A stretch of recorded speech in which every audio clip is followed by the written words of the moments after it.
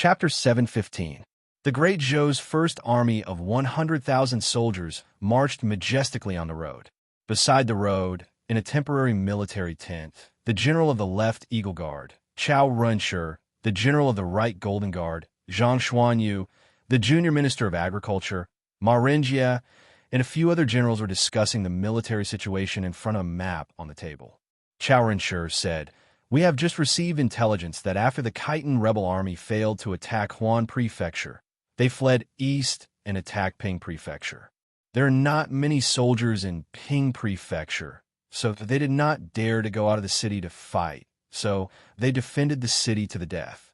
The Khitans don't have enough siege equipment, so their attack on Pingzhou has been blocked. Now they are moving toward Lulong." The junior minister of agriculture, Ma Renjie, did not know much about military affairs. He was mainly in charge of logistics and military achievements. He asked, "Where's our army now?" Zhang Xuanyu pointed at the map and said, "Our army has just arrived at Horse City. If we continue forward and pass through the Yellow Deer Valley, we will be able to reach Lulong and solve the crisis in Lulong and Pingzhou." Ma Renjie looked at the map and muttered, "So that's how it is. To the east of Lulong is a vast ocean. The Khitan rebel army will not escape in that direction. We must prevent them from escaping to the west again." Chao Renshi smiled slightly and said, "What Ma Xiaoqing said is correct. Therefore, I intend to dispatch an 800-li fast horse to urgently transfer troops from Danzhou, Xianzhou, Guishan, and Jizhou to the direction of Shiqing. Together with our army, we will form a joint attack against the Khitan rebel army. We must wipe them out inside Lulong territory." Zhang Xuanyu said, "Once the Khitans are defeated, they won't be able to head east. Our army will intercept them in the west. As for our side, if they want to fight, it will be no different from hitting a rock with an egg. In that case, they will flee north into the Shi tribe's territory." Chao Renshi thought about it and said, "I think that we can send another messenger to contact King Shi and order him to send troops to defend the area around Lulong Fortress. We must not let a single Khitan soldier enter Shi clan's territory. The Shi clan is a vassal state of our dynasty. Although they often agree in public, but oppose in private, in front of the line of the court, how would they dare to openly protect these rebels and traitors?" Ma Renjie clapped his hands and said with a smile, "Then there's no room for error. The main force of the Khitan army can be wiped out in this battle." All the generals smiled and said nothing. To them, it was a piece of cake to use the court's 100,000 elite troops to attack the Khitans, who claimed to have 100,000 troops but were actually only 60,000 to 70,000 strong. The Yellow Deer Valley was a shortcut for the imperial court's army to reach Lulong. If they did not pass through this valley, then the imperial court's army would have to take a detour through the mountains, which would delay them for more than 10 days. This long period of time was enough for the Khitans to hear the news and flee. Therefore, having made up his mind, Chao Renshi immediately dispatched a group of cavalry to rush ahead of the main army toward the Yellow Deer Valley and occupy this strategic location. Who would have thought that there was already a Khitan troop stationed at the entrance of the Yellow Deer Valley? When the imperial court's vanguard arrived at the Yellow Deer Valley without stopping, they saw from a distance a tattered gray wolf flag fluttering on the top of the mountain. The vanguard troops could not help but be shocked. They immediately set up camp on the spot and urgently sent someone to report to the Central Army. Chao Renshi heard that the Khitan people had stationed troops and horses in the Yellow Deer Valley.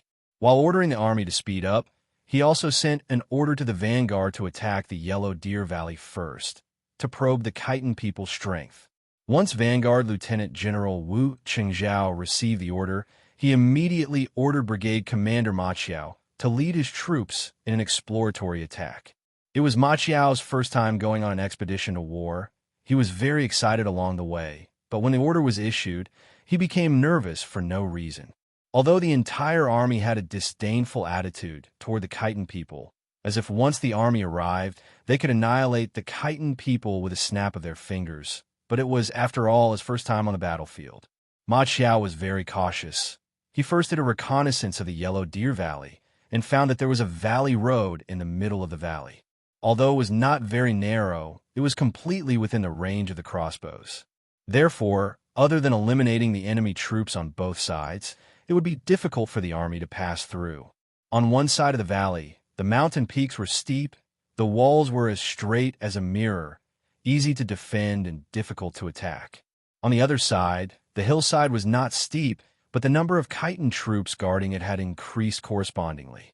This hillside could not be considered steep, the cavalry could charge up, but unfortunately, the hillside that was not considered steep was full of loose gravel.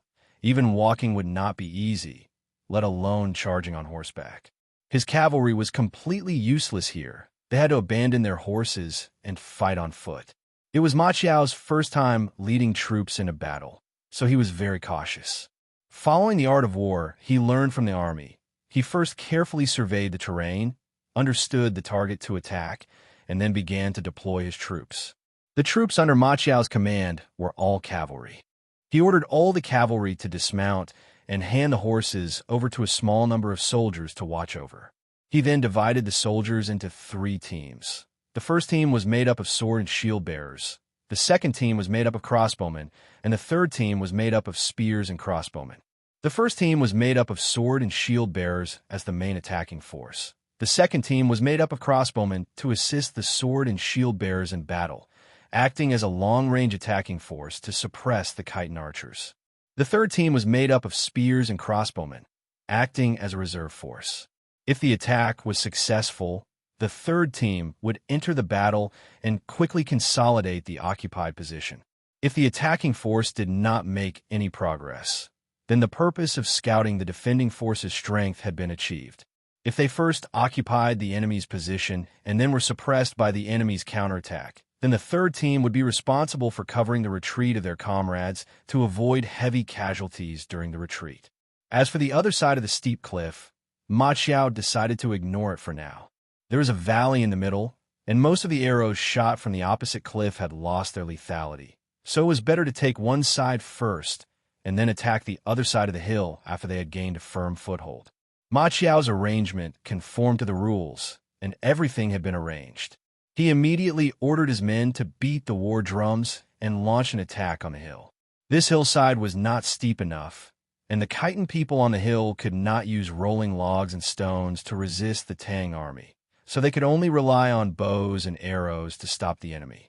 Ma Qiao's troops were cavalry, but the soldiers of the Tang dynasty, no matter what kind of troops they were, all had a war bow, and there was no shortage of bows and crossbows.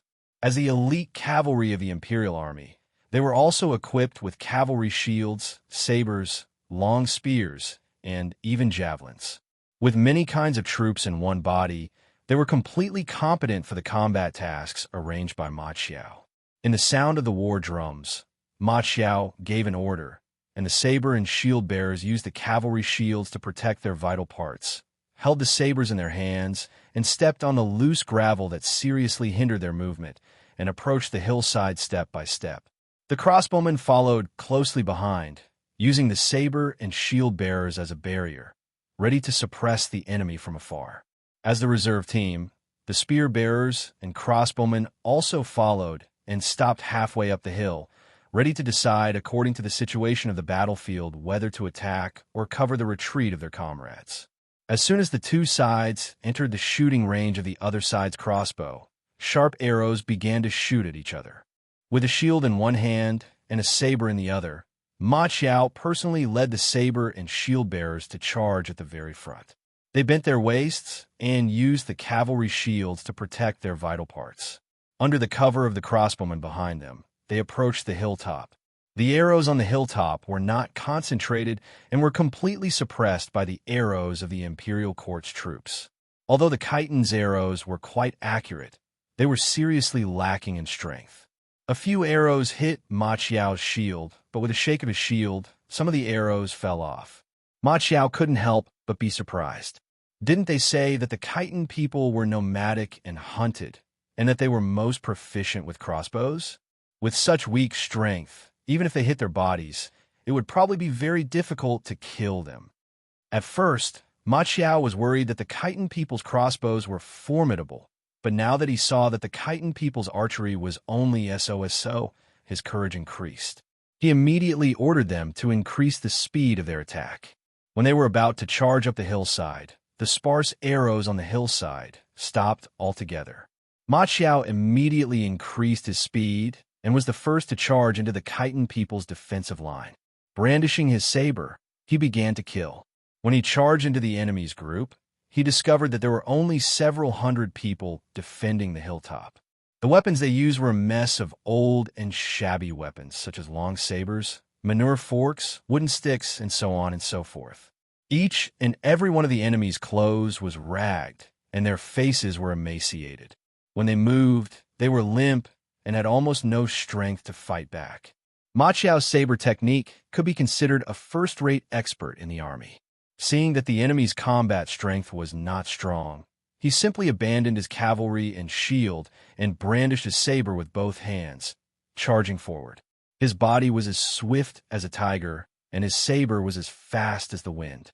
He did not tangle with the enemy and only tried to create as much chaos as possible to create the conditions for his men to charge up the hillside. Very soon, all the saber and shield bearers had charged up the hillside. Following that, the archers also drew their sabers and joined the battle. When the reserve troops guarding halfway up the hillside saw this situation, they immediately followed their original plan and charged up the hillside. However, before they could join the battle, the Khitan soldiers on the hillside who looked like beggars broke down. "Stop fighting, we surrender. We surrender." When one of them shouted surrender, all the resistance on the hillside immediately vanished. Other than a few people who wanted to escape into the dense forest, they were shot by the Zhou army's arrows. The rest of the Khitan people knelt on the ground and raised their weapons with both hands, surrendering to the Zhou army. Wu Qingzhao was a distant relative of the Wu family. He had relied on his family's connections to become a brigade commander in the army. When he received the order to attack tentatively, his heart was pounding. That was why he had ordered Ma Xiao to attack while he did not move and was prepared to escape at any time. He did not expect Ma Xiao to smoothly charge up the hillside with a brigade. When the Zhou army waved the war flag and gestured to the foot of the hill, Wu Qingzhao was dumbfounded. Then he was extremely vexed. If he had known that the Khitan people were so useless, he should have snatched this battle credit himself. With so many people watching, it was impossible for him to snatch this credit openly. He could only hope that Ma Xiao would be sensible and focus on mentioning him, the vanguard commander, in the battle report. On the hillside, Ma Xiao could not close his mouth from grinning. This was the first time he had commanded a battle, and it was the first time he had charged and participated in a battle. The moment he received the order, although he looked calm on the surface, he was extremely nervous in his heart. His heart was pounding like a drum. He felt the nervousness and fear of participating in a battle for the first time, as well as the lack of confidence in commanding an entire army alone. But when he rushed up the mountain and killed the second person, all of this uneasiness, all of this fear was thrown out of his mind. Warriors had to experience the baptism of the battlefield to mature. After this battle, Ma Xiao quickly possessed the psychological qualities that a general should have. And the battle record of killing 7 people with his own hands also made it so that the first time he killed an enemy, when blood sprayed on his face, he would immediately jump up in panic and forget to dodge, almost getting slashed by another enemy. What should I do now? Yes, I remember. Grinning foolishly for a while, Ma Xiao finally remembered some common sense that the old generals in the army had taught him. Right now, he should immediately inspect the enemy's equipment, understand the enemy's situation, and interrogate the captives about the enemy's situation so that the commander-in-chief could use it as a reference for his next move. Wu Qingzhao waited for another half a day. After confirming that there were no ambushes on the mountain, he led his army up the mountain and occupied this commanding position. When Wu Qingzhao ascended the hillside with a smile that was difficult to describe as happy, he only had time to participate in Ma Xiao's interrogation. Through the interrogation, they quickly figured out the enemy's situation. The Khitan rebel army had a total of 67,000 people. After failing to attack Danzhou, they fled all the way to the east. When they reached the city of Pingzhou, they suffered another setback and were forced to turn to Lulong. Because of the long-distance attack, they were unable to receive supplies. Their rations and fodder had been used up, and their arrows were also about to run out. When Ma Xiao attacked the mountain, he encountered sparse counterattacks because the Khitans only had less than 5 arrows left on average. The Khitans did not know that the imperial court had sent a large army. Otherwise, they would not have only sent so few people to guard the Yellow Deer Valley. However, their main force was attacking Lulong, and the Yellow Deer Valley was the only passage behind them. They were worried that the imperial court's troops would suddenly attack from behind, so they sent a group of people to guard this place, just in case. However, when the soldiers arrived, they had already sent someone back to report. The reason why they were powerless to fight and shoot arrows was very simple. They had no strength. On the mountain where they were stationed, Ma Xiao did not find a single grain of food. When Ma Xiao and his troops arrived at the foot of the mountain, they were cooking and had not had time to eat. After hearing this, Ma Xiao personally went to check their uncooked pot of rice. Inside, there were 2 rats, a wild cat, and a pot of wild vegetables. Wu Qingzhao scoffed at this. In his view, there was no need to check. Just by looking at the Khitans' pale faces and their unsteady footing, he believed that these people had long run out of food. Wu Qingzhao was very dissatisfied that Ma Xiao had snatched the first credit in the first battle. He decided to personally fight the second battle and attack the other side of the mountain. Both mountains were the Khitans' first forward positions. As long as he took the other mountain, he could mix the 2 battles into one, and the first credit would be his. As a result, Wu Qingzhao quickly reported the information he had obtained from the interrogation back to the Central Army. At the same time, he prepared to personally take the other dangerous mountain that was said to be guarded by 50 people. At this time, the ignorant Ma Xiao suggested to him that they should first summon the Khitans on the mountain to surrender. General, since the Khitans are hungry and don't have enough arrows, I'm afraid they don't have the confidence to defend that mountain, especially since we have already occupied this place. In my opinion, why don't we send someone up the mountain to summon them to surrender? If we can win without using weapons, wouldn't that be even better? After hearing this, Wu Qingzhao's expression became even more unsightly. However, if they could summon them to surrender, of course there was no need to use force. Although there were not many enemies on that mountain, it was a strategic location. Although the Khitans were so hungry that their chests were sticking to their backs, they still had the strength to push rocks. Just throwing rocks down from the mountain would kill many people. He couldn't let others think that he did not care about the lives of his soldiers. A fierce, cold light flashed in Wu Qingzhao's eyes. He coldly ordered, "Fine, I will send you up the mountain to persuade them to surrender. Go tell them that I will let bygones be bygones for those who surrender. Otherwise, I will attack the mountain and kill them all, not sparing even the chickens and dogs. Don't say that I did not warn you." Ma Xiao did not expect that Wu Qingzhao would actually send him up the mountain to summon the Khitans to surrender. He was the one who came up with the idea. Now that the general had given the order, Ma Xiao could only brace himself and pull a very old Khitan over to explain to him the imperial court's good intentions in recruiting them. When the Khitan heard this, he repeatedly nodded his head and agreed to go up the mountain with him to summon the Khitans to surrender.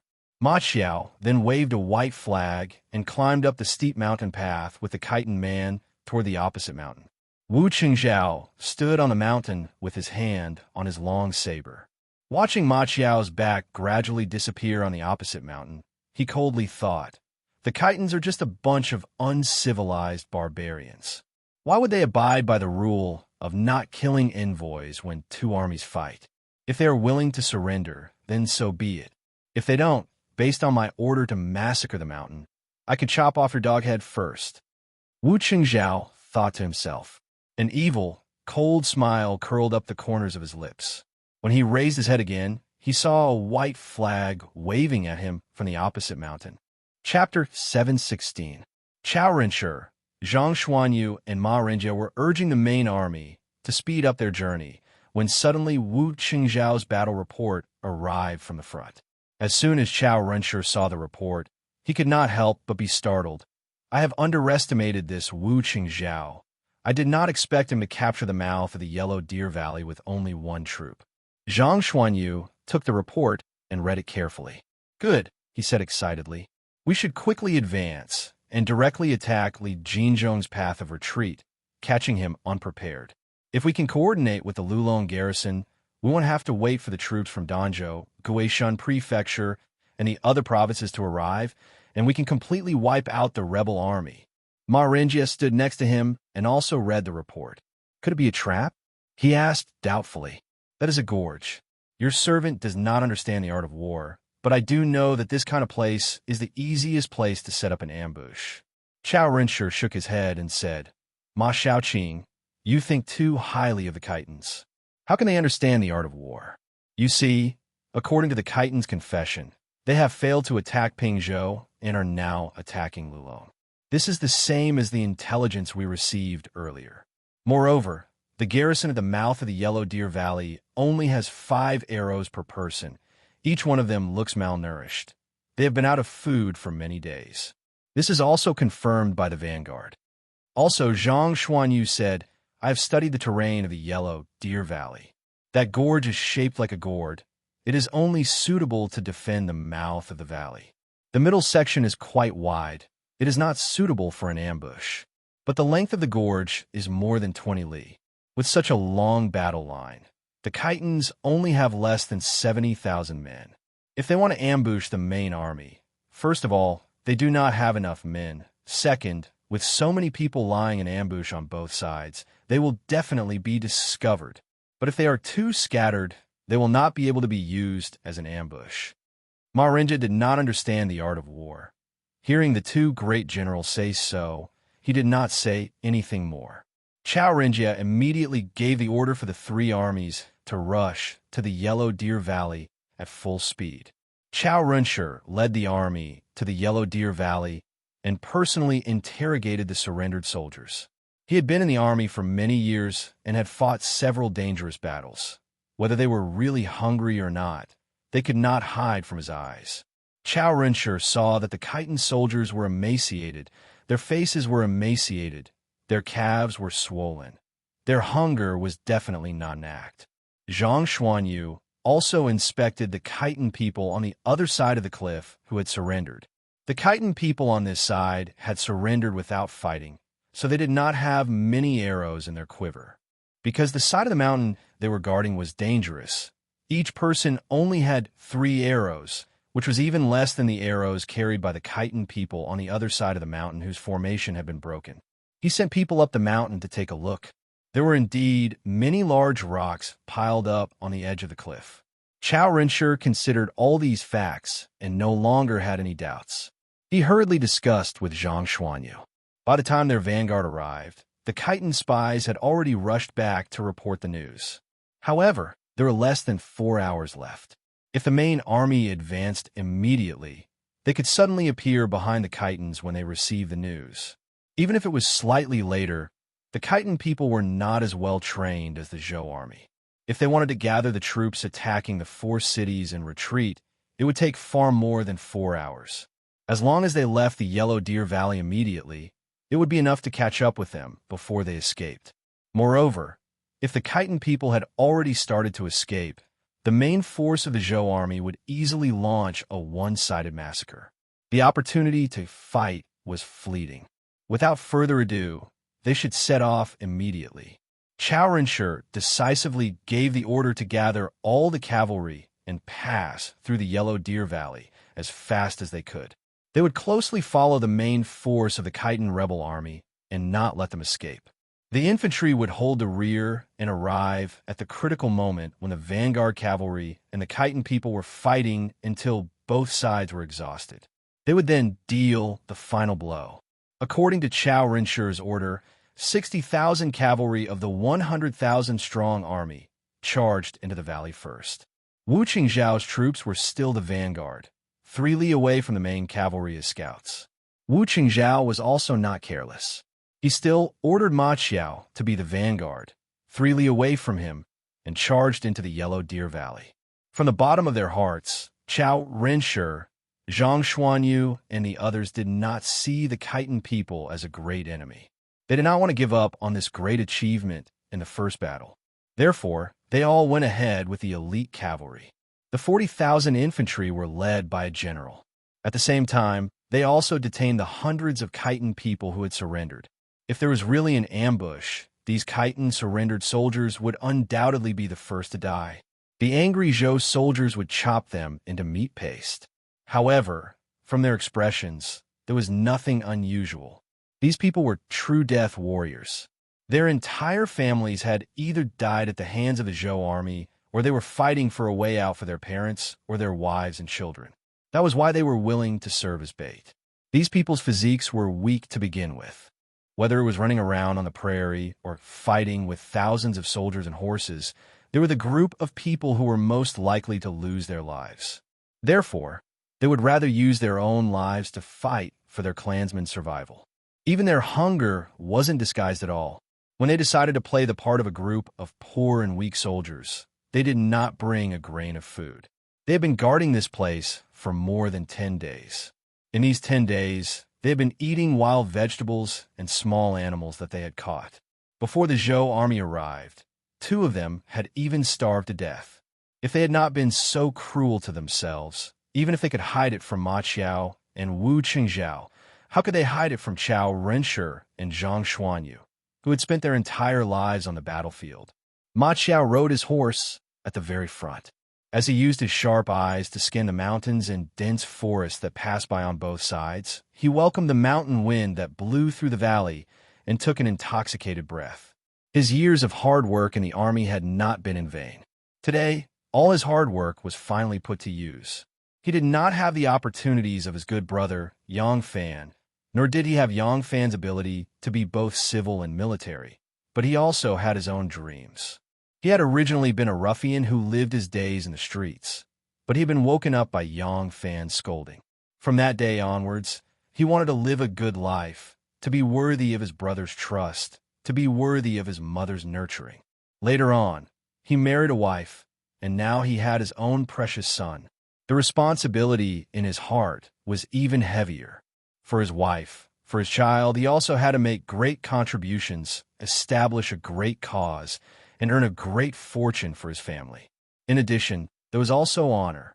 Every time he returned to the square in his military uniform, every time he was promoted to an officer, those childhood friends would surround him and look at him with envy, flattery, and even awe. He would feel a sincere sense of pride. His good brother, Yang Fan, had helped him point out a path, but he had to rely on himself to continue down this path. The cavalry quickly passed through the 20-li distance. Once they left the valley, it suddenly became wide and open. On the right was a large river flowing east, surging along the foot of the mountain. On the right was an undulating hill with clumps of shrubs. In front of him was a flat road. Ma Qiao had already seen the map and knew that if he followed this road straight ahead, he would reach Lulong. His spirits lifted, he forcefully kicked his horse's abdomen and accelerated forward. Wu Qingzhao led his troops and followed far behind Ma Qiao. Only when he rushed out of the valley did he let out a sigh of relief. As soon as he saw Ma Qiao in the distance, holding a large banner of the Zhou army in his hand, flapping in the wind as he galloped away, Wu Qingzhao's heart was filled with anger. He wanted to call out to Ma Qiao and charge ahead himself, but on second thought, although this place was still far from Lulong, there was no guarantee that the Khitans would not set up sentries along the way. As soon as he thought that he might have to engage in close combat, Wu Qingzhao dispelled the idea of personally going to the front line. He continued to bitterly follow behind Ma Qiao, eating dirt. He forcefully whipped his horse's buttocks, venting all his anger on the warhorse. The warhorse galloped forward. He had just leaped more than 10 zhang when suddenly a desolate bugle call was heard from the hilly area on the left. Wu Qingzhao looked over in astonishment. He saw large banners suddenly emerge from behind the hills. On the banners, vivid and lifelike gray wolves were waving in the wind, followed by a wave of wolf-like howls. The densely packed Khitan cavalry brandished their sabers and spears, letting out strange and terrifying howls as they pounced on them. Before the troops and horses arrived, the strange howls converged into a gust of wind that assaulted their faces. There's an ambush. Wu Qingzhao reined in his horse's reins, his legs trembling. Just as he was wondering if he should escape back to the valley to find his mother, or chase after Ma Qiao and escape, a dark rain of arrows came crashing down. In an instant, Wu Qingzhao was shot into a hedgehog, and he no longer had to worry about his difficult choice. The main force of the Zhou army formed a small square formation and galloped out of the valley. The horses galloped lightly, neither too fast nor too slow. They were not scouts and did not need to be too fast. This way, they could leave the valley at a relatively fast speed. At the same time, they could allow the horses to maintain their strength so that they could quickly join the battle. However, the lightly galloping war horses quickly came to a halt. To their horror, they discovered that the mountain pass in front of them was already filled with endless Khitan cavalry. The reason why the Khitans had used their fastest speed to greet them with bows and arrows to avoid coming into contact with Wu Qingzhao's troops was that they did not want a single person to escape back to deliver a message. They had 10 to 100 times the strength of Wu Qingzhao's troops and shot tens of thousands of arrows to quickly finish off this small group of Zhou soldiers. Then, they entered the valley and set up their formation. The Zhou army looked in shock at the Khitans opposite them. These Khitans had some hesitation and fear on their faces. That was because the powerful impression that the dynasty of the Central Plains had given them gave them psychological pressure. Although they had attacked more than one city, they had never fought so many of the main forces of the Zhou army. But at the same time, there was a hint of fierceness and cruelty in their eyes. It was the hatred that had accumulated from being bullied and humiliated by the Zhou people for a long time. It was also the innate wild bestiality in their blood as nomads of the grasslands. The wind, snow, and sandstorms of the desert grasslands had tempered them into rough and unyielding iron-blooded men. Yaror. When the Khitans hunted, they used their unique shouts to scare away wild beasts. When they gathered together, they formed a soul-stirring sound wave. This sound wave was amplified by the valley by several times. Following the surging sound wave, the Khitans, who were already prepared and armed with bows and arrows, took the lead to attack. The arrows covered the sky and pounced towards the Zhou army, as if they were shooting at a herd of gazelles that had been blocked by them. Then, they raised their sabers, spears, swords, and halberds. With an almost crazy speed, they roared, and shouted as they pounced towards the flock of sheep like fierce tigers. There was only prey in their eyes, and they completely ignored death. At the same time, billowing smoke rose from the exit of the valley. When the smoke rose, the long sabers pointed. Chapter 717. To the Zhou army, the Yellow Deer Valley was a nightmare. Amidst the sound of the horn, countless cavalrymen engaged in close combat in the valley. The Zhou army's slowly advancing formation became chaotic because of the halt in front of them in the battle. In this narrow position, the Khitans, who grew up on horseback, clearly had an absolute advantage. Like they were hunting countless gazelles on the grassland, they brandished their swords and cut through the Zhou army's ranks. Their weapons did not stop and only moved forward. The people behind them followed closely behind like a swarm of locusts and continued to kill the Zhou soldiers. When the smoke rose from the mountain pass, Sun Wanrong, who was lying in ambush in the middle of the mountain, saw the smoke rising in the distance. Overjoyed, he leaped up and shouted, "Attack!" It was true that it was impossible to ambush thousands of soldiers in the dense forest on the mountain, but Sun Wanrong only brought a small number of cavalrymen. The rest were infantrymen. It was easy for these infantrymen to hide in the dense forest. The valley was as wide as the belly of a gourd. It was indeed not suitable to launch a surprise attack on the Zhou army, but these herdsmen, who fought against the heavens for food, had their own methods. Huge cages tied up with rattan rolled down the mountain, jumped, and crashed into the cavalry at the foot of the mountain.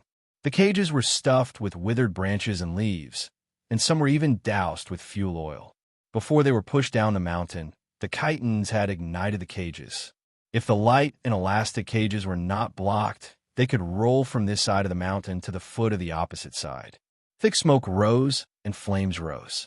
The thick smoke quickly sealed off the entire valley. After thousands of burning and smoking cages were pushed into the valley, the entire valley was filled with thick smoke. It was difficult to see people beyond 5 steps. The warhorses were burned by the flames and smoked by the thick smoke. They screamed in panic and trampled on the ground. The Zhou army collapsed without a fight. Immediately, countless Khitans draped in animal skins and holding hunting bows rushed to the front of the forest on both sides. They used their bows and arrows to shoot at the Zhou army who had escaped from the smoke and fire formation, and the Zhou army who occasionally revealed themselves in the thick smoke. At the same time, the 2,800 Khitan cavalry lying in ambush further away, waiting solemnly for orders, also rushed out along a relatively sparse hillside. They charged towards the rear of the Zhou cavalry and intercepted them, trapping them in the valley. Although the valley was wide, 800 cavalry were enough to form 4 blocking positions.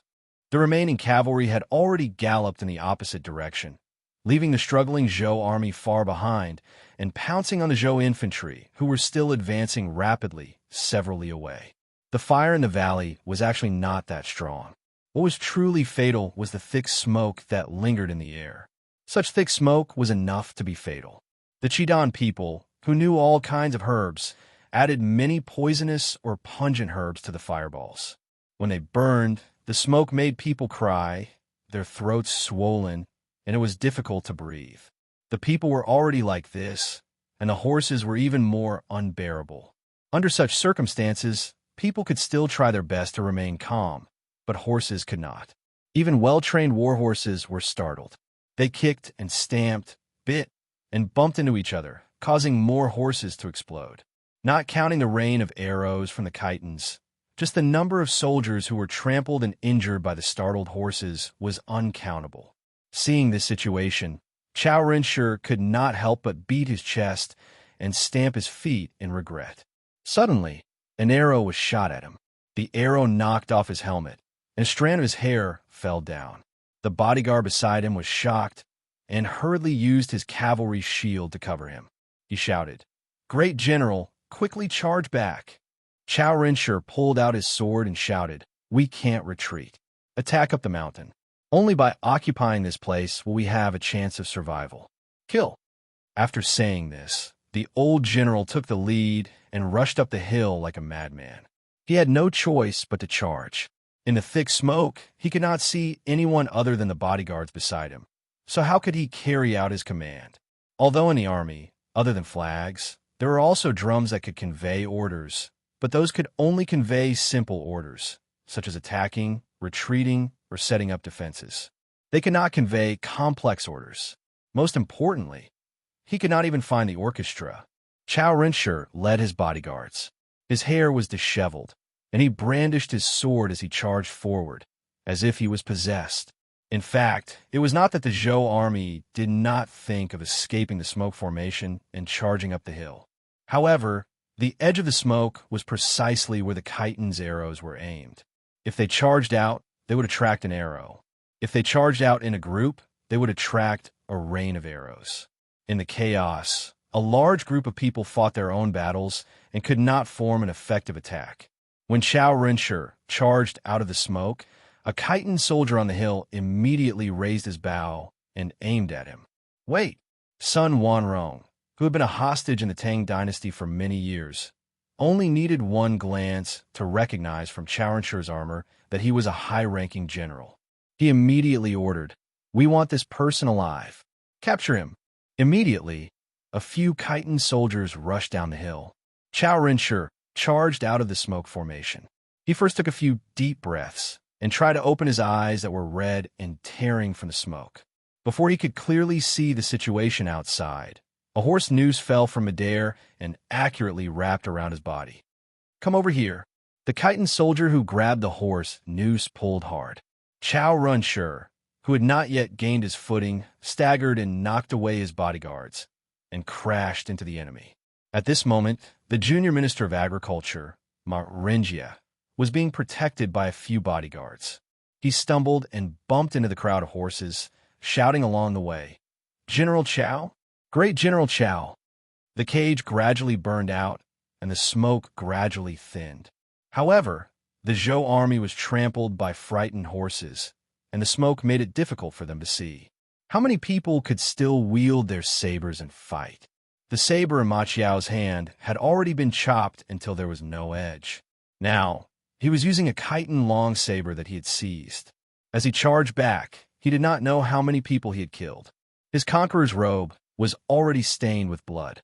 There was the enemy's blood, his own blood, and the blood of his comrades on his body. The soldiers following him were getting fewer and fewer, but there was still the endless and despairing chitin cavalry in front of him. Fortunately, there were enemies and allies mixed here, so they could only fight hand-to-hand and not shoot arrows. Otherwise, Ma Qiao would have long been dead on the spot, and it would have been impossible for him to charge until now. As Ma Qiao led his troops forward, he faintly heard the sound of a bugle horn. He turned his head and looked again. The forest was quiet, but there was no sound.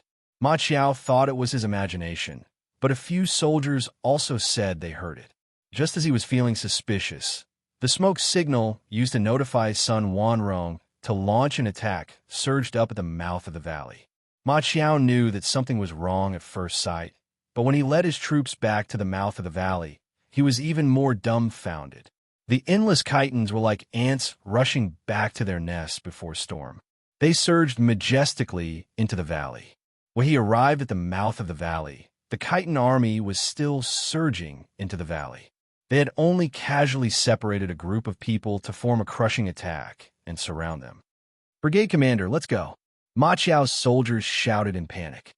"We can't leave. Kill our way back." Ma Qiao unsheathed his saber, and a fierce gaze burst out of his eyes. The Zhou army falling into an ambush actually had little to do with him, a vanguard. However, he still blamed himself, believing that it was his negligence that caused his comrades to fall into a tight encirclement. Now that his comrades were bathed in blood, how could he retreat? Ma Qiao raised his long saber and charged into the enemy formation without hesitation. Like a fierce tiger choosing its prey to devour, he shouted repeatedly and charged forward ferociously amidst the neighing of his warhorse. However, until now, the people around him were getting fewer and fewer. He did not see any of his comrades who were surrounded, but there were more and more chitons around him. "Brigade Commander, let's retreat. At least, someone has to report to Lulong." A soldier with a broken arm had just finished speaking when a chitin spear pierced through his heart. "Let's go." Ma Qiao, who had just snatched a horse from the enemy because his warhorse had died in battle, knew that it was meaningless to continue fighting. He could only lead the remaining people, who had less than 20 people, back with hatred.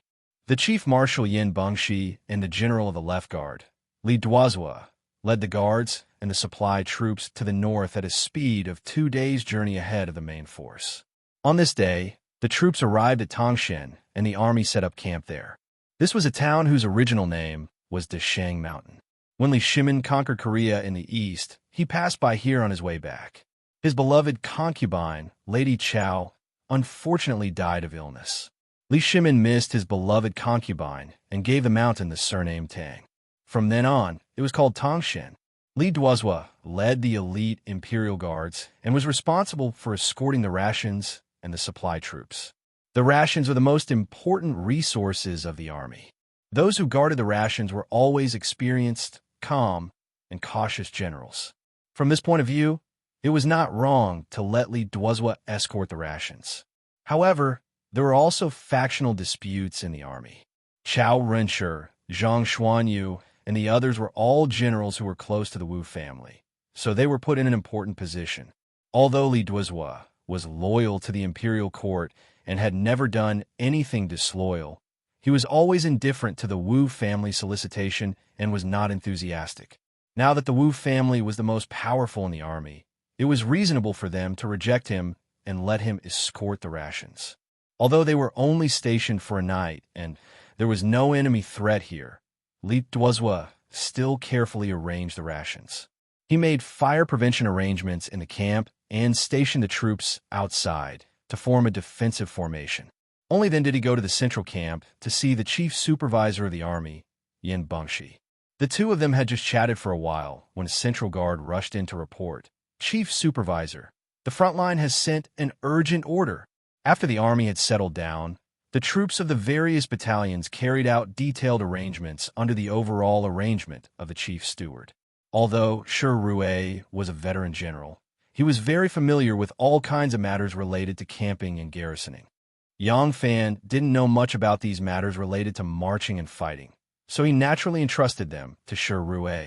Meanwhile, Yang Fan himself followed beside Rue, watching and listening at the same time. He secretly pondered over the various arrangements of the barracks and garrisoning, and he gained some understanding of them.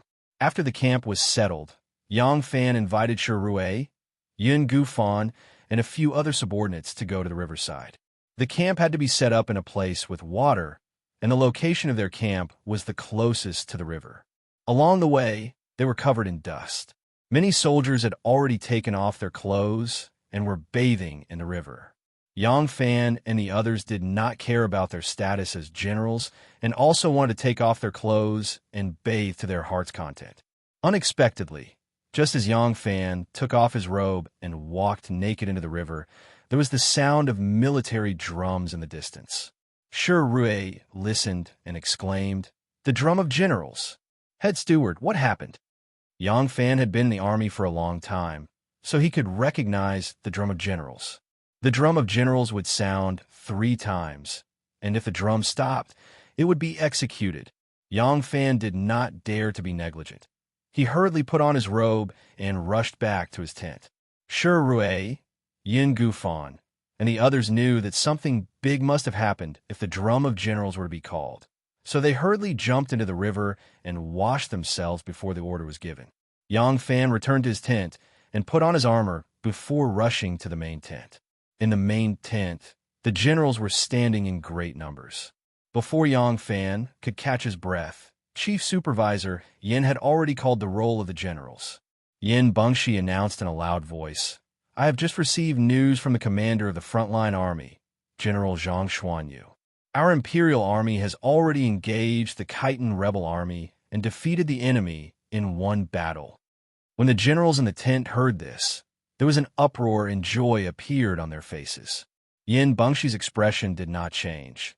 He continued in a stern voice, "However, the enemy has scattered and fled toward Yingzhou. It will not be easy to encircle and annihilate them. Great General Chao and Great General Zhang have already led their troops to attack them. Great General Zhang urgently ordered our officers and men to abandon their heavy supplies and fatigue. The 3 armies are to advance at full speed. If the frontline army pursues them to Yingzhou, but our army has not arrived, all the generals will be executed, and there will be no mention of the soldiers' merits." When the generals in the tent heard this, their hearts trembled. Yin Bengshi solemnly passed on the order. "Now, this chief supervisor orders, other than General Li Duozuo's troops escorting the rations to the rear, the rest of the soldiers are to immediately prepare 5 days' rations and set off immediately to participate in the encirclement and annihilation. Those who are late will be executed on the spot." Chapter 718. The Zhou army wore armor and marched day and night. As the large group of people and horses moved forward, their footsteps caused the ground to tremble slightly. Every soldier carried 5 days' worth of rations, as well as their own pots, stoves, sleeping bags, and other equipment. In order to maintain a certain amount of horsepower to cope with special situations, the cavalry would dismount and lead the horses when they were tired after walking for a period of time. Not only could they stretch their bodies, but they could also reduce the burden on their horses. Once they set off, the horses were their capital to save their lives, so how could they not cherish them? Even so, the high-intensity march caused some soldiers to fall behind. No one cared about the soldiers who fell behind. They just let them accompany the infantry behind them. The military order had been issued.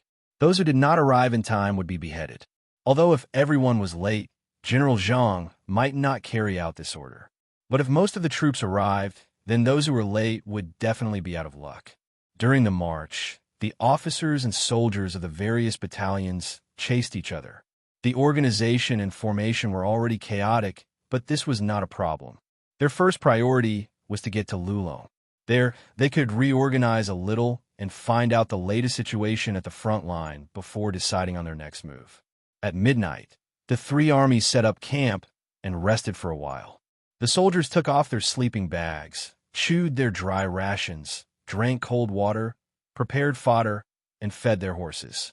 After being busy for more than an hour, they finally fell asleep. At the fifth watch, the bugler was awakened by the officers and soldiers on night patrol. He rubbed his eyes and got up, then blew the bugler to wake up the sleeping soldiers. After a little reorganization, he hurried on his way again. After another day of rapid marching, there was only half a day's journey left to the Yellow Deer Valley. At this time, it was already the second watch. General Manager Yin ordered them to rest in place. They would cross the valley early tomorrow morning and arrive at Lulon before tomorrow night.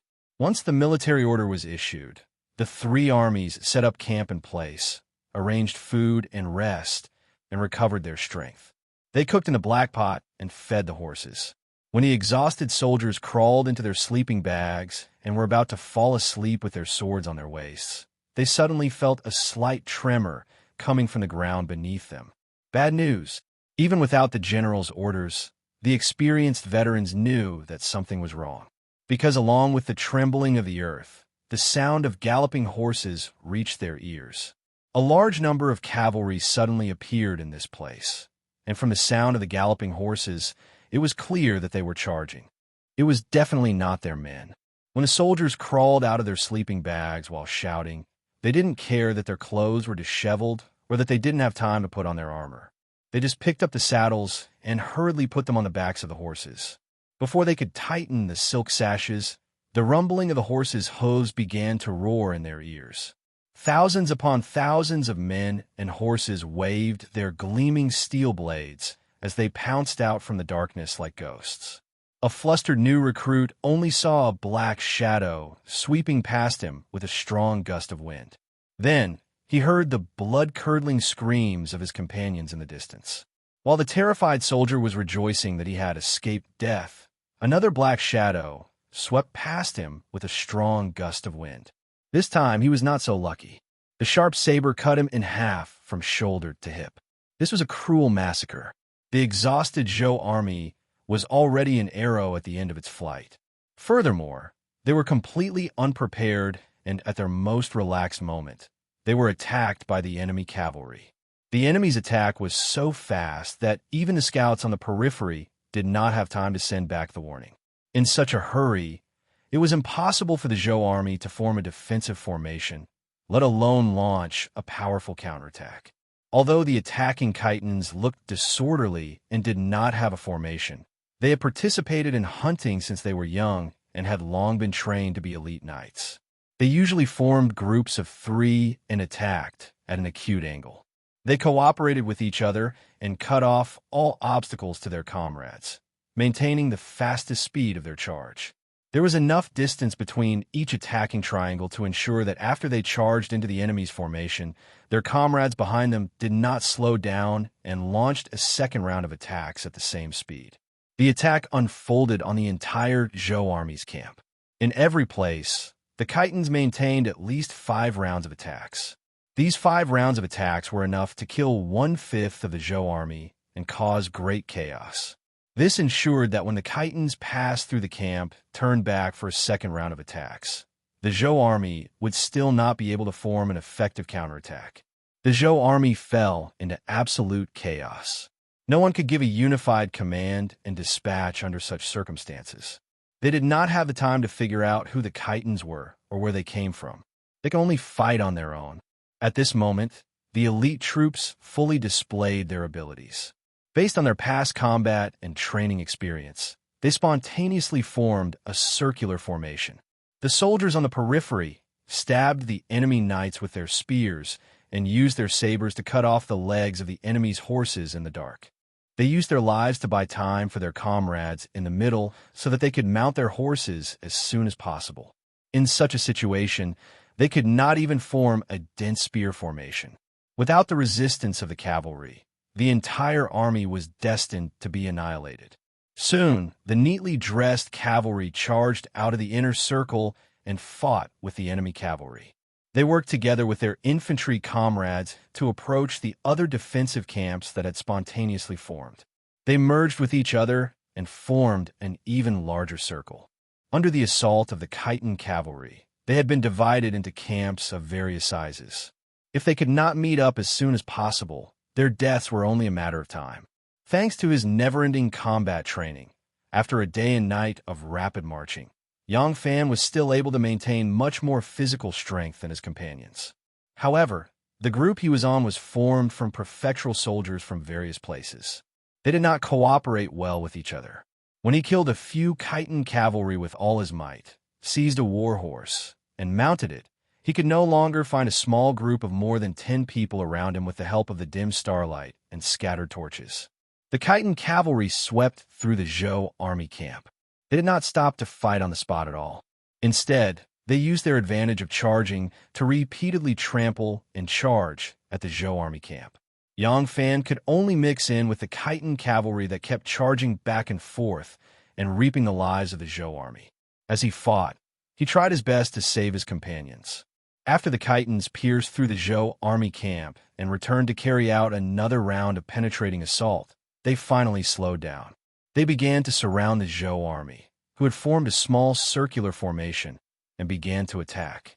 They constantly shot arrows and even threw javelins. The Zhou army, who had finally stabilized their formation, also shot arrows and crossbows outwards and used spears and daggers to block their attacks. Most of the scattered roaming cavalry, like Yang Fan, had already been annihilated by the Khitans. Yang Fan's advantage lay in his superb martial arts. In this kind of darkness and chaos, the enemy was unable to concentrate their superior forces to attack him, so he was still alive and kicking until now.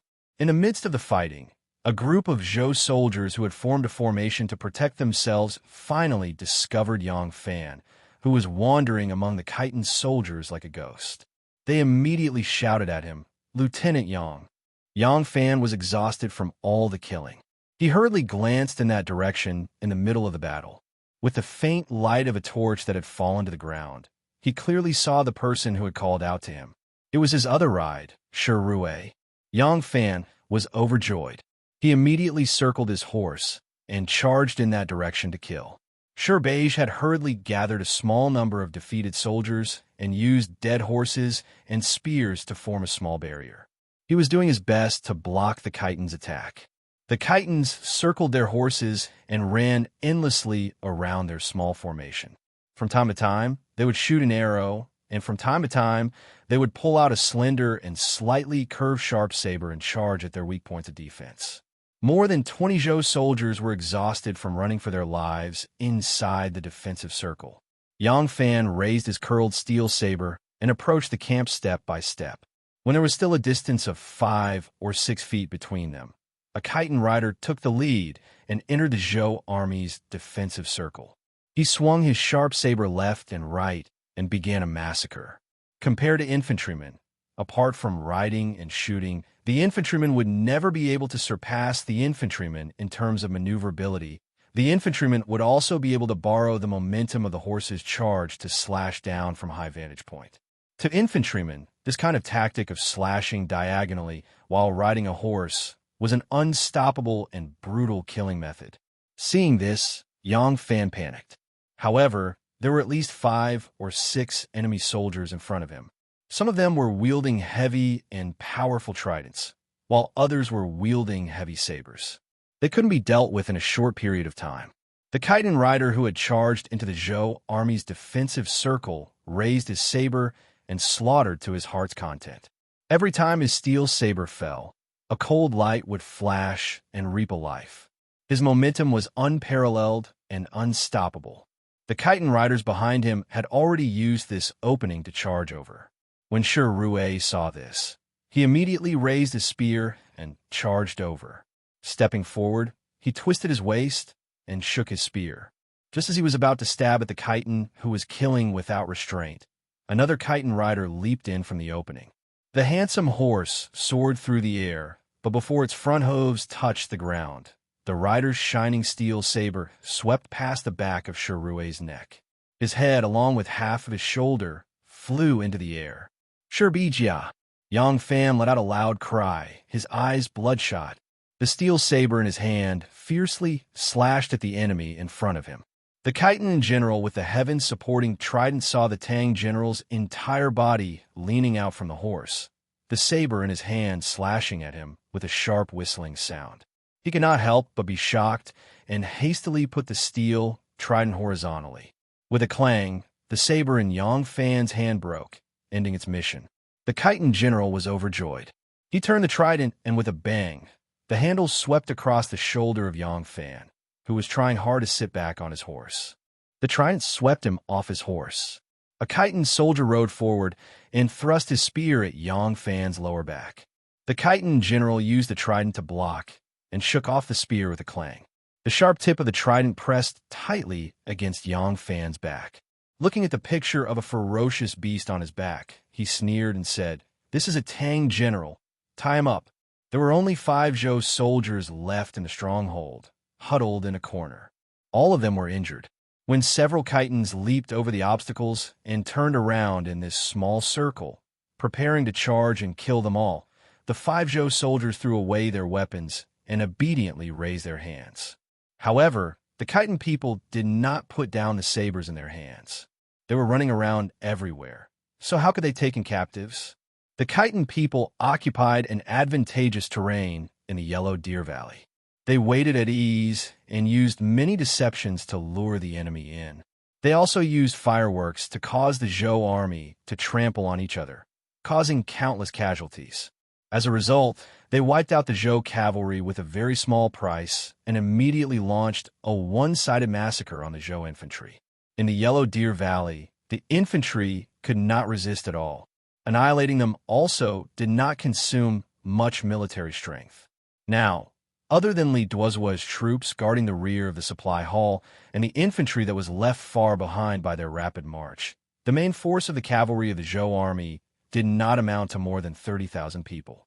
In this kind of situation where they waited at ease and launched a surprise attack at night, even if the Zhou army was several times more than the Khitan army, they would still be powerless and would definitely be defeated. Moreover, it was 60,000 against 30,000. The Khitan people had the absolute advantage in military strength. When dawn broke in the east, the earth seemed to be dyed with a layer of sunlight. The ground was covered in blood, and corpses were strewn everywhere. The main force of the Khitan people continued to rush towards the Tang infantry that were delayed in the rear of the army's rations and supplies. Chapter 719.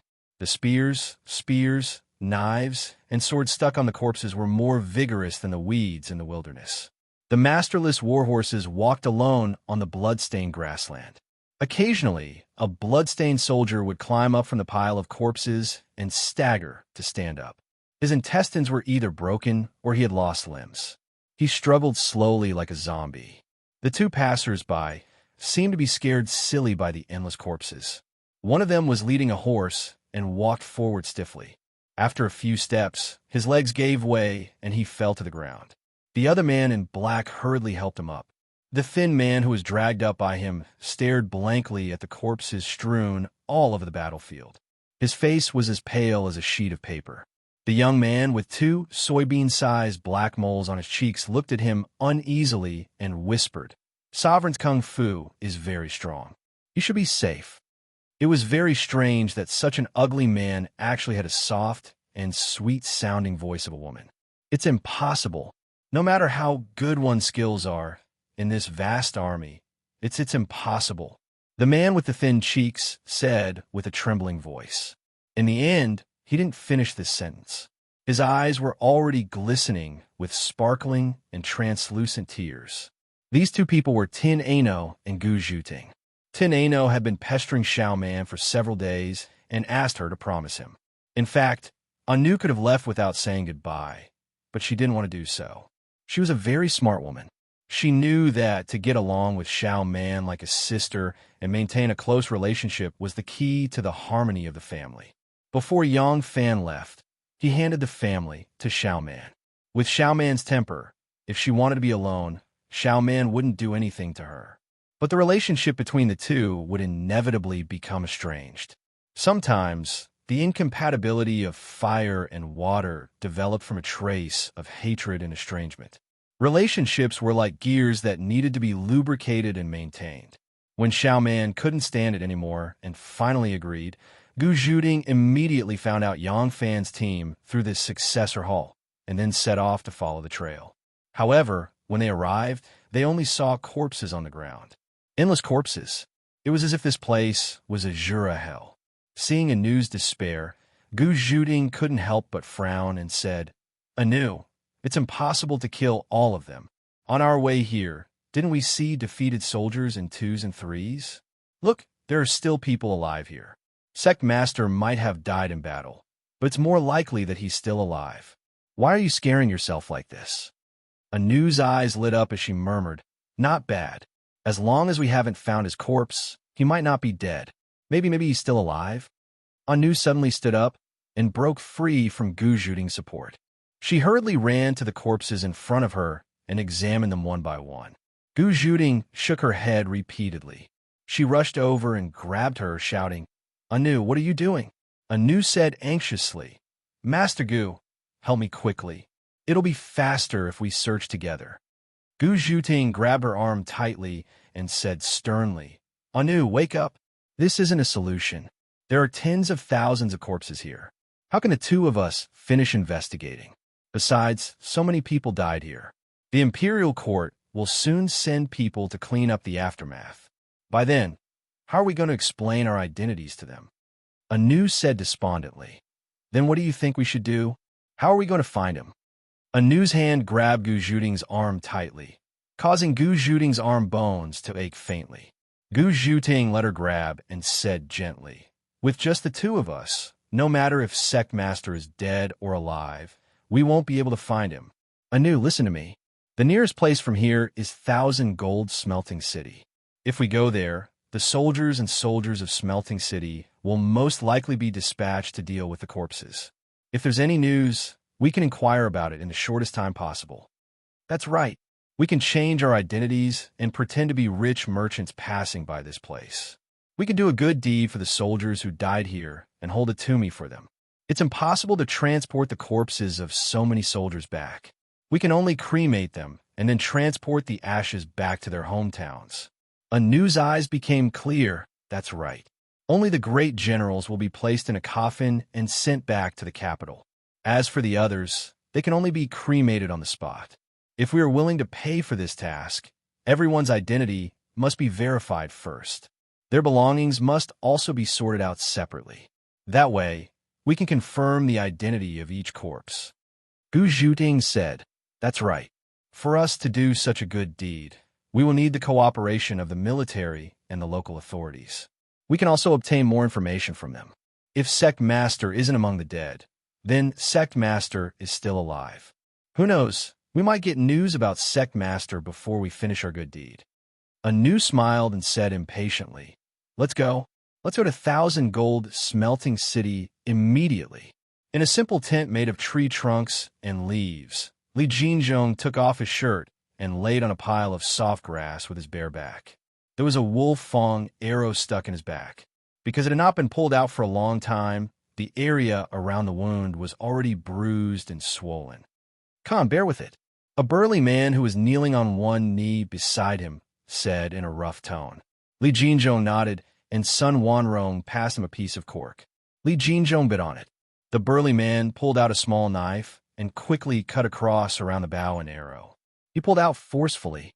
Li Jinzhong let out a muffled groan, and the wolf fang arrow with a barb was pulled out from his back. Some dark blood flowed out. The burly man tossed the small knife in the bonfire beside him. When the blood gradually turned red, he suddenly stuck the small knife on Li Jinzhong's wound. Li Jinzhong's body tensed up. Although he was old, he was still strong. His muscles bulged and his strong arms bulged.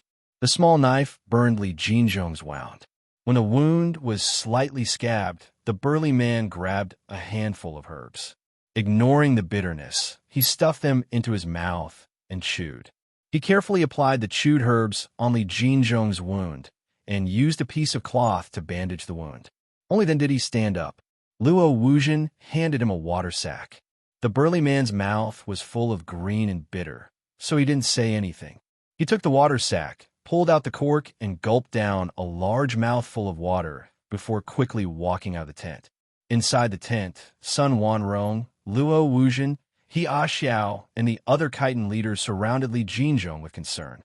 Li Jinzhong chuckled and said, "Don't worry, this old man's life is tough. I won't die. Come, help me up." Luo Wuzhen and He Ah Xiao went forward to help him up and sat him on a haystack. Li Jinzhong asked in a deep voice, "How are our casualties?"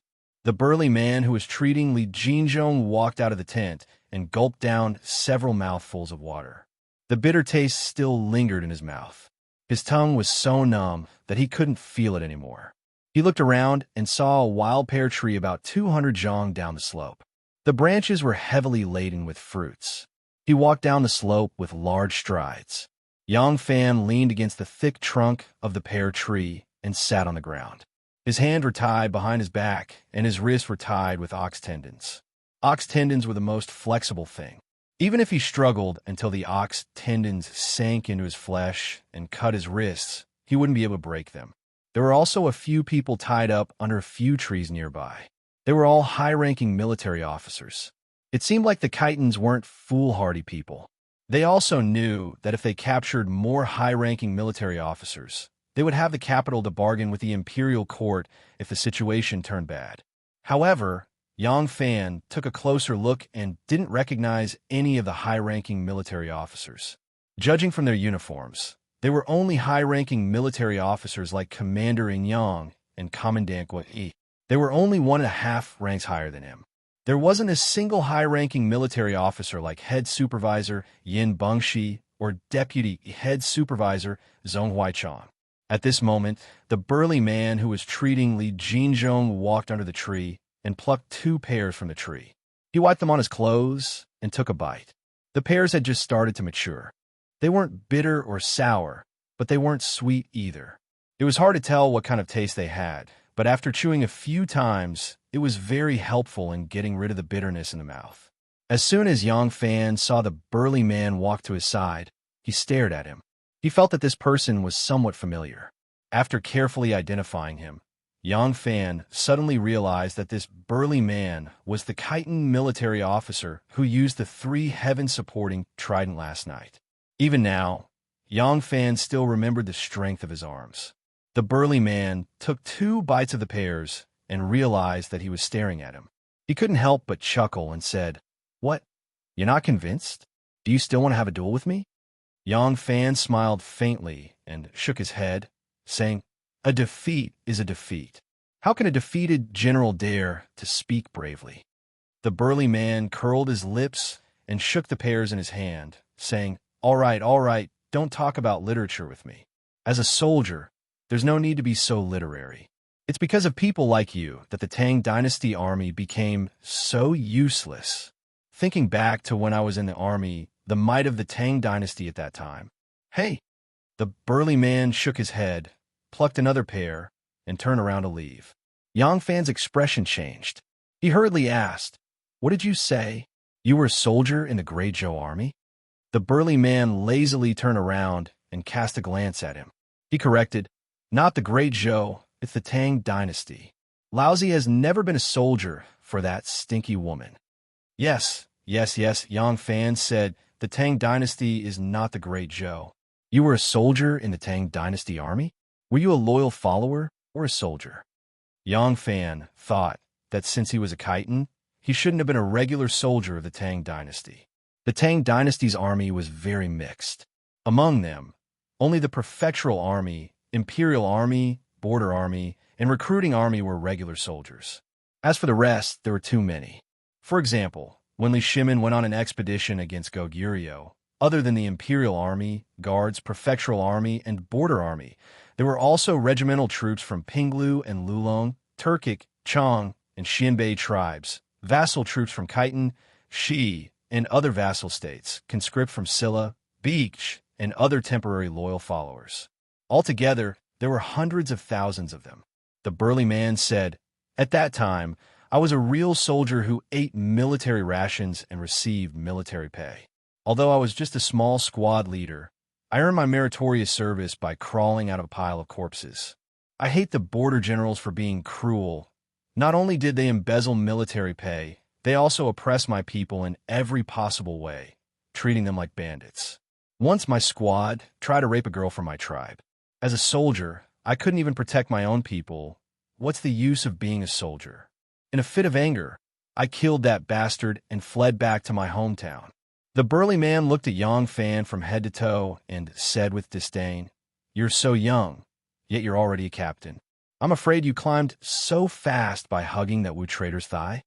Yang Fan said with a straight face, "You're wrong. I was originally a soldier under the command of the Huiyuan Army's chief marshal, He Chi-chong. I only got where I am today because I fought in hundreds of battles." Chapter 720. You're a subordinate of Great General Blacktooth Changji? Hearing this, the burly man's interest was piqued. He turned around and squatted down next to Yang Fan. Blacktooth Changji was a native of Beach, but he had become a great general of the Tang Empire. He had spent his entire life in the military and rarely suffered a defeat.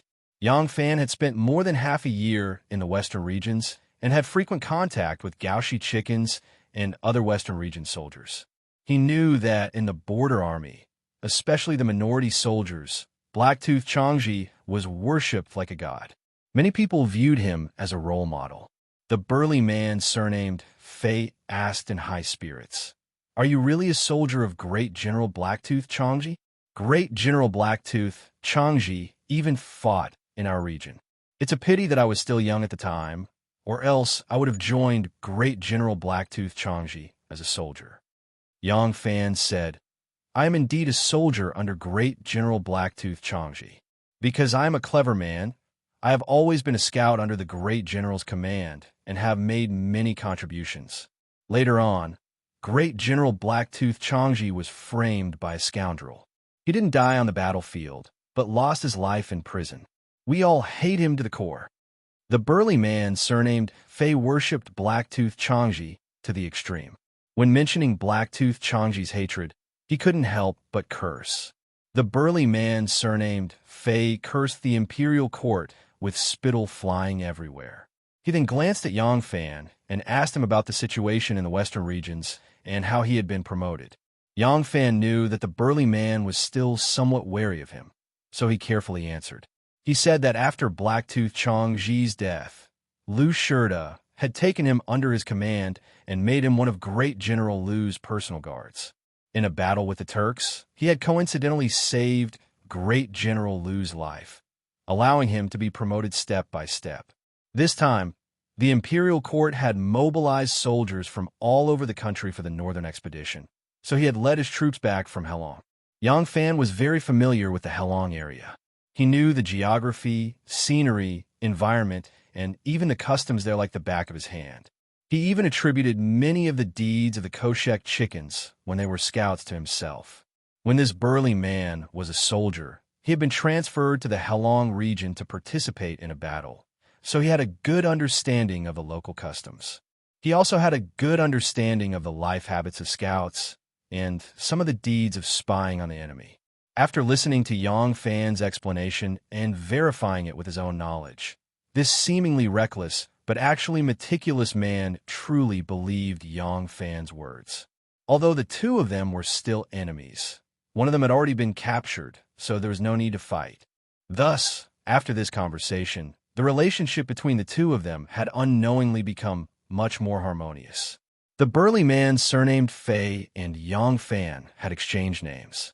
This burly man, surnamed Fei, was called Fei Mo, patting on Yang Fan's shoulder.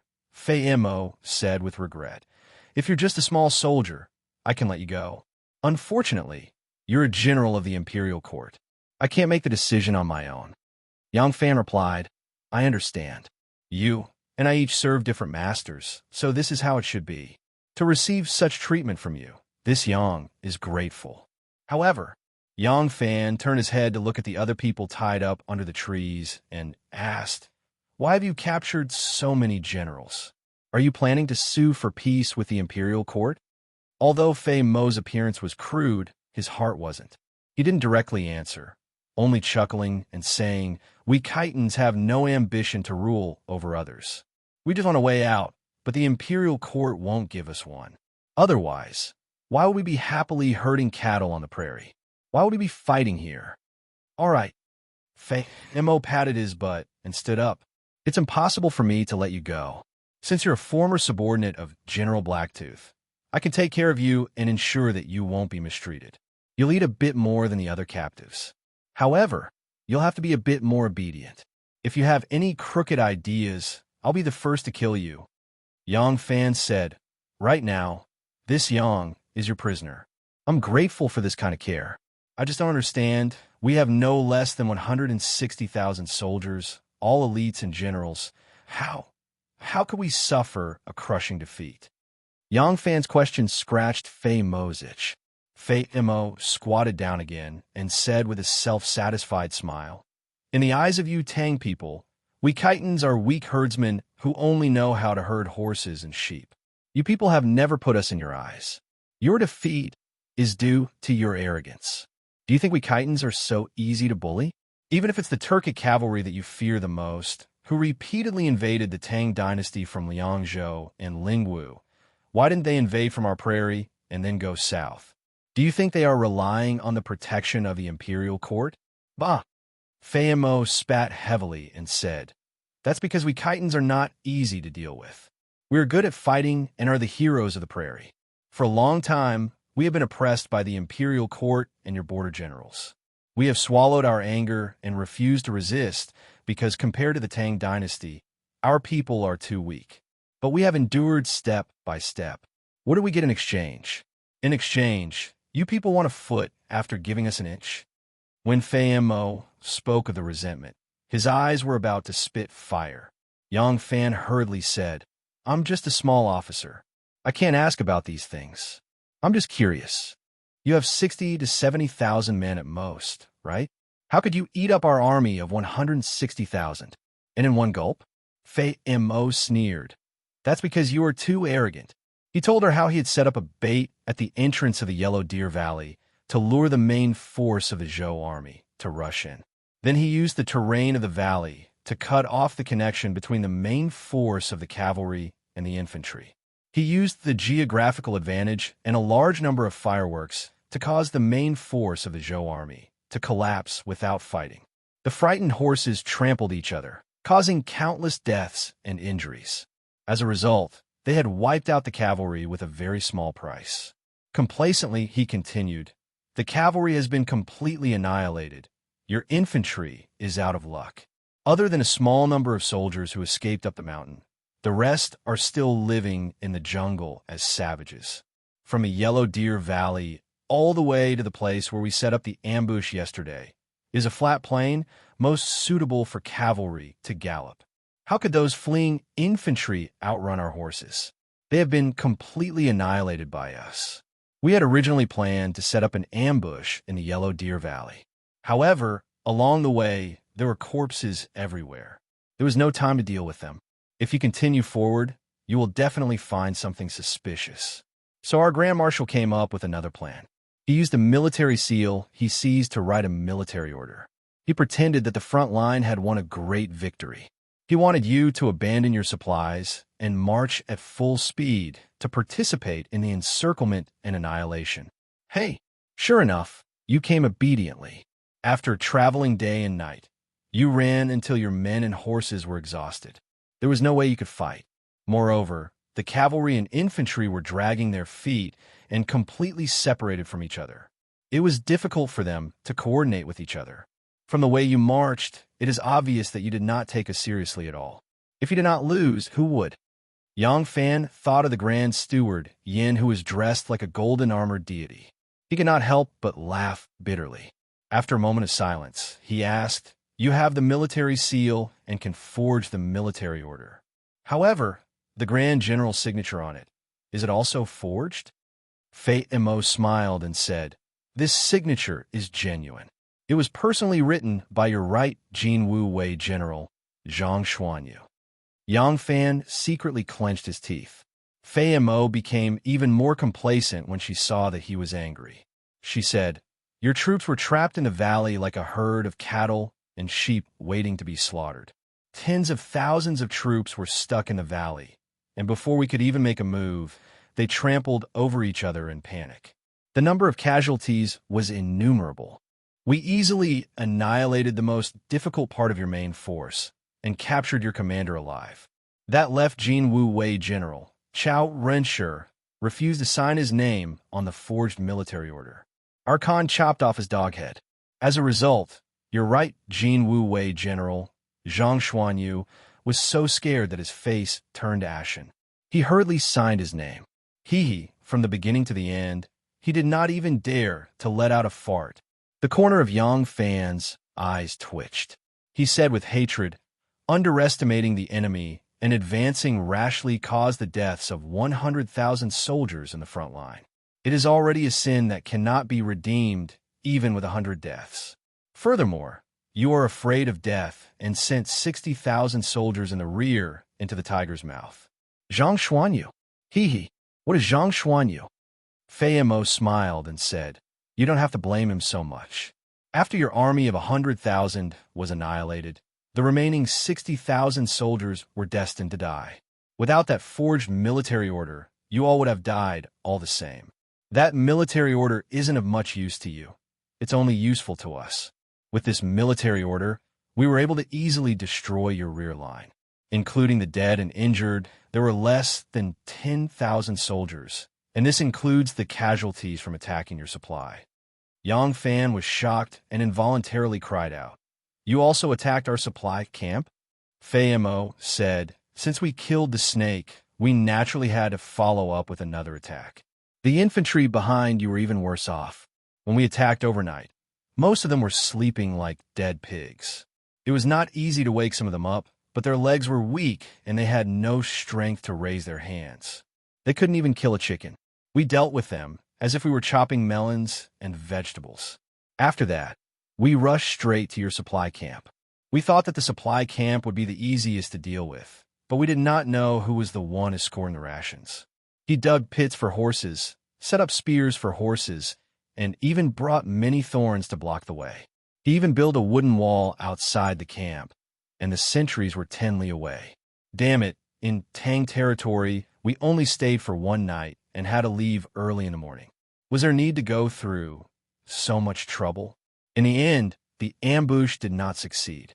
It was only when the sky was bright that we cleared the perimeter and approached the camp. Seeing that they could not hold on any longer, the general took the initiative to give up the rations and gathered the remaining soldiers to escape to Horse City. Damn it, as the vanguard, I originally wanted to annihilate them all. But the general who was transporting the rations set the camp on fire before he left. If we had chased after him, the rations would have been burnt to a crisp. Left with no choice, I could only turn back to save the rations. Yang Fan blurted out, the rations were burnt to a crisp? Fei Mo laughed. In your dreams. Although half of the rations were burnt, the amount we saved is enough for us to eat for a month. Yang Fan was greatly disappointed. After a moment of silence, he said, the general in charge of transporting the rations is called Li Duozhua. If he had been the commander-in-chief, I'm afraid we might not have been completely wiped out. Sigh. Since General Li returned to Horse City, what about the general in charge? Even Chief Steward Yin was captured alive by you? Fei Mo said, we did not see that Chief Steward Yin, but your Deputy Chief Steward Zhong Huaichang was trapped by us. We wanted to capture him alive, but he ended up killing himself. Hearing this, Yang Fan could not help but fall silent. At this time, someone shouted from the hillside, Fei Mo, prepare to reorganize the army. We are moving into the mountains. Fei Mo hastily agreed and hurriedly said to Yang Fan, if you know your place, you won't have to suffer much. Otherwise, I won't be able to protect you. She then hurriedly ran up the hill. Yang Fan tried to break free from the ropes, but gave up in the end, thinking we are already in the mountains, and we still have to move into the mountains. That's right. No wonder I haven't seen any women or children. Their base shouldn't be here. If we reach their base, the security will be lax. With Fei Mo's friendship, we might have a chance to escape. Chapter 721. The 160,000-strong army of the Wu Zhou dynasty was completely annihilated. Other than Li Duozhua, who was escorting the rations, the rest of the generals were all captured. The left Eagle Guard's General Chao Rinshur was beheaded. The right Golden Guard's General Zhang Xuanyu and the new Minister of Agriculture Marinjia were captured. The chief of the army, Yin Bengshi, died in the chaos, and the deputy chief of the army, Zhong Huai Chu, committed suicide. When the news reached the capital, the entire court was in an uproar. How long had it been since the imperial court suffered such a defeat? Even when facing powerful enemies like the Turks and Tubo, the imperial court had suffered defeats from time to time, but it had never been defeated so quickly or so miserably. An army of 160,000 was instantly annihilated, and almost all of the generals were captured in one fell swoop. This was something unimaginable in the past. Wu Zetian felt as if she had been hit in the head with a stick. The Wu Zhou dynasty's greatest and only achievement was the recovery of the 4 towns of Anqi. Before this, there was nothing to write home about. She did not expect to suffer such a heavy defeat in the blink of an eye, especially at the hands of the Khitans who were never taken seriously by the imperial court. The imperial court was in a state of panic. The initial disdain and confidence towards the Khitans turned into extreme fear in the blink of an eye. 160,000 people meant 160,000 families. As the news spread, the entire Tang Empire was in a miserable state. Countless parents, wives, and children wore mourning clothes and were in so much pain that they wished they were dead. Wu Zetian originally planned to let Wu Sanxi be the ambassador of Yuguan Road and lead the army to Shenzhou as the second army to suppress the rebels. In fact, her main goal was to let this nephew of hers be gilded. Although the military system was controlled by the Wu clan had never made any contributions in the war. In the army, a group of generals who did not make any contributions would never have a solid foundation. Wu Qingxi's health was poor, and he was often bedridden in recent years. Otherwise, Wu Zetian might have sent this nephew to the front lines as well, allowing these 2 nephews of the Wu clan to establish their own military might. But now, Wu Zhou's 160,000-strong army was annihilated in a single battle. The entire court was shaken, and Wu Zetian did not dare to act rashly. Both of her nephews were born scholars. When they were young, she changed their surnames to Wei and exiled them to the border. Every day, they had to work hard for food. Later on, when she wanted to ascend the throne, she found that outsiders were unreliable and she had to rely on the Wu family. She pardoned her nephews and brought them back to the capital. She entrusted them with important tasks. However, these 2 nephews had never commanded an army of dozens of people before. But almost all the famous generals left behind in the Tang dynasty were killed by her. Moreover, the more the Wu clan's generals were defeated, the more she needed the Wu clan's generals to fight a great victory to consolidate the Wu clan's position in the army. Therefore, Wu Zetian decided to send Wu Yuyi as the second general to suppress the rebels. Wu Yuyi had always been in charge of the Yulin Guard for her. He had been in the army for the longest time and was the most familiar with the army among the second generation of the Wu clan. Wu Zetian immediately issued an edict. She appointed Wu Yuyi as the right general of the Wu clan. He was to recruit soldiers and horses to lead the attack on the Khitans. At the same time, she appointed Chen Xiang and Xiao Zhizhi as his advisors. Unable to gather so many soldiers and horses in a short time, Wu Zetian ordered all the imprisoned prisoners to be escorted to the capital so that they could atone for their crimes. At the same time, she recruited soldiers and formed a new expeditionary army. She also ordered all the provinces to the east of Taiyang Mountains to build up a cavalry regiment to be ready for support. The furious Wu Zetian did not discuss with the prime minister this time. She used her arbitrary power to quickly make a decision. She angrily returned to the inner court. Suddenly, she remembered Li Zhaoda, who had helped Sun Wanrong obtain a third-rank official position. She immediately vented her anger on him. She ordered him to be immediately escorted to the execution ground to be executed. Zhang Changzong and Zhang Yizhi heard this and immediately mentioned Lai Junchen. In a rage, Wu Zetian ordered Li Junxian to be beheaded as well. Li Zhaoda was imprisoned because of Li Junxian's impeachment. Today, he was going to be executed on the same day as Li Junxian. Needless to say, this major event, to a certain extent, diverted the court's investigation of the defeat. It must be known that Chao Renshi, Zhang Xuanyu, Ma Xiaojie, Yin Bengshi, Zhong Huaichu, and the other generals were all under the Wu clan. Only Li Duozhua, who was responsible for escorting the provisions, could be considered as a neutral party. On the day of the execution, the streets of Luoyang turned out. The execution site was packed with people. The execution site was located in the North City. All the shops in the North City did not open for business that day. Even the businessmen went to watch the execution. The number one ruthless official of the Wu Zhou dynasty, who was also the undying cockroach, Li Junxian, was finally going to be executed. On the same day, the one who was going to be executed was the Prime Minister Li Zhaoda, who had dominated the court for the past few years. This was no small matter. Li Zhaoda and Li Junxian had wooden balls stuffed in their mouths. Dressed in the clothes of condemned prisoners, they were escorted to the execution ground. This system of wooden balls began in the 4th year of the emperor's reign. That year, Wu Zetian executed the crown prince's emissary, Hao Xiangxian. Hao Xiangxian cursed loudly and vehemently on the execution ground, listing all of Wu Zetian's crimes. He even mentioned the scandal of her adultery with Xue Huai. Wu Zetian was very embarrassed. From then on, whenever the court executed a criminal, wooden balls would be stuffed in his mouth so that he could not say a word on the execution ground. Li Zhaoda and Li Junxian had wooden balls stuffed in their mouths. Their cheeks were squeezed to the point that their cheeks were somewhat deformed. They were pulled by the prison cart and slowly approached the execution ground. Although Li Zhaoda was a bit too domineering and was hated by hundreds of officials, he still had an excellent reputation among the people. When the people saw Prime Minister Li's disheveled hair and dirty face, they couldn't help but sigh sadly.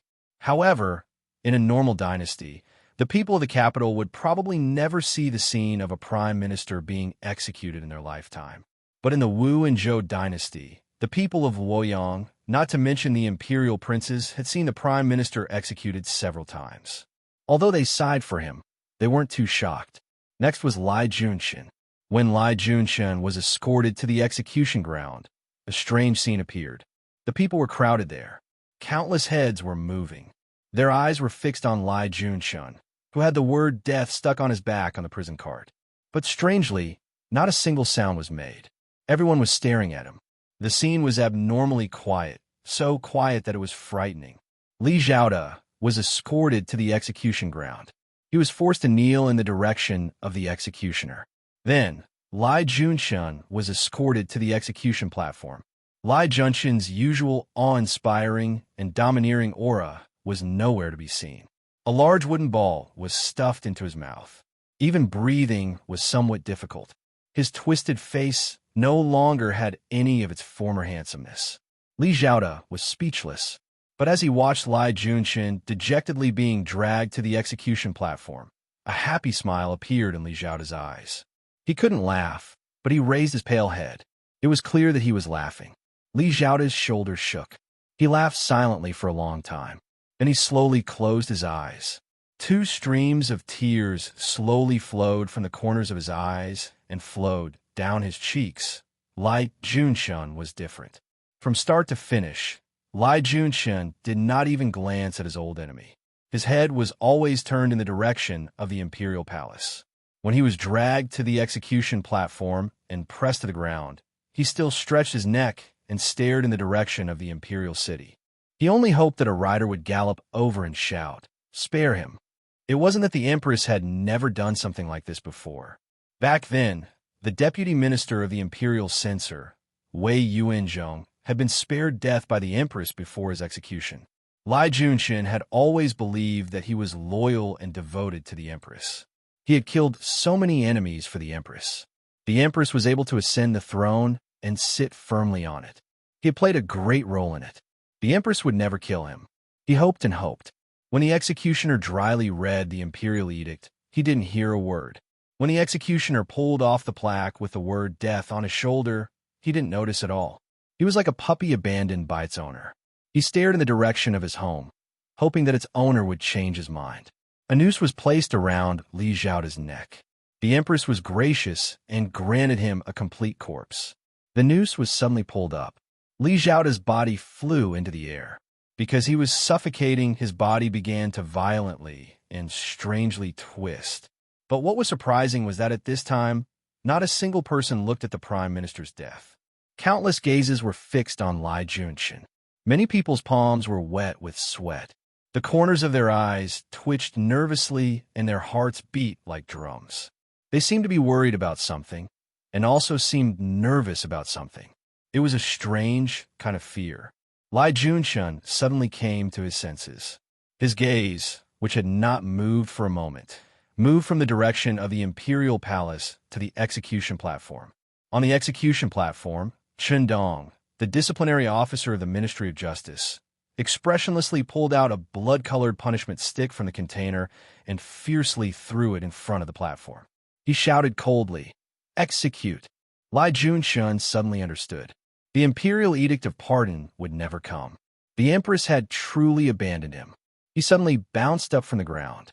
It was very difficult to stand up from kneeling so straight, but Li Junchen actually jumped up in an instant.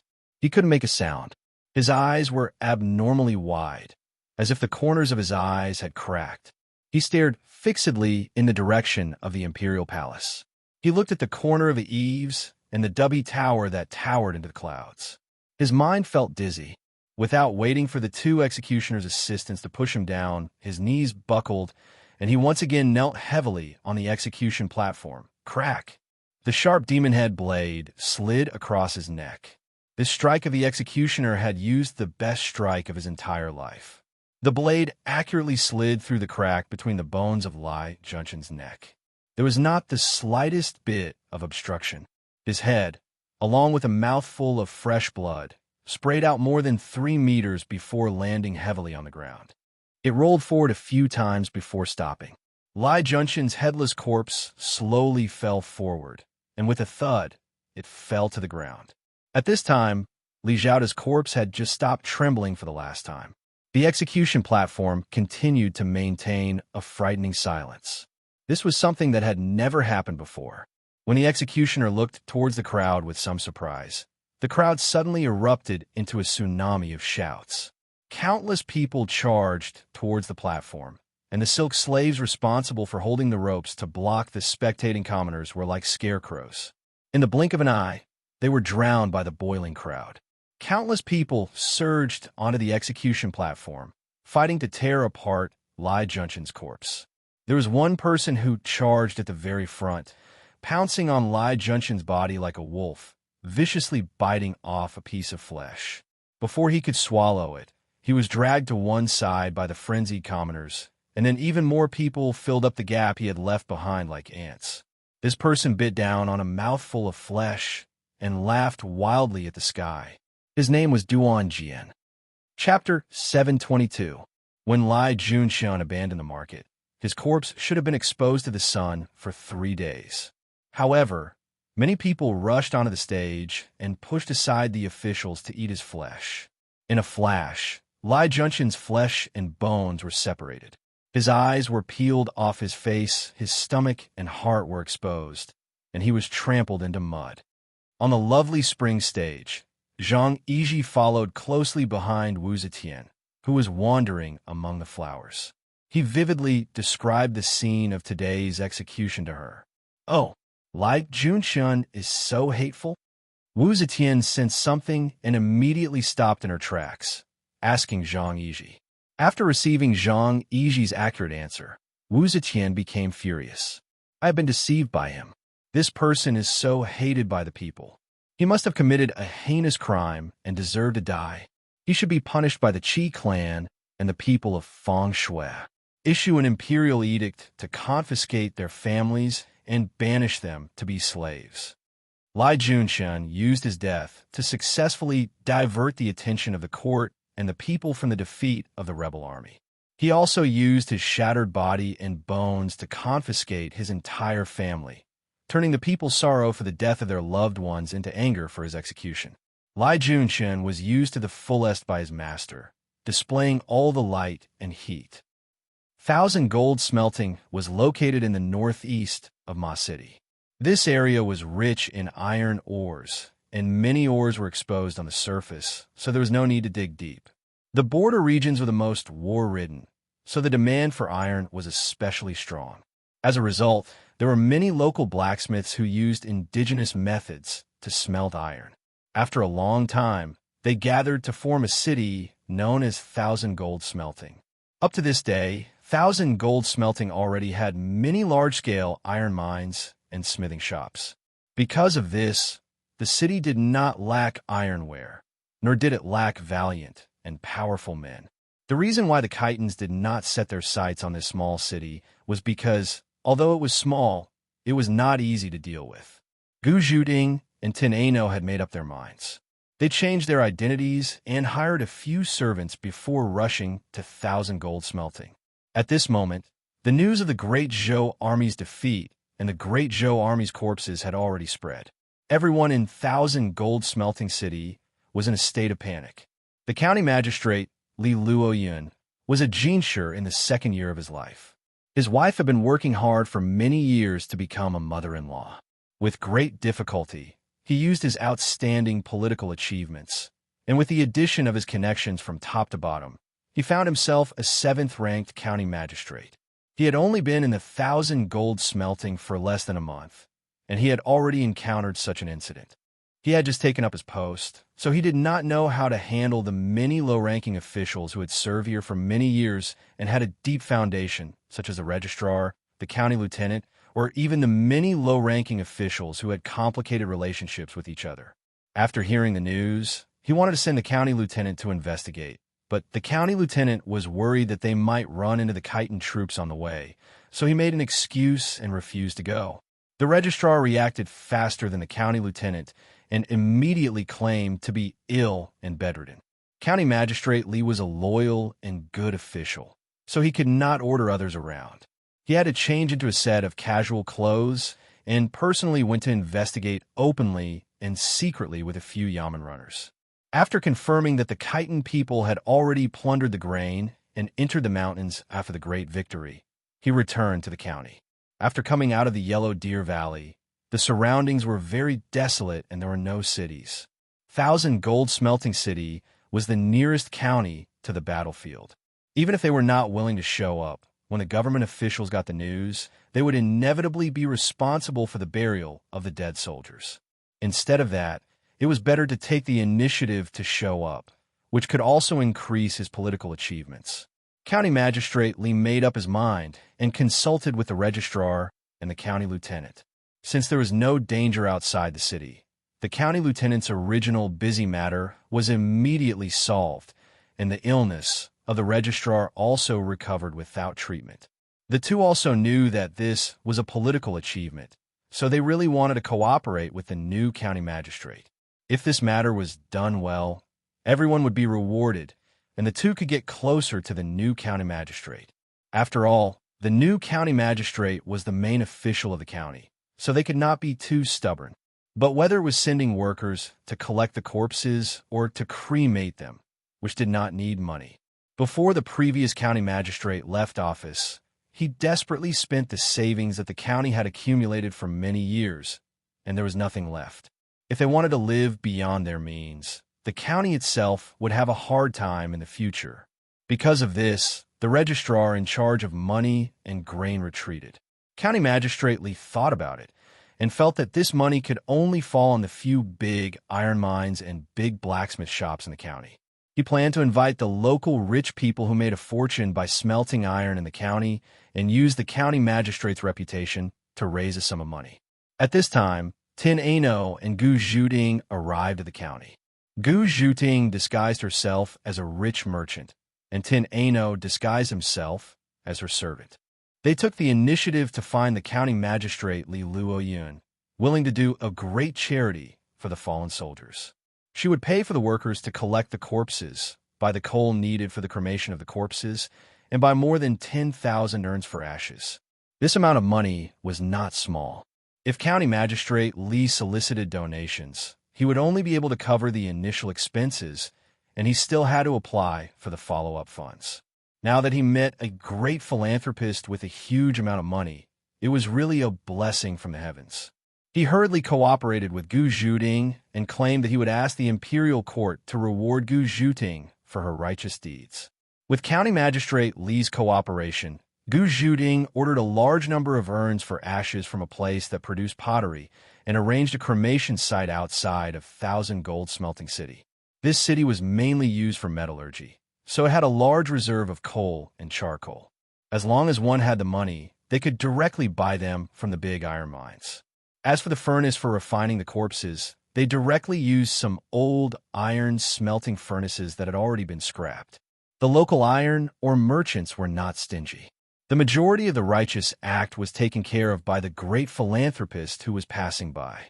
They took the initiative to reduce the excavation and production tasks of their iron ore mines during this period of time, freeing up a large number of laborers to collect the bodies of the Zhou army's fallen soldiers. For the miners and blacksmiths, there was money to be made in any kind of work. This work was even easier than forging iron and mining. The people at the border were used to seeing life and death, so they did not hate or fear corpses. Naturally, they were willing to do it. In a short period of time, a large number of corpses were continuously transported to Thousand Gold Smelting City, where they began to refine the corpses and collect the ashes. County Magistrate Li organized a large number of civil servants and persuaded the scholars of the county to come forward to help. They registered each corpse in advance, put their belongings into bags, and marked them. Such a scene was certainly lively, but when the corpses were constantly transported in, and the corpse refining furnace spewed out flames day and night, refining the once living lives into urns of snow-white bone ashes, no one was happy, even those miners and blacksmiths who were paid daily. Tineno was even more tormented. She could not eat or sleep in peace if there was no news from Yangfan for a day. Every time a corpse was sent to her, she would be frightened. During this period of time, County Magistrate Li really regarded Gu Zhuting as his living bodhisattva. No matter how much information County Magistrate Li got from the soldiers who escaped to the city, Gu Zhuting could get the same information from County Magistrate Li. She and Unnu gradually learned about the whole battle, and also learned that some generals were captured alive by the Khitans. Although this time, the Zhou army underestimated the enemy and fell into the ambush, resulting in the death of 160,000 soldiers, it was impossible to kill all of them. The so-called total annihilation only meant that the Zhou army could not keep any organized troops and completely lost the ability to fight. The surviving soldiers escaped one after another. Most of them moved towards Thousand Gold City, which was the nearest to them. Anu's favorite thing to do every day was to see the Zhou army coming from afar. Although Thousand Gold City had taken in 3,000 to 4,000 wounded and defeated soldiers in the past few days, she did not see the face that she was most familiar with. After all, it gave her hope. During this period of time, they also contacted the branch of Succession Hall in the north. Although Succession Hall was weak in the local area, they still tried their best to help. They sent people to nearby places such as Ma City and Lulong to investigate all the soldiers who were lucky enough to escape, hoping to find traces of Yangfan. However, the core strength of the Succession Hall wasn't much. Many of the branches didn't know the identity of the suzerain, and they didn't even know the existence of the Succession Hall. The Succession Hall controlled them completely through economic means, so they didn't know who the person they were looking for was. These people who were sent to various cities only knew that their master's business mainly relied on a rich merchant, and the person they were looking for had a very close relationship with that rich merchant. If they found this person, not only would they be able to curry favor with that rich merchant, but their masters would also be able to obtain more business, and the person who found Yangfan would also be rewarded with a generous reward, so they worked especially hard. The towering ancient trees isolated the hustle and bustle of the mortal world. Here, whether it was the neighing of horses or the shouts of people, it only served to make the valley even more tranquil. There was no sense of clamor. At the edge of the dense forest, there was a patch of green grass, and the sun was shining on the grass. Yangfan, who was being searched for thousands of times, was lying on the soft grass, shaking a green foxtail in boredom.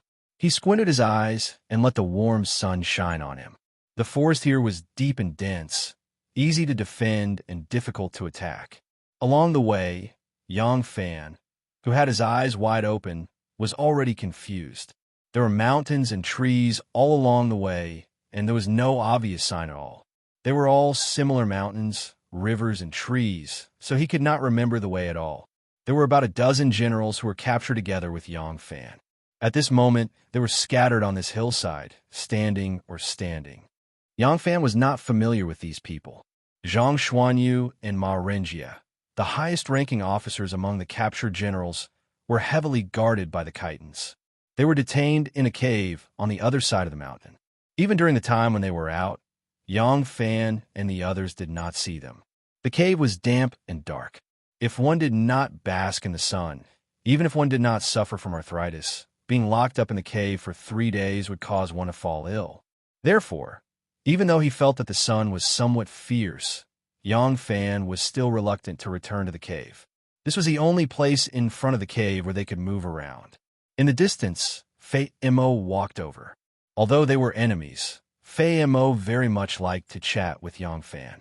When it came to the darkness of the court, Yang Fan would curse with him. When it came to the tragic death of the Black-Toothed Great General, Yang Fan would feel regret with him. When it came to the oppression and extortion of the Khitans by the border generals, Yang Fan would express deep sympathy for him. Fei Mo wasn't lacking in scheming. Although Yang Fan felt that this was a deliberate response to lower Fei Mo's wariness and get closer to her, Fei Mo could tell that his attitude came from the bottom of his heart. Therefore, although they were still enemies, Fei Mo increasingly liked to chat with him. Whenever he had time, he would come over to Yang Fan's place. When Yang Fan heard the heavy footsteps, the lightly swaying foxtail grass stopped. He could tell that it was Fei Mo's voice. He had always felt that even though he was captured, he should still do something. However, he could not think of what he could do. It was only last night that he finally thought of an idea. Therefore, he waited for Fei Mo the entire day. Fei Mo finally came. Hearing the approaching footsteps, Yang Fan hummed and continued to shake the foxtail grass in his hand. Chapter 723. It's rare to see a captive like you behave like this. Fei Mo walked over and saw Yang Fan's carefree expression. He couldn't help but find it both funny and annoying. He mocked him and sat down next to Yang Fan. He handed over a grass leaf larger than his palm that contained a handful of mulberries. Some of them were ripe and dark purple, emitting a sweet fragrance. Some were even bright red. It's bad enough being a captive. Do you want to torture yourself every day with a bitter expression? Yang Fan smiled and sat up. He threw away the green foxtail grass and took the mulberries wrapped in the grass leaf. He picked one up and threw it into his mouth. The flesh was thick, slightly sour, and extremely sweet. It was indeed delicious. Yang Fan asked Fei Mo, "You've already sent people to the capital?" Fei Mo nodded. "Yes. They've already been gone for 2 days. When the Grand Marshal was a hostage in the Central Plains, he had several guards with him. They are all very familiar with the situation in the Central Plains. This time, he sent one of them." Yang Fan shook his head. "I don't think it'll be very effective." Fei Mo glanced at him. "What do you mean?" Yang Fan threw another mulberry into his mouth. "That's right. You have won many battles, but the imperial court has never paid any attention to you. The more battles you win, the less the Empress will be able to lower herself to negotiate peace with you. If it was the Tubo or the Turks, there might be room for negotiation, but you," Fei Mo said, "we've captured more than 10 of your generals. If that Wu woman doesn't agree, none of you will live." Yang Fan sneered. "Old Fei, do you think this is a war between your 2 tribes? You've captured a few of their leaders, and you want them to use cattle, sheep, and pastures to redeem them? This is the imperial court. Whether it's for the dignity of the Empress or the imperial court, they will never lower their heads to you." Fei Mo's dark face turned red. "All along, when the imperial court wants us to fight, we will send troops. We will prepare our own food, weapons, and horses. We will first fight with Emperor Taizong. Then listen to Emperor Gaozong's orders. When the imperial court wants us to pay tribute, we will pay. Every year, we will choose the best furs and fattest cattle to pay tribute. But how does the imperial court treat us? Your border armies are not guarding our outer perimeter to protect us, the subjects of the imperial court. Instead, they're guarding our inner perimeter. The Turks are relying on us to defend, but you are guarding against us as if we are thieves. We are exchanging our cattle and sheep with the Han people in the border regions for some rations, but your border generals are still collecting heavy taxes. We don't want much right now. We are still willing to respect the imperial court as our master. We only want to be treated less harshly, less oppressed. Allow us to trade cattle and sheep with you Han people on equal terms, and withdraw your so-called border armies. Is to be. This is too much. Yang Fan said, from your point of view, it's certainly righteous and confident. But you must understand that you are not the Tubo or the Turks. You are not a country. You do not have the right to rebel first, kill the soldiers of the court, capture the generals of the court, and then negotiate with the court, haggling over the terms. With regard to your actions, the only option left for the imperial court is to strike down harshly and kill one to serve as a warning to others. If the imperial court agrees to your request, it won't just be a matter of face. The imperial court's territory is huge, and there are many tribes like you. If they make an exception for you today, others will follow suit. What will the imperial court do then? Fei Mo went silent for a moment before she sneered. If there's nothing to talk about, then let's continue. However, since the imperial court has abandoned you, you are no longer of any use. When our messengers bring back bad news from the imperial court, the Khan will definitely execute you. Yang Fan placed the mulberries on the grass and laid down facing the sky. Using his arms as a pillow, he sighed and said, I did not die in the midst of thousands of horses and horses. I'm already very lucky to be able to live this long. If I can't avoid death in the end, I have nothing to regret. However, if I die, I won't be lonely on the road to hell. Anyway, it won't be long before you come to accompany me. Fei Mo spat out a mouthful of saliva and scolded, Don't talk about bad luck. I won't die. Is your imperial court's army very powerful? An army of 160,000 was still swallowed by us in one gulp. Yang Fan raised a finger and leisurely wagged it. You can't say it like that. This time, the imperial court suffered a great loss because they were too arrogant. From the generals to the soldiers, not a single one of them took you seriously. Next time, do you think the imperial court's army will still be so careless? Fei Mo sneered and didn't say anything. She thought to herself, do you think we placed all our hopes on the imperial court to sue for peace? We didn't just prepare one hand for this. However, this was an extremely confidential matter. Even though Yang Fan was already a prisoner and she wasn't afraid of him leaking it, Fei Mo still couldn't say anything.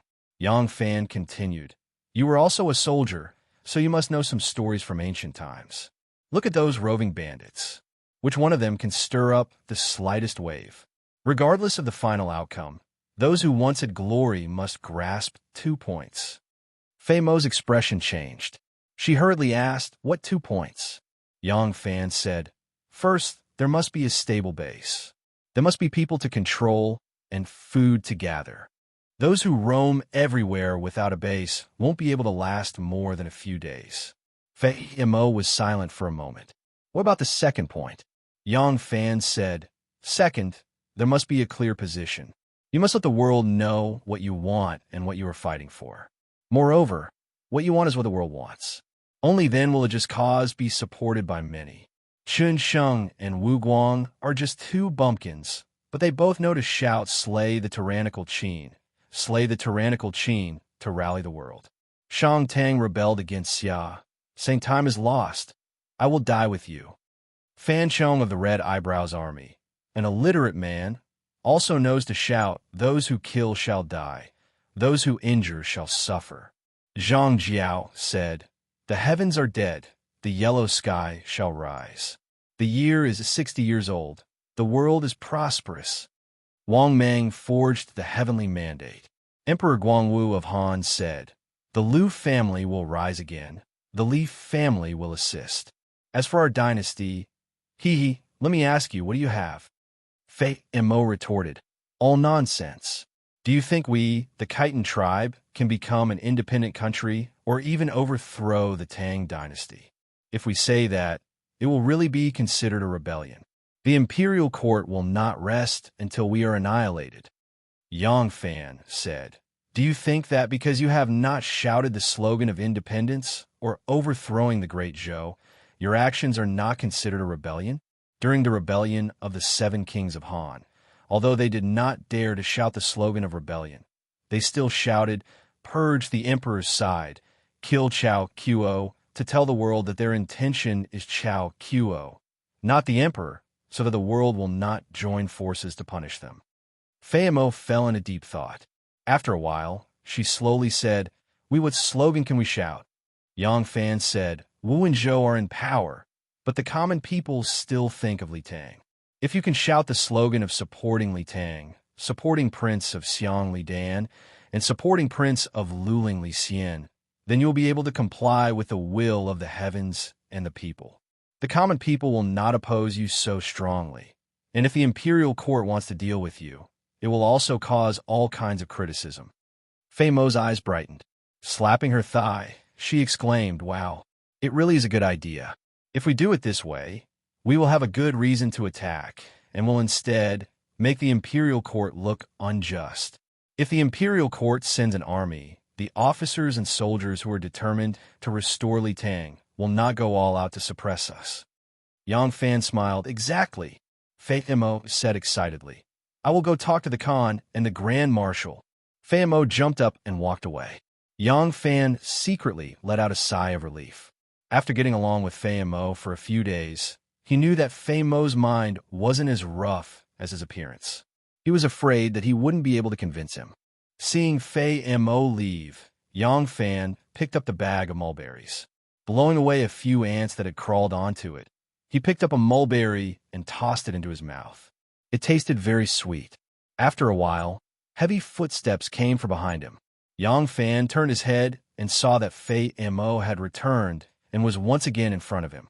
Yang Fan raised his eyebrows in surprise. Fei Mo's face was gloomy. Emphasizing each word, she said, You are using me, aren't you? Yang Fan's heart skipped a beat. Pretending to be calm, he asked, Why do you say that? Fei Mo said, You are a former subordinate of Great General He Chi-chong, and Great General He Chi-chong was harmed by the Zhou Imperial Court. You must hate Zhou and hope to restore Li Tang. You gave me this idea because you hope to use us Khitans to exert pressure on the Imperial Court and force the Emperor to not dare to tamper with the Crown Prince election. Am I right? Yang Fan's goal was too obvious. He and the Khitans were enemies, so there was no reason for him to help them think of an idea that would allow them to gain a foothold in the name of righteousness. As long as Fei Mo changed her mind, it would be hard not to guess his intentions. Yang Fan made up his mind and straightforwardly said, That's right. I am using you to work for the 2 princes of Li Tang. I don't like this imperial court, and I also don't like a woman becoming the emperor. In order to protect her power, she wantonly kills. But my idea isn't harmful to you, is it? Fei Mo chuckled. That's right. As long as it can cause trouble for that woman, it is a good idea. I came back to tell you not to treat me as a fool. Fei Mo turned around and left with a hearty laugh. After these few days of interaction, Fei Mo had long understood Yang Fan's attitude. This Zhou general clearly loathed his emperor and the Zhou imperial court, so he was not surprised that Yang Fan would help him come up with this idea. This slogan could obviously improve their awkward situation. Although the Han people would not join them because of this, they were Khitans and not Li Tang's imperial court. But if that woman wanted to recruit troops to quell the rebellion, there would not be so many people who would join. Seeing Fei Mo leave laughing, Yang Fan secretly heaved a sigh of relief. This was an excellent opportunity. The forces loyal to the Li Tang Empire were gradually recovering and secretly seizing power. If the Khitans were used as pressure to force the imperial court to adjust its policies, the Li Tang Empire's forces would undoubtedly further recover and develop rapidly. However, to achieve this, it was not enough to just rely on the Khitans to shout this slogan. Someone in the imperial court had to cooperate. Now that Yang Fan was in the hands of the enemy, he could not play a leading role in this matter. But he believed that the old fellows of the Heaven Observation Division would keenly grasp this opportunity. Old great-grandfather Li and the other old foxes of the 7 sects and 5 families would not let go of this opportunity. Di Renjia and the other exiled prime ministers and important ministers would not be indifferent when they heard this slogan. Tai Ping, that cunning little fox, would also not let this great opportunity slip from his grasp. Thinking of this, Yang Fan could not help but sigh softly. Being captured by the enemy as a captive could have an unprecedented impact on the imperial court. This was really unexpected. But how could he escape with his life? This was not something that could be done with a pair of sharp tongues.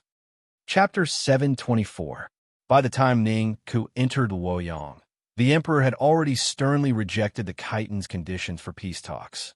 The Khitans, having their conditions rejected, once again invaded Hebei. At the same time, they raised a clear political slogan: "Return our Prince of Xiang and Luling." The Prince of Luling, Li Xian, and the Prince of Xiang, Li Dan, were the only 2 surviving sons of Emperor Li Ji. Both of them had once been crowned emperor, but they had been deposed by Wu Zetian. Li Xian had been demoted to the Prince of Luling and had actually been placed under house arrest in Fangzhou. Li Dan had become the crown prince from emperor, but everyone knew that he was just a decoration. For Wu Zetian, the Khitans had raised the banner of injustice for Li Xian and Li Dan. This was far more damaging than the complete annihilation of the 160,000 soldiers. She impatiently wanted to reorganize the army and fight again to exterminate these rebels, but she had never been able to gather enough soldiers.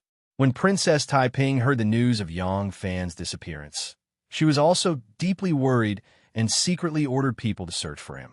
She deeply regretted that she had recklessly suggested that Yang Fan should return to the army, resulting in a grave mistake.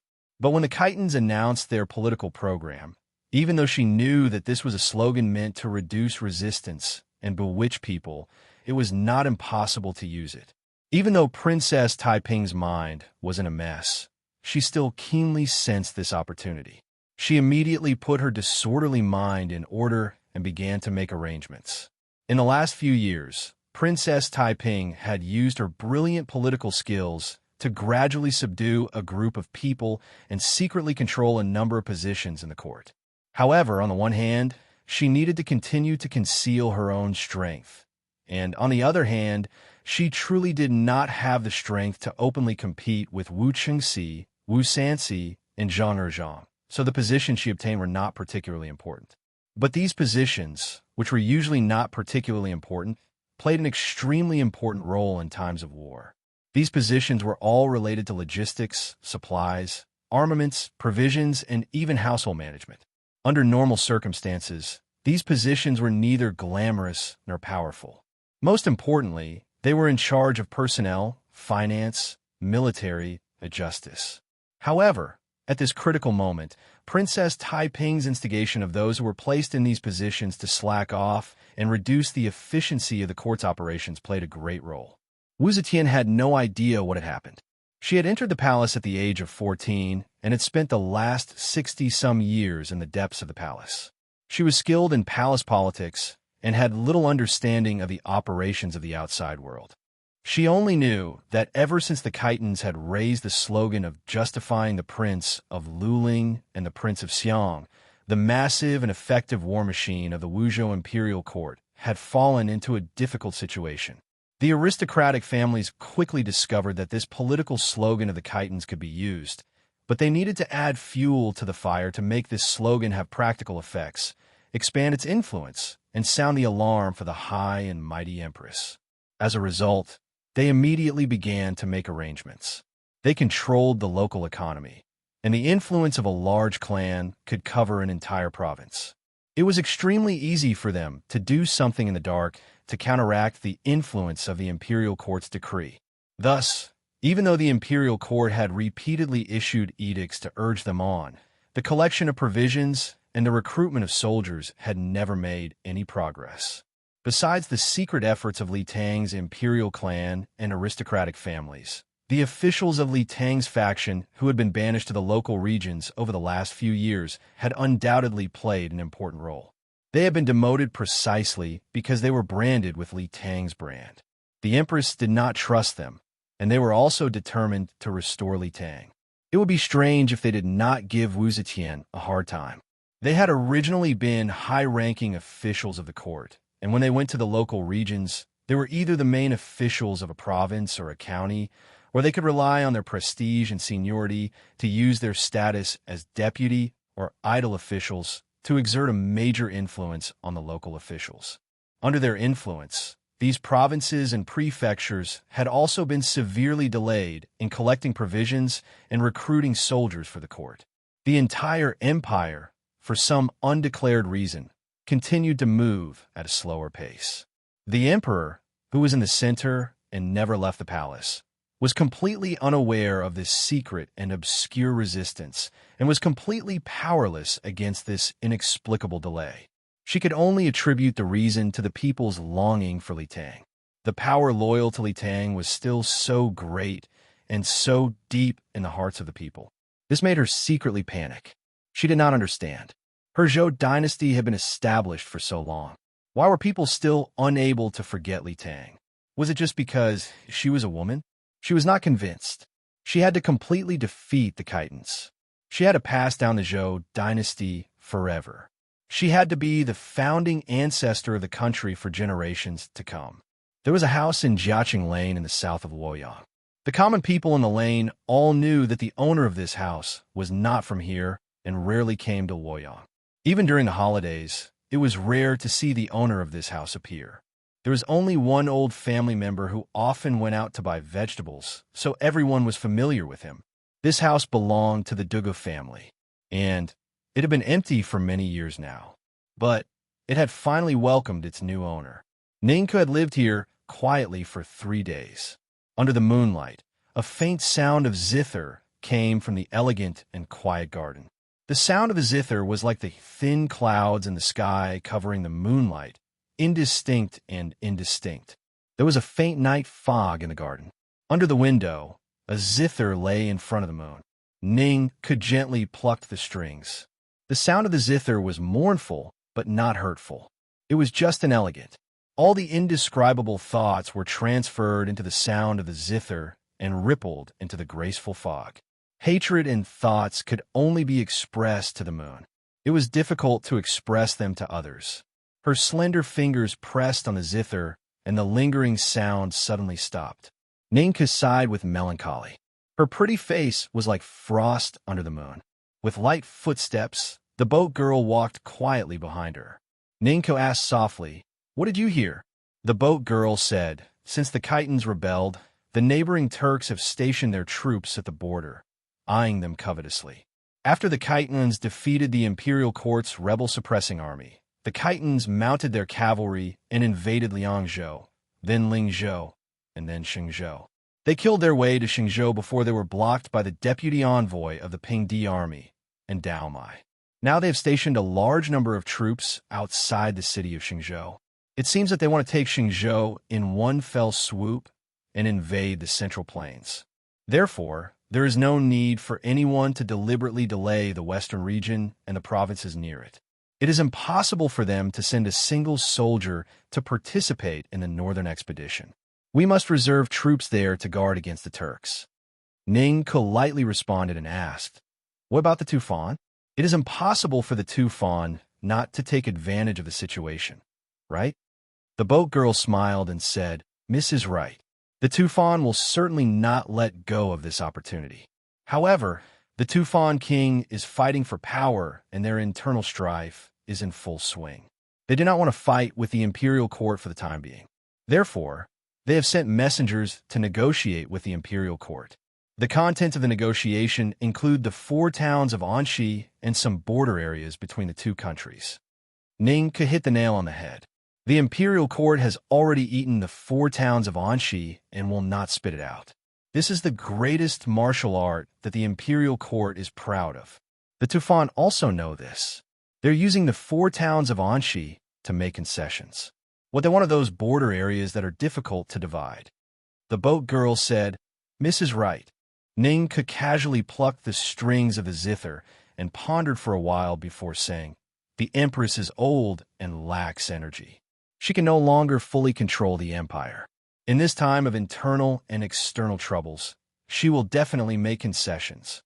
The barge lady asked cautiously, "In this case, our family's business in the western regions will be affected. Should we tell young master about this analysis?" Ning shook his head. "No need. Eldest brother is the head of the family. There are some things that he should know.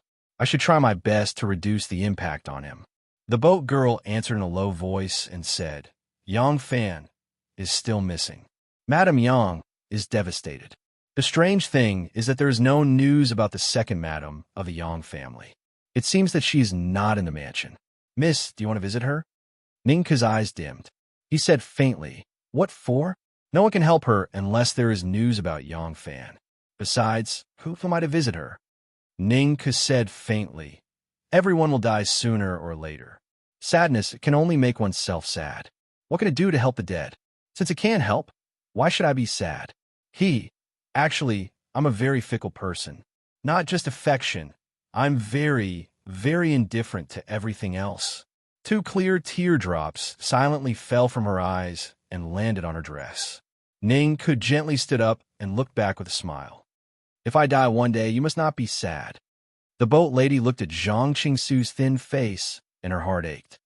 "Miss," Ning smiled faintly and said, "Everyone will die eventually. Don't you think so?" The boat girl silently watched Ning's figure walking towards the door. Her figure was as slender as the moon and extremely weak. The boat girl said in a low voice, "Dr. Jiang Yechuan will return to Luoyang tomorrow. I will invite him to treat Mississippi." Ning made a non-committal sound and gently closed the door. Before the Second Northern Expedition Army had gathered, the Turks had launched an attack on Helong. The Tubo did not let go of this opportunity in the midst of internal strife. They sent envoys to exert diplomatic pressure on Wu Zetian. Wu Zetian was troubled by both internal and external threats. Furthermore, her health had been deteriorating over the past few years, and she was severely lacking in energy. She could not handle such a complicated situation. In desperation, Wu Zetian had to make some concessions. She ordered Di Renjie and Wei Yuanzhong to return to the capital and appointed Assistant Minister of War Yao Chong as the Prime Minister. These few people were clearly on the side of protecting the throne. Their decision to reinstate Di Renjie and Wei Yuanzhong was to send a strong political message to the people. The crown prince must belong to the Li family. The emperor will not appoint a nephew of the Wu family as the crown prince. In this situation, the Khitans in the north were in a mess, the Turks were taking advantage of the situation in the west, and the barbarians in the south had just calmed down. Moreover, Wu Zetian also received news that the Khitans seemed to be in contact with the Shi people. The Shi people were not as respectful as during the time of Taizong and Gaozong. In recent years, they often paid lip service to the Wuzhou court. If they also participated in the rebellion, it was tantamount to stabbing the seriously ill Wuzhou court in the heart. In the face of such a situation, Wu Zetian, who had always been strong and never bowed down, had to show her attitude. However, she still held a glimmer of hope, so she only transferred Di Renjie and Wei Yuanzhong back to the capital. She did not change the situation of her two sons at all. She still hoped that after the Khitans' rebellion was quelled, the threat from the Turks and Tubo was solved.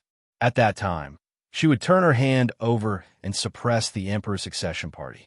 Now, she temporarily endured it and took advantage of this crisis to make some ambiguous emperor's succession party jump out. At that time, she would catch them all in one fell swoop. However, she didn't expect that today's predicament was caused by the little fox, Yang Fan, whom she had sent to Liaodong. How could she expect that the old fox, Di Renjie, whom she had invited back to the capital, would bring her some surprises? Chapter 725. Di Renjie and Wei Yuanzhong returned to Luoyang. The city of Luoyang was still the same as when they left, except that there was an additional towering pillar in front of the palace, and the magnificent Wanxiang Divine Palace was missing. The giant Buddha in heaven that could be seen from Ding Ding Street all the way to the Dragon Gate was also nowhere to be seen. The two of them still looked the same, but there were more wrinkles on Di Renjia's face, and there were more white hairs on Wei Yuanzhong's head. They were both old. If they were exiled again, perhaps they would not have the chance to return to Luoyang alive. The two of them had many ups and downs in their lives, especially Wei Yuanzhong. Adding on this time, it was the fourth time he had been exiled and then called back. Logically, he should have been calm, but this time seemed to be a great blow to him. He became silent, and the old friends who went to welcome him clearly felt this. Other than the most important banquet, he did not accept any other banquets. This time, when he returned to the capital, he had been promoted. He was promoted to assistant minister of the Phoenix Pavilion and the Phoenix Pavilion's Luantai, ranking director, which was the prime minister of the court. He moved back to his own residence and rarely went out. Every day, he went to the political affairs hall to work, but the officials quickly discovered that he seemed to have become a second Su Wei. Everything was vague, and the loftiness and drive of the past had completely disappeared. It was not just Wei Yuanzhong. Elder Di, whom everyone had high hopes for, was even more depressed than Wei Yuanzhong. He had been appointed by the Empress as assistant minister of the Phoenix Pavilion's Luantai, ranking director, and was also the prime minister of the court. However, when he returned to the capital, he claimed illness and did not even go to court.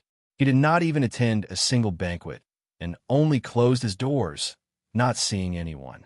The two upright and loyal old ministers seemed to have lost their drive. The Empress and the civil and military ministers, who had hoped that Di Renjia and Wei Yuanzhong would bring a little liveliness to the dispirited court when they returned, were greatly disappointed. She had summoned these two old officials back to the imperial court and entrusted them with important tasks, but it had no effect on the state affairs at all. Wei Yuanzhong had become tactful, Di Renjia had become depressed, and the Empress had also acted out of character. She did not reprimand the two of them for this change. On this day, it was time to disperse. Wei Yuanzhong was about to pack up and return home when the newly promoted Prime Minister of the Ministry of War, Yao Cheng, suddenly walked into his room. "All of you leave." Yao Cheng's eyes were like lightning as he glanced at the servants in the hall and ordered in a deep voice. The servants quickly left the hall. Yao Cheng's brows suddenly surged with anger.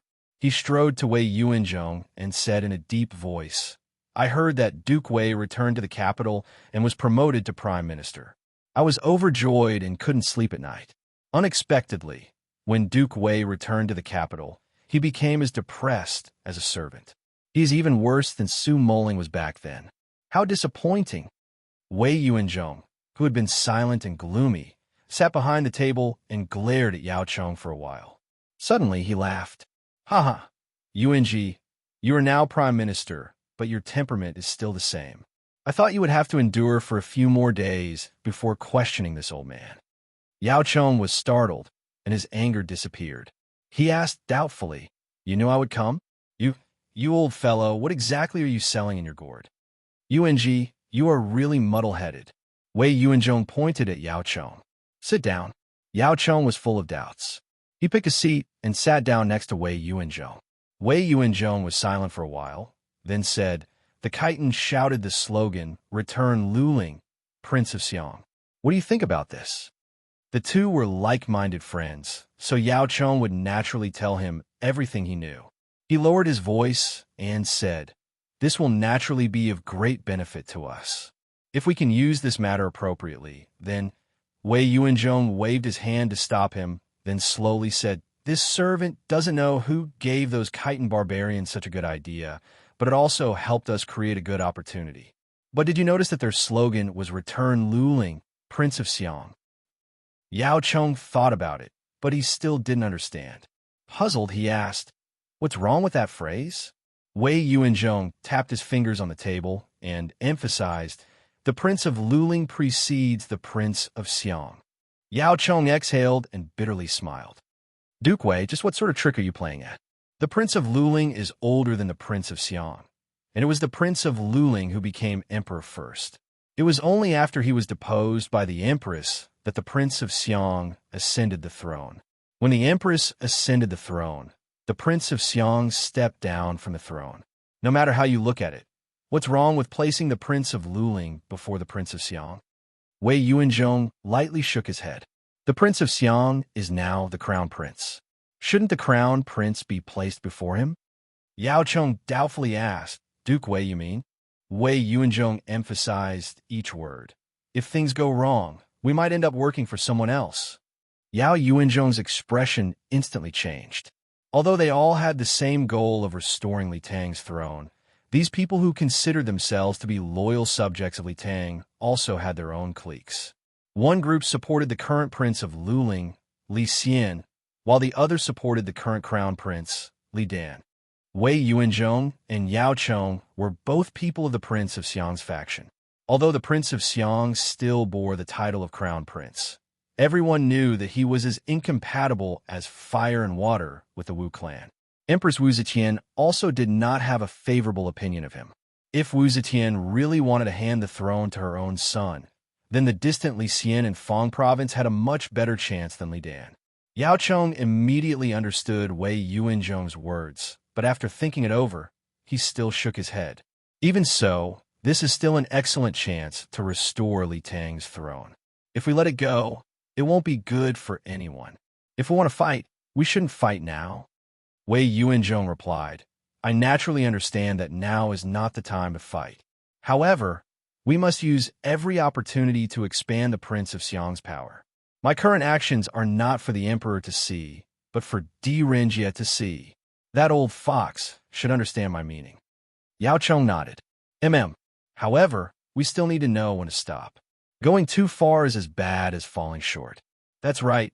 Ever since Di Renjie returned to the capital, he's been confined to his sickbed. Could it be that he has the same goal? That he wants to teach us a lesson? Wei Yuanzhong smiled. I think he's trying to bargain with the Empress. After Di Renjie's sick pilgrimage, he shut himself in his residence, neither attending court nor meeting with any of his friends. He shut himself in his estate, quietly calculating and pondering the future. He was old and did not have many days left. Many things could not proceed according to his plans. He needed to clearly consider every aspect. He also wanted to restore Li Tang's throne, but he was more inclined toward the Prince of Luling. He had seen Wei Yuanzhong's actions and understood his concerns. After several days of careful consideration, he gradually made up his mind. Restoring Li Tang's throne was only a glimmer of hope, but it was far from the time to share the fruits of victory. All the forces that opposed martial arts had to be united. They could not afford to have a serious disagreement with the Prince of Xiang's party. Thus, how to strengthen the Luling party while also satisfying the Prince of Xiang's party was what he needed to consider the most. In truth, strengthening the Luling party was easy. As long as he could return, given his qualifications and prestige, he was bound to become the chief writer of the Political Affairs Hall. This would be the greatest victory for the Luling party. What he needed to consider was how to satisfy the Prince of Xiang's party and thus have them become his allies. If he wanted to return and become the chief writer of the Political Affairs Hall, the first major test was whether he could deal with the war on the northern frontier and the invasion of the Turks. Wu Sanxi and Wu Qingxi were certain to hold him back, and if the Prince of Xiang's party tried to interfere, no matter how great his abilities were, he would find it difficult to accomplish anything. There were already 2 prime ministers in the Political Affairs Hall that belonged to the Prince of Xiang's party. Thus, he had to first think of the conditions for his compromise with the Prince of Xiang's party. At the same time, although the Empress was old and her control over this massive empire was no longer as strong as before, her fangs and claws had still not fallen off. As for how to treat the Empress, he needed to decide ahead of time what to do. Di Renjie leisurely strolled along the banks of the Yi River that flowed through the garden, his thoughts gradually becoming clearer. At this moment, the old steward rushed over, panting for breath as he yelled, "Ah Lang, quickly go and welcome the Emperor. The Emperor has arrived." Shocked, Di Renjie hurriedly returned to the inner residence, changed into a new set of robes, and then hurried to the drawing room. The Empress was making a private visit incognito. She had changed into men's clothes out of habit, but these men's clothes could no longer set off her grace and grace. In the last few years, she had aged very quickly. Even the well-tailored and well-made robes could not conceal her age. Rinja hurriedly stepped into the drawing room and clasped his hands in greeting. Your Majesty has graced us with your presence. This subject has been impolite. Please forgive me. Wu Zetian held a folding fan and was quietly admiring a painting on the wall. When she heard Rinjia's voice, she withdrew her gaze and turned to sit down. She glanced at Rinjia, but did not pretend to ask about his tacit understanding that he was bedridden. Wu Zetian only sighed and whispered, We have grown increasingly tired these last few years. Rinjia bowed, but did not reply. Wu Zetian sighed. Lai Junshun is dead, and he died without a complete corpse. When we heard about it, we were very moved. We feel you are right. The world has already been settled, and we should no longer use harsh laws. Yes, Your Majesty, Rinjia whispered. Only at the beginning of a dynasty's establishment should a dynasty be bold and decisive. Ruling a large country is like cooking a small fish. Your Majesty has established the Great Zhou dynasty for a long time. We should use some gentle methods now. Perhaps in a few years, we will be able to restore the prosperity of the Jingguan era. Wu Zetian smiled. We also hope to see that day, but it is not peaceful now. The Khitans are rebelling, the Turks are invading, and the Tubo are beating around the bush. We need to send troops to the north, and we also need to send troops to the west. We can't gather enough rations at the moment. We have always relied on the minister. Can the minister share my worries? Rinjia bowed and replied, This subject is willing to be loyal to Your Majesty. However, this subject believes that there is only one way to solve the current crisis, and that is to follow the will of the people. With the Crown Prince as the commander, we will recruit troops to fight against the enemy. We will definitely be able to achieve miraculous results. With the Crown Prince as the commander, Wu Zetian was slightly moved. She closed her eyes and pondered for a while. She slowly nodded and said, We agree. Chapter 726. The weather was getting hotter and hotter. The willow branches drooped listlessly. There was not a trace of wind, and those exposed to the sun soon began to sweat profusely. The cloudless sky seemed to have thinned out the clouds due to the heat. It was a vast expanse of whiteness. The sun in the vast expanse of whiteness did not have any reflections. It looked no bigger than a pancake, but its fiery light unbridledly spewed scorching heat onto the earth. Its might was something that even a great fire could not compare to. There was a depression at the edge of the forest, surrounded by a circle of elm trees. It was a rare shade. It had rained a few days ago, and the puddles on the ground looked very deep. Traces of water could be seen on the trunks of the trees, but now there was not a drop of water on the ground. The cracked ground was like tiles, rising up piece by piece. There was a well at the edge of the forest, and the mouth of the well was crowded with Khitan warriors. Buckets of water were easily carried out by them, and the people and horses had already filled their stomachs. Now, they were using the ice-cold well water to wash their hair, faces, and horses. The ground around the mouth of the well had been trampled into mud. Under a pergola, Yang Fan carefully wrapped his thigh with a piece of cloth and looked at Fei Mo beside him. Fei Mo's wound was very inelegant. Yang Fan had been shot in the thigh, but Fei Mo had been shot in the buttocks. He was depressed as he lay on a half-new pergola mat. A burly man had just finished dressing his wound. Yang Fan glanced at him and wanted to laugh. That burly man was really not stingy. Beside him were several rolls of white cloth that he had taken from a wealthy family. He used an entire roll of white cloth to wrap Fei Mo's black buttocks tightly. Now, Fei Mo did not need to wear a robe and did not need to worry about his spring scenery being exposed. However, looking at the way the white cloth was wrapped, it would probably be more troublesome if Fei Mo needed to urinate. After the imperial court rejected the Khitan's request for peace, Li Jinzhong and Sun Wanrong led the army out of the mountains to fight in Hebei. They were very good at field battles, but they were not good at sieging cities. It was difficult to take down a slightly larger city, and the rations in a small place could not support such a large army. Helpless, Li Jinzhong could only divide his main force into many small teams and use their powerful mobility to roam around and raid the enemy's rations. Fortunately, ever since they raised the slogan of Return Our Luling and the Prince of Xiang, in order to win over the hearts of the people, they did not dare to go too far. They rarely harassed the poor and small families. After all, those families didn't have much to gain from it. However, those rich families were out of luck. Whether it was grain, cloth, horses, cows, or medicinal herbs, there was nothing they didn't want. If they obediently offered it to them, they would return it. If they risked their lives and refused to part with their wealth, then they would take away their wealth along with their lives. However, Li Jinzhong's team was like mud that couldn't support a wall. It was destined that they wouldn't last long.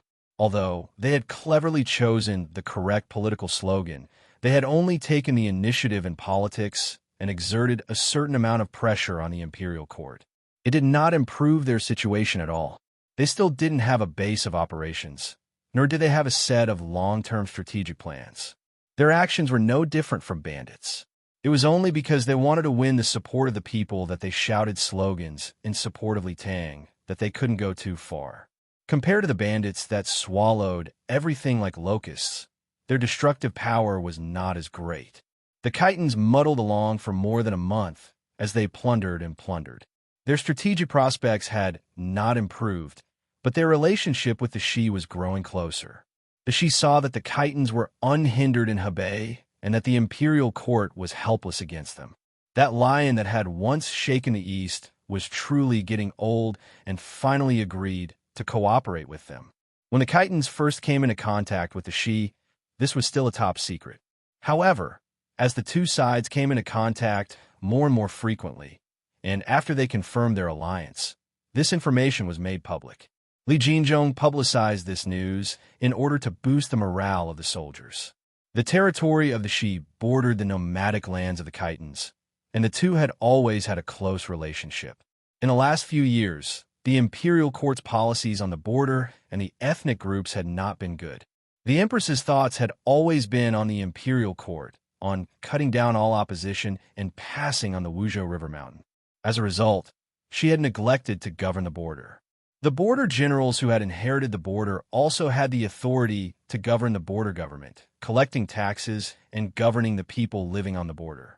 They took the opportunity to collect taxes and drain the resources of the ethnic groups in the border, causing the relationship between the border tribes and the Wuzhou imperial court to grow increasingly tense.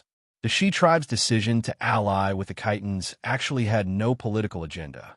They had no ambition to expand their territory, and they had no delusions of overthrowing the imperial court. After allying with the Khitans, they did not have any political goals. They were fighting purely for the sake of war, and this was the culmination of many years of accumulated grievances. At this time, the army of the king of Jianan, Wu Yuyi, finally arrived. Wu Zetian accepted Di Renjia's conditions. The day after she visited the Di residence, she issued an edict that Di Renjia, assistant minister of Wantai, Tongfeng Pavilion's Wantai Pingzhong, as well as Yinxing Guanglu Daifu and Nayan, will be promoted to the chief scribe of the Political Affairs Bureau. He would be given a purple robe and a tortoise belt, and she personally wrote on the purple robe, "Apply political wood, be diligent and diligent, be promoted to prominent position, encourage ministers."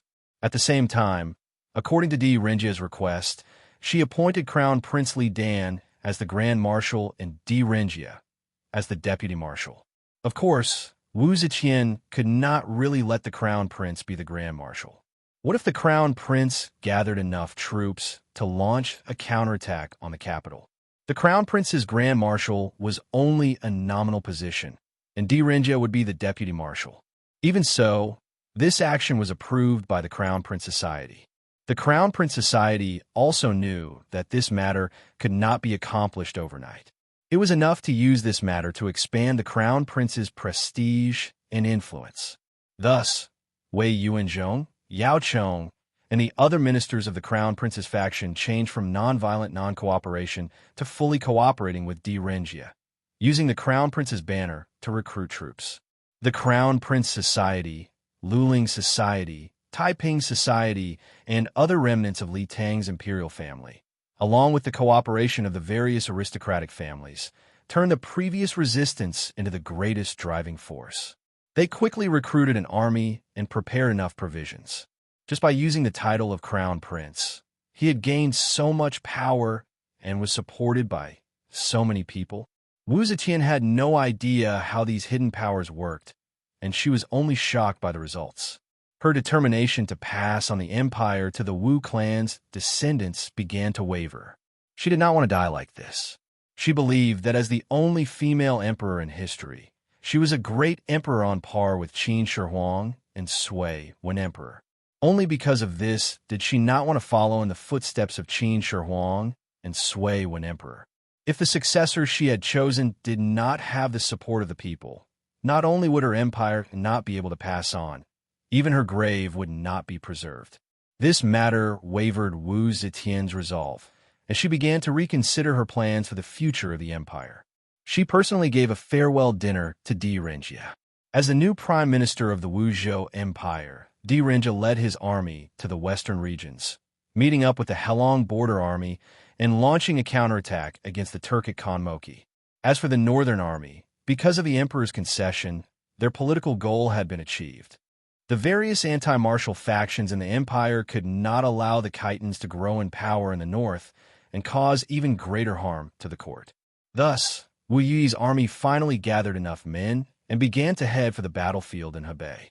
However, there were a large number of prisoners and servants in the northern army. These people might be valiant in battle, but their military discipline was simply too poor. Things like stealing chickens and dogs, falsely claiming military merits, and raping women were endless. Compared to the harm the Khitans caused to the local people, they were not inferior in any way. After Wu Yi led his army to Hebei, he was extremely fearful of the Khitans' military strength because his 160,000-strong army had been completely annihilated. At this time, there was also news that King Shi had sent troops to ally with the Khitans. Thus, he adopted a conservative strategy of confrontation. He concentrated his main forces on the front lines of Yuyang and Yuzhou, resisting the Shi in the north and the Khitans in the south. The Khitans were naturally not stupid enough to initiate a decisive battle. They continued to attack in all directions, only avoiding the places where Wu Yi had stationed his troops. The two sides thus entered a phase of confrontation. The Khitans continued to wreak havoc in Hebei, while the imperial army was as steady as Mount Tai. More than 100,000 troops were stationed on the front lines of Hebei, and the expenditure of money and rations was like flowing water. The Khitans did not dare to attack the heavily fortified cities, so they could only sweep through some small villages and towns. There was no point in raiding villages and towns that had already been swept through. Gradually, there was a severe shortage of rations and fodder. Helpless, Li Jinzhong and Sun Wanrong could only once again set their sights on Lulong. Lulong was an important city, and there were very few other cities in the vicinity that could garrison troops to help defend it. It was the best target. If they could capture this city, the supply problem would immediately be solved. Wu Yi did not dare to sit idly by and watch such an important city fall. After receiving the news, he immediately sent a large number of troops to help. The Khitans could not attack Lulong, and the imperial court's reinforcements had already arrived. They used the same trick again and used the advantage of the cavalry's mobility to travel day and night to attack Danzhou. However, they had already played this trick once. How could a Zhou army fall for it? Danzhou's walls were high and thick. As long as they were prepared, it was wishful thinking for the Khitans' cavalry to attack it. The Khitans were helpless. Due to the lack of rations and fodder, they could not immediately escape back to the mountains, so they could only wander around the vicinity. Now, they had captured Guizhou and the surrounding villages and towns. Guizhou was the famous Shualu in history. This place was in the middle of the various cities guarded by the Zhou army. All along, the Khitans had been worried that they would be surrounded by the Zhou army if they attacked this place, so they did not dare to attack lightly. However, firstly, they urgently needed to replenish their rations. Secondly, after this period of confrontation, they also understood Wu Yi's strategy. They predicted that Wu Yuyi would not dare to take the initiative to fight, so they boldly launched an attack on Zhuolu. Zhuolu City was originally guarded by about 3,000 Zhou soldiers. There were also about 2,000 soldiers who had retreated here. Although the city walls were not high, the casualties were not small. Therefore, in the beginning, the Khitans wanted to use the captured Zhou generals as meat shields to easily take down Zhuolu. Unexpectedly, when they escorted the captured Zhou generals to the front of the city, the Zhou army in the city fired arrows and killed all the Zhou generals who were used as meat shields. The captive generals and the Khitans who were escorting them to attack the city were immediately shot into hedgehogs. Yang Fan was also a meat shield. Thankfully, he had sharp eyes and quick reflexes. Just as the Zhou army raised their bows and nocked their arrows, he saw that the situation was amiss and fell to the ground. He rolled toward the slightly undulating mound beside him and kicked Fei and Mo to the ground. In the end, only the two of them survived and scrambled to escape. When the imperial court refused to negotiate for peace, Zhang Xuanyu and Ma Renjie, the two generals, had been beheaded by Li Jinzhong to vent his anger. If Sun Wanrong had not stopped them in time and said that these surrendered generals were still useful, the other dozen or so captive generals would have died. Sun Wanrong's idea was to use these captive generals as meat shields, but he was completely wrong. The Tang people did not have the tradition of compromising because of hostages. If someone took hostages, the government would never care about the hostages' lives. They would rather kill them decisively than compromise with the criminals. Although they were in the army, and this was no ordinary criminal case, the Zhou army would not cower and wait for death just because of them. Yang Fan had been forced to save Fei Mo. Of the Khitans, only Fei Mo had a good impression of him. If Fei Mo died, even if he managed to escape the crossbows of the Zhou army, he would still be killed by the enraged Khitans. Fei Mo was his protective umbrella. The slogan, "Return my Luling and the Prince of Xiang," was a fulcrum, while the Khitan army and the various anti-martial factions in the court were the two ends of the lever. Yang Fan had used this lever to easily alter the political situation that Wu Zetian had painstakingly managed from the moment she ascended to the throne, but he was still helpless in his own situation. Fortunately, this meat shield incident had slightly improved his situation. Because of the attitude that Yang Fan had always displayed toward the Wuzhou imperial court and the fact that he had saved the lives of the Khitan generals, the Khitans no longer held much hostility toward him.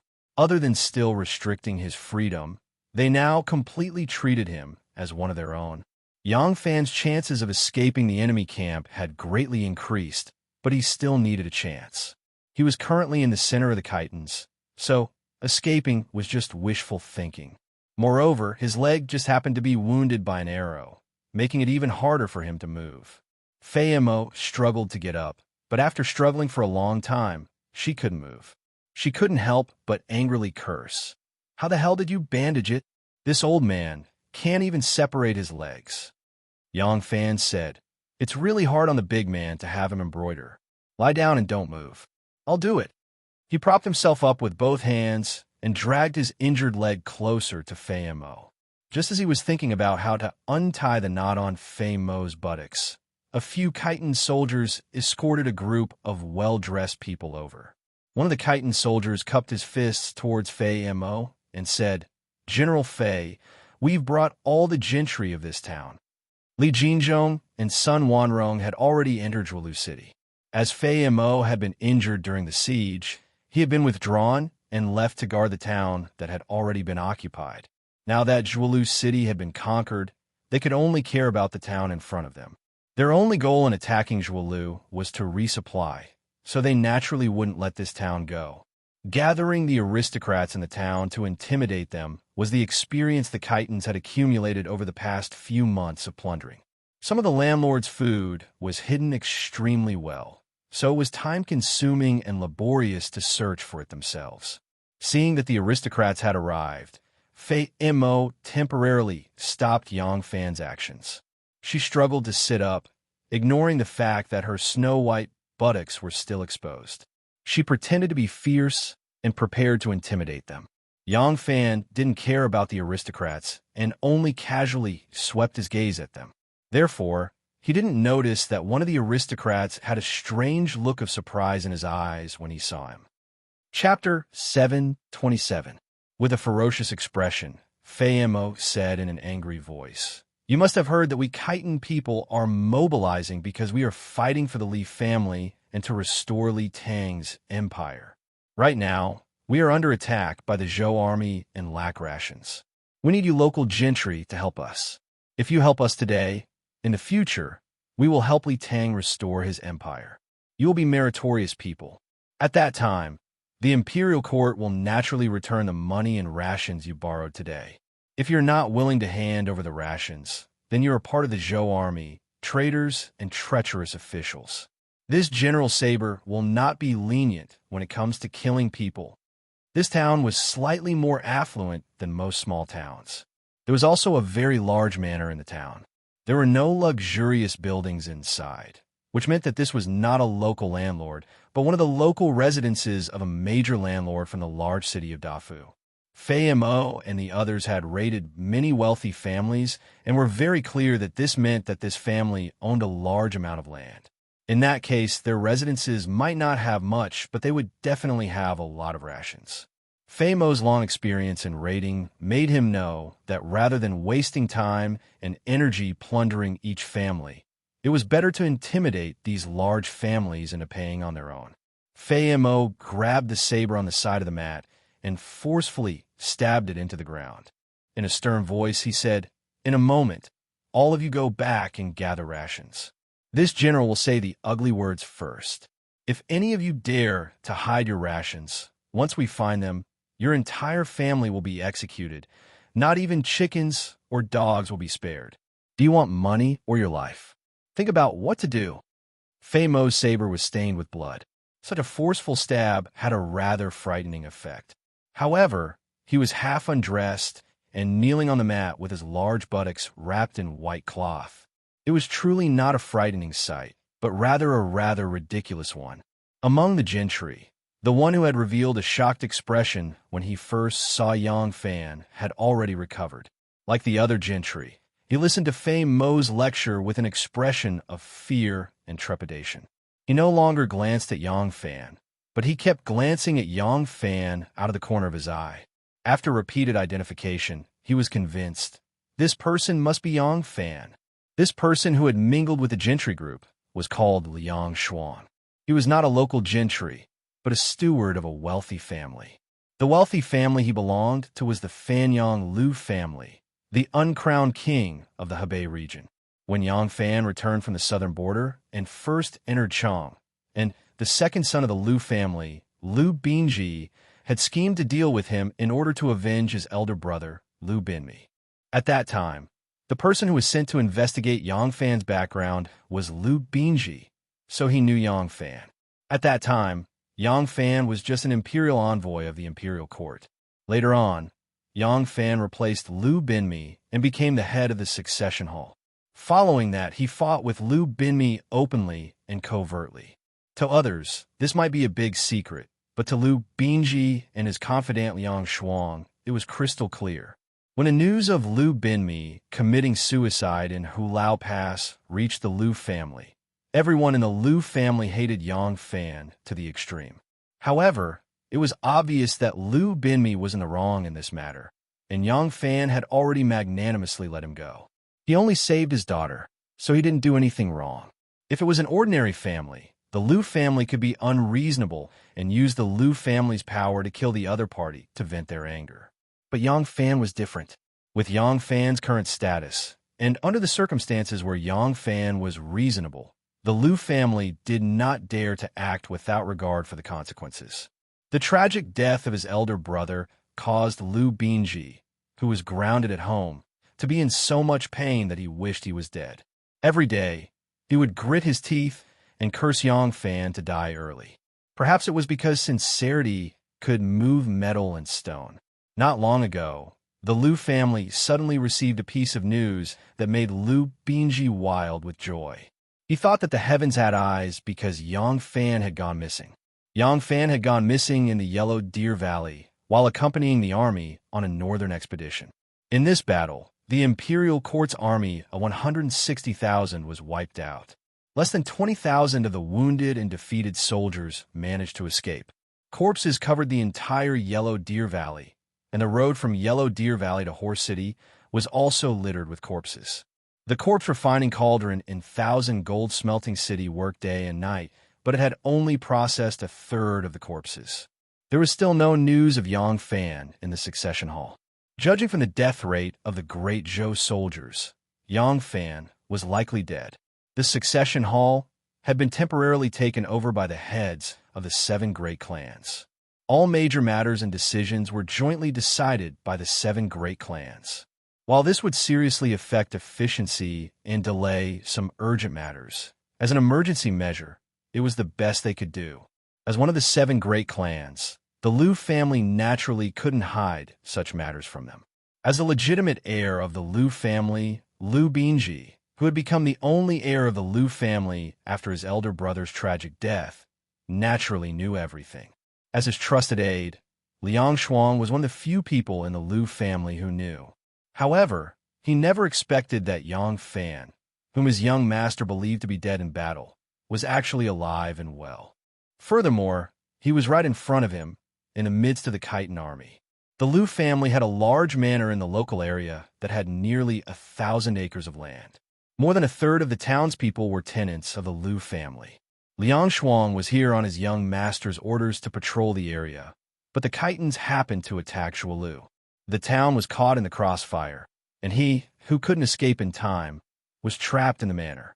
Upon seeing Yang Fan, Liang Shuang placed all his attention on Yang Fan. He no longer cared about the grain in his manor's grain cellar. Even if all the grain there had been plundered, it was nothing to the powerful Liu family. Yang Fan was the Liu family's greatest enemy. Liang Shuang's first reaction was that Yang Fan had been captured by the Khitans. However, from the Khitan soldiers' attitude towards Yang Fan, it didn't seem like they treated him as a prisoner. At the very least, they didn't show much hostility. This was strange. Liang Shuang didn't think that Yang Fan was an accomplice of the Khitans. Regardless of why Yang Fan wanted to come into contact with the Khitans, he wouldn't go as far as to disappear and cause chaos in the succession hall. Liang Shuang couldn't help but be curious about the role Yang Fan was playing at the moment.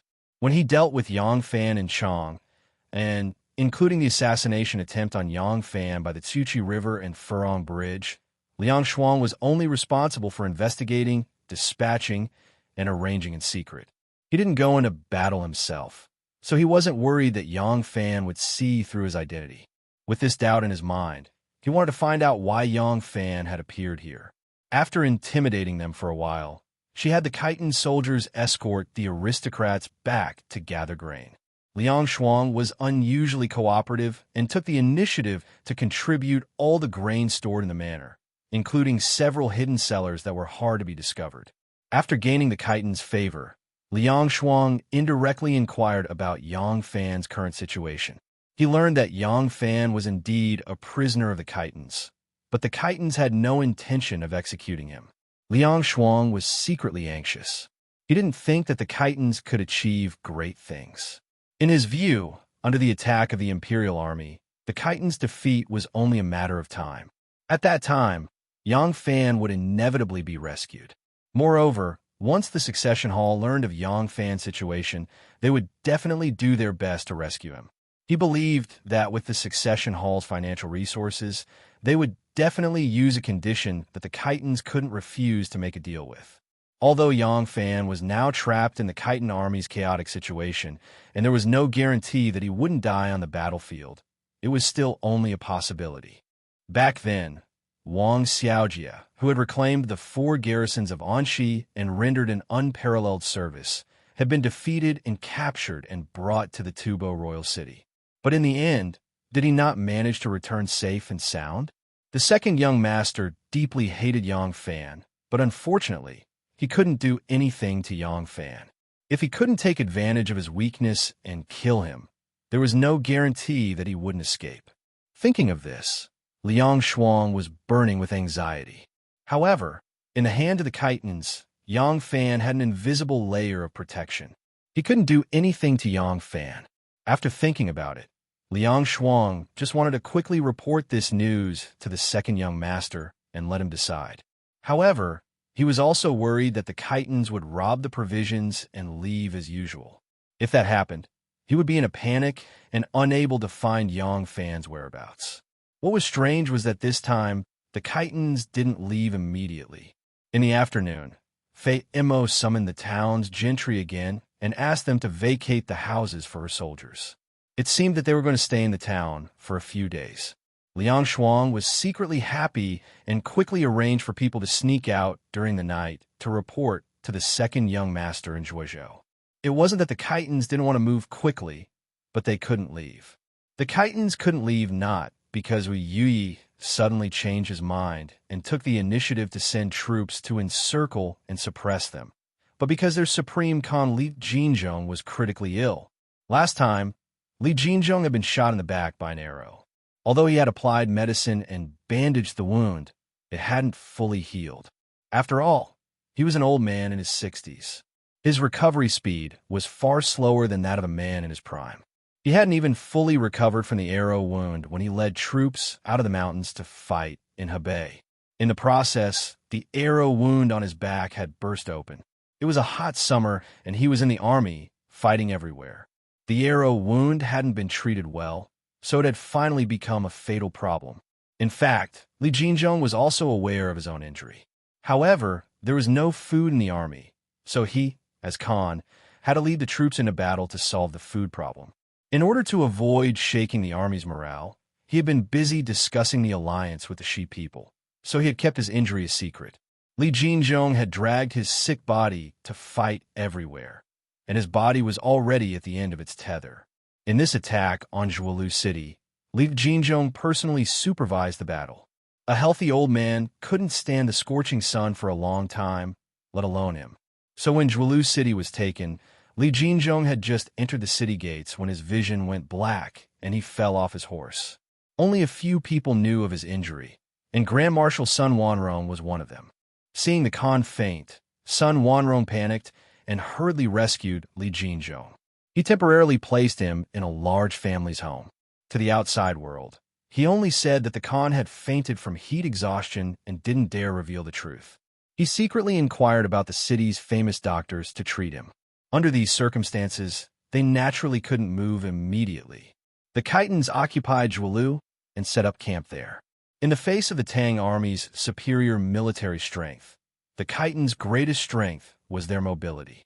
Now that they couldn't leave and the Khan's injury couldn't be announced to the outside world, Sun Wanrong couldn't help but fall into a dilemma.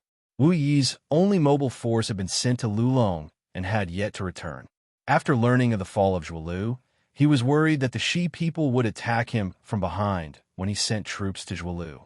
If he stayed in the city and defended it, he would be suspected of leaving the Khan to die. Wu Yi and Sun Wanrong immediately became a pair of brothers in the same dilemma. Chapter 728. Zhuolu City wasn't quiet at night.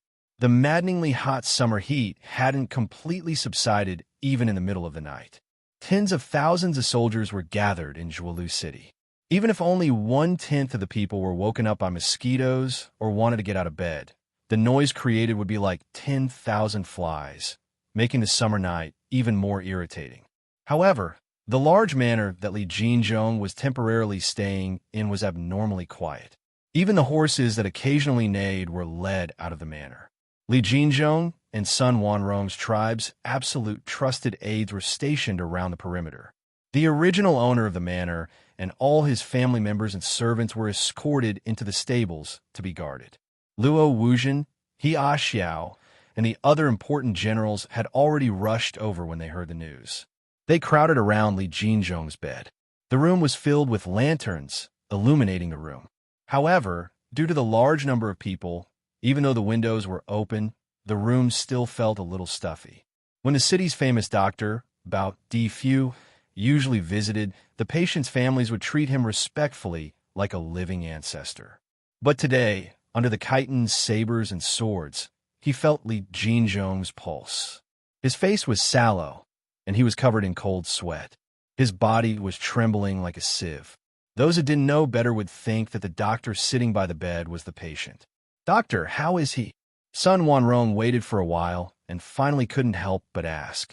Bao Difu knew that this person was incurable the moment he felt his pulse. However, due to the chitin's despotic power, he had no choice but to put on an act and act like he was going all out.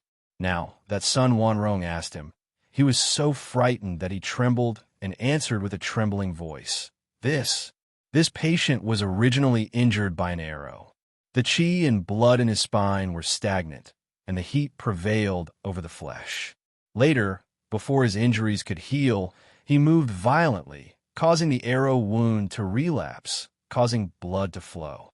Now that it's summer, the heat has entered his body. Hiaxiao was infuriated when she heard that. She grabbed his collar and lifted the pitiful Dr. Bao up like a bag of herbs. Her feet dangled in the air. "What the F*** are you talking about? Tell me, how is our Khan? Is his illness serious?" Bao Difu was choked by him until he couldn't breathe. His face turned red, and he stuttered. This patient's heart has been attacked by the evil fire, and the heat poison has entered his body. He can't be saved. Everyone should make arrangements for his funeral. "What did you say?" Hiaxiao glared at him and shouted fiercely. Sun Wanrong waved his hand and ordered, "Put him down." Sun Wanrong told Hiaxiao to put Bao Difu down and said kindly, "This little brother of mine is a rough man. Please don't blame him, Mr. Bao. Is my elder brother really hopeless? Is there not even a chance?" Bao Difu saw that he was speaking in a friendly manner, and his courage grew a bit. He frankly replied, "Old sir, the patient is not young anymore." After the arrow wound, the wound repeatedly burst open, so that his condition is getting more and more serious. But he has not been able to receive timely treatment, and now even medicine and stones cannot cure him. Speaking of a chance, to be honest, I've been practicing medicine with my father since I was 7 years old. When I was 17, I started treating patients on my own. I've been practicing medicine for more than 40 years now. Based on my lifetime of experience, this patient is definitely hopeless. If it wasn't for his strong body, he wouldn't have been able to hold on until now. Sun Wanrong's eyes dimmed. After a moment of silence, he said, "Thank you for your trouble, mister. Please take a rest in the wing room. Perhaps we'll need your help in the future." Dr. Bao nodded and sighed softly. He picked up his medicine box and was let out by the guard. When they reached the wing room, the chitin guard pushed open the door and gestured for Dr. Bao to enter. The moment Bao Difu stepped into the room, he was shocked to see 4 to 5 people lying on the floor. There were even a few medicine boxes among the blood. Soon, his vision turned black and he sank into an eternal world of darkness. In Li Jinzhong's room, Luo Wuqing said dejectedly, 6 doctors have concluded that the Khan is dead. What should we do?" Sun Wanrong did not speak. Only with a gloomy face, he sat down by the bed and gently held Li Jinzhong's hand. Li Jinzhong's palm had a strange dry heat, but looking at his pale face, his body that was still trembling in unconsciousness, he seemed to be in extreme cold. The room gradually quieted down. Only the heavy panting of the chitin leaders could be heard. After a long time, Li Jinzhong groaned and slowly opened his eyes. Sun Wanrong hurriedly leaned forward and called out, "Khan." Li Jinzhong opened his lifeless eyes and looked at them. He said with difficulty, "Wanrong, am I not going to make it?" Sun Wanrong wanted to dodge the question, but when he thought about how Li Jinzhong was not going to leave this world and there were many things he needed to explain to him, he was at a loss for words. If he were to confess this time, he might not wake up the next time. Li Jinzhong looked at his expression and smiled faintly. He said calmly, "I'm already 67 years old. At this age, it's not a loss even if I die. What's there to be sad about? As the chief of the tribe, the entire tribe is counting on us. It's our responsibility to resist the tyranny of Zhou dynasty for our people. Now that I can't make it, I'll leave everything to you." Sun Wanrong was moved. "Khan," Li Jinzhong panted a few times and said, You and I are in-laws. After I die, please take care of my tribe. After I die, you must not call me Khan immediately. The news of my death must be kept a secret." Hot tears finally fell from Sun Wanrong's eyes. He nodded repeatedly. I understand. Li Jinzhong said, after I die, don't be in a hurry to return to the mountains. To the outside world, just say that I'm sick and need to return to the mountains to recuperate. You will continue to command the army. You must lead the people to win a few more battles. Just like Yellow Deer Valley, use this to establish your reputation. Only then will you receive the trust and support of the entire army. Moreover, as long as you win a few more battles, you will be able to make the hesitant king send his troops to join the battle. The Turks will definitely continue to take advantage of the situation to share our pressure. Li Jinzhong closed his eyes as if he was gathering all the strength in his body. After a long while, he opened his eyes again and said with difficulty, the Turks are ambitious and not kind.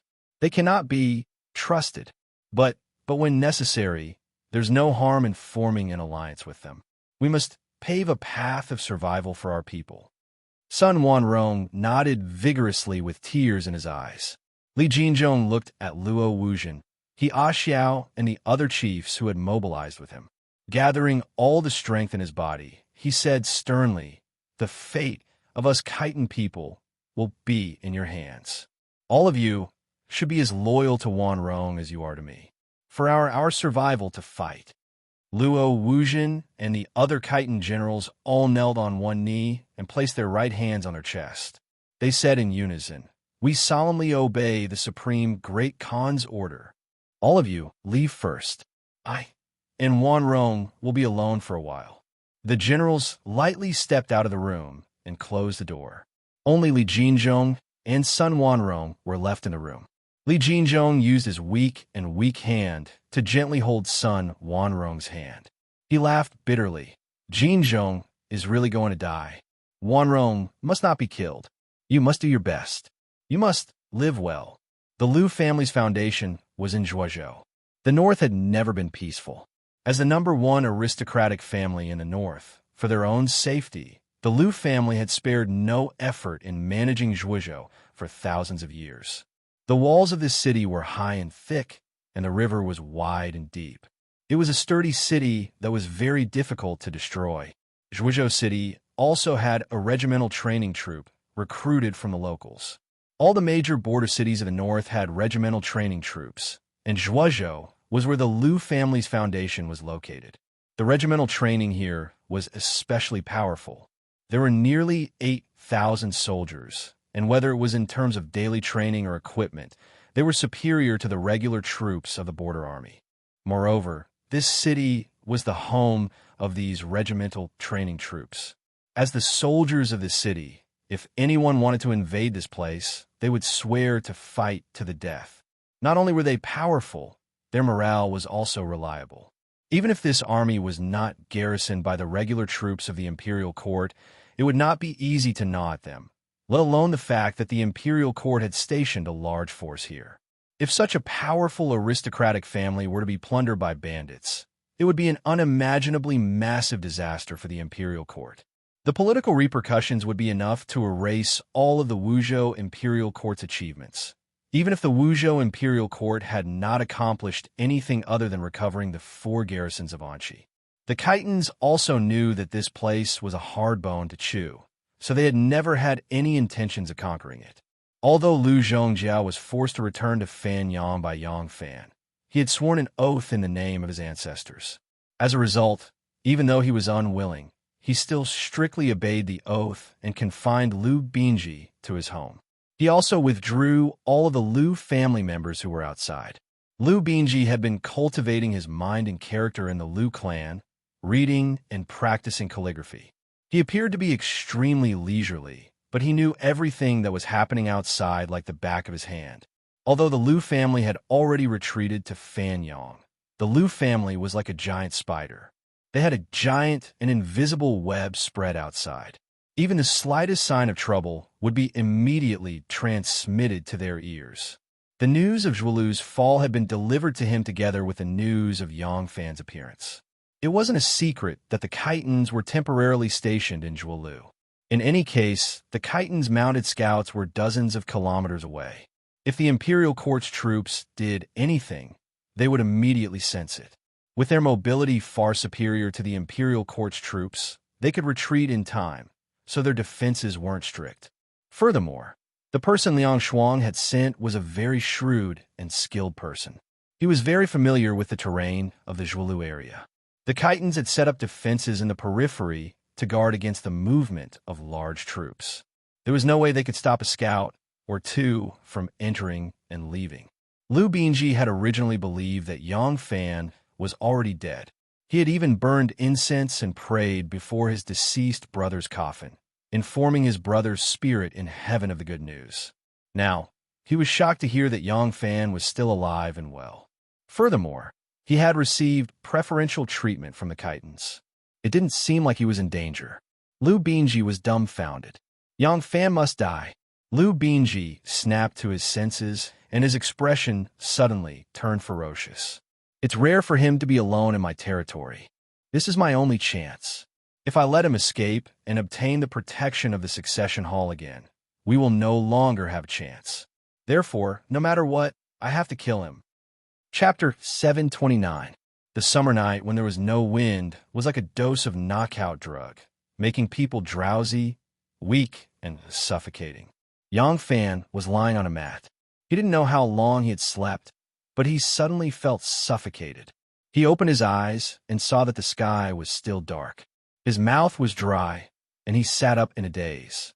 He felt for the wooden crutch he had made himself and propped it under his right arm. He groped his way to the table, grabbed the kettle, and gulped down a mouthful of water.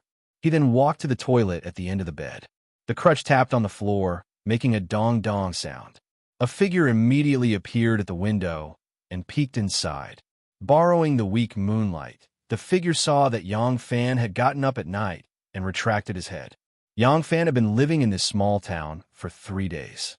He also felt it strange that the Khitans would suddenly stay here. The surrounding cities were densely packed, and they were all the territory of the imperial court.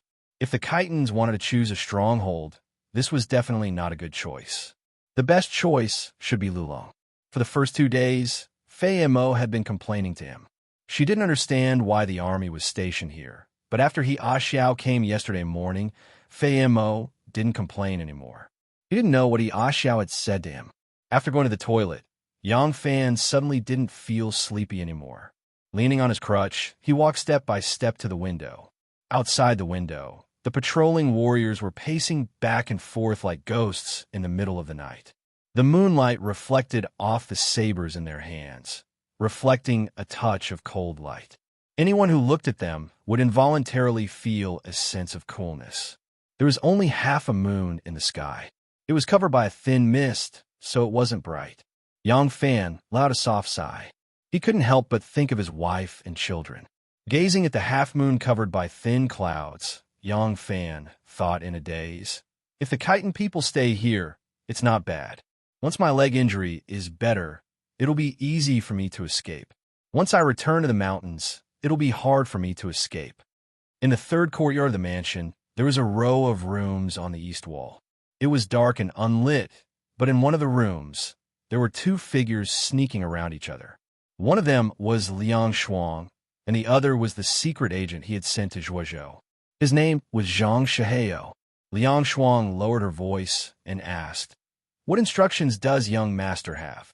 Zhang Shiheo said, "Young master said that this is a rare opportunity and that he must die here." Liang Shuang frowned and said, "I tried my best to curry favor with the Khitans so that they would not make things too difficult for us. But in the end, we are not their people. It's true that Yang Fan is in our territory, but he's not alone. How can we kill him?" Zhang Shiheo said, "Young master has already issued a death order. Once he escapes, there won't be another chance. Young master said that no matter if it's poisoning, assassination, or assassination, any method is fine. If necessary, we can abandon this manor, set it on fire, and cause chaos. In the chaos, we can take his life. As long as we can accomplish this, young master will not hesitate to reward us handsomely." Liang Shuang carefully calculated for a while, then nodded and said, "You go and rest first. I'll make a good plan and see if there's an opportunity to make a move." Zhang Shiheo said, I haven't shown my face here for the past 2 days. If a new face suddenly appears, won't it arouse their suspicions? Liang Shuang scoffed and said, Don't worry. All of us have been locked up in this courtyard.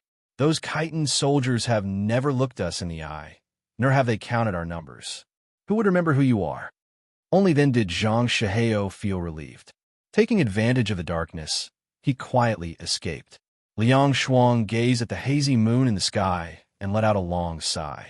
The Liu family manor was the largest in the town. The chitin general named Fei Mo naturally moved here, and so did Yang Fan. However, although he was close at hand, it was easier said than done to kill him. The chitin soldiers who were guarding against Yang Fan's escape were also his best protection.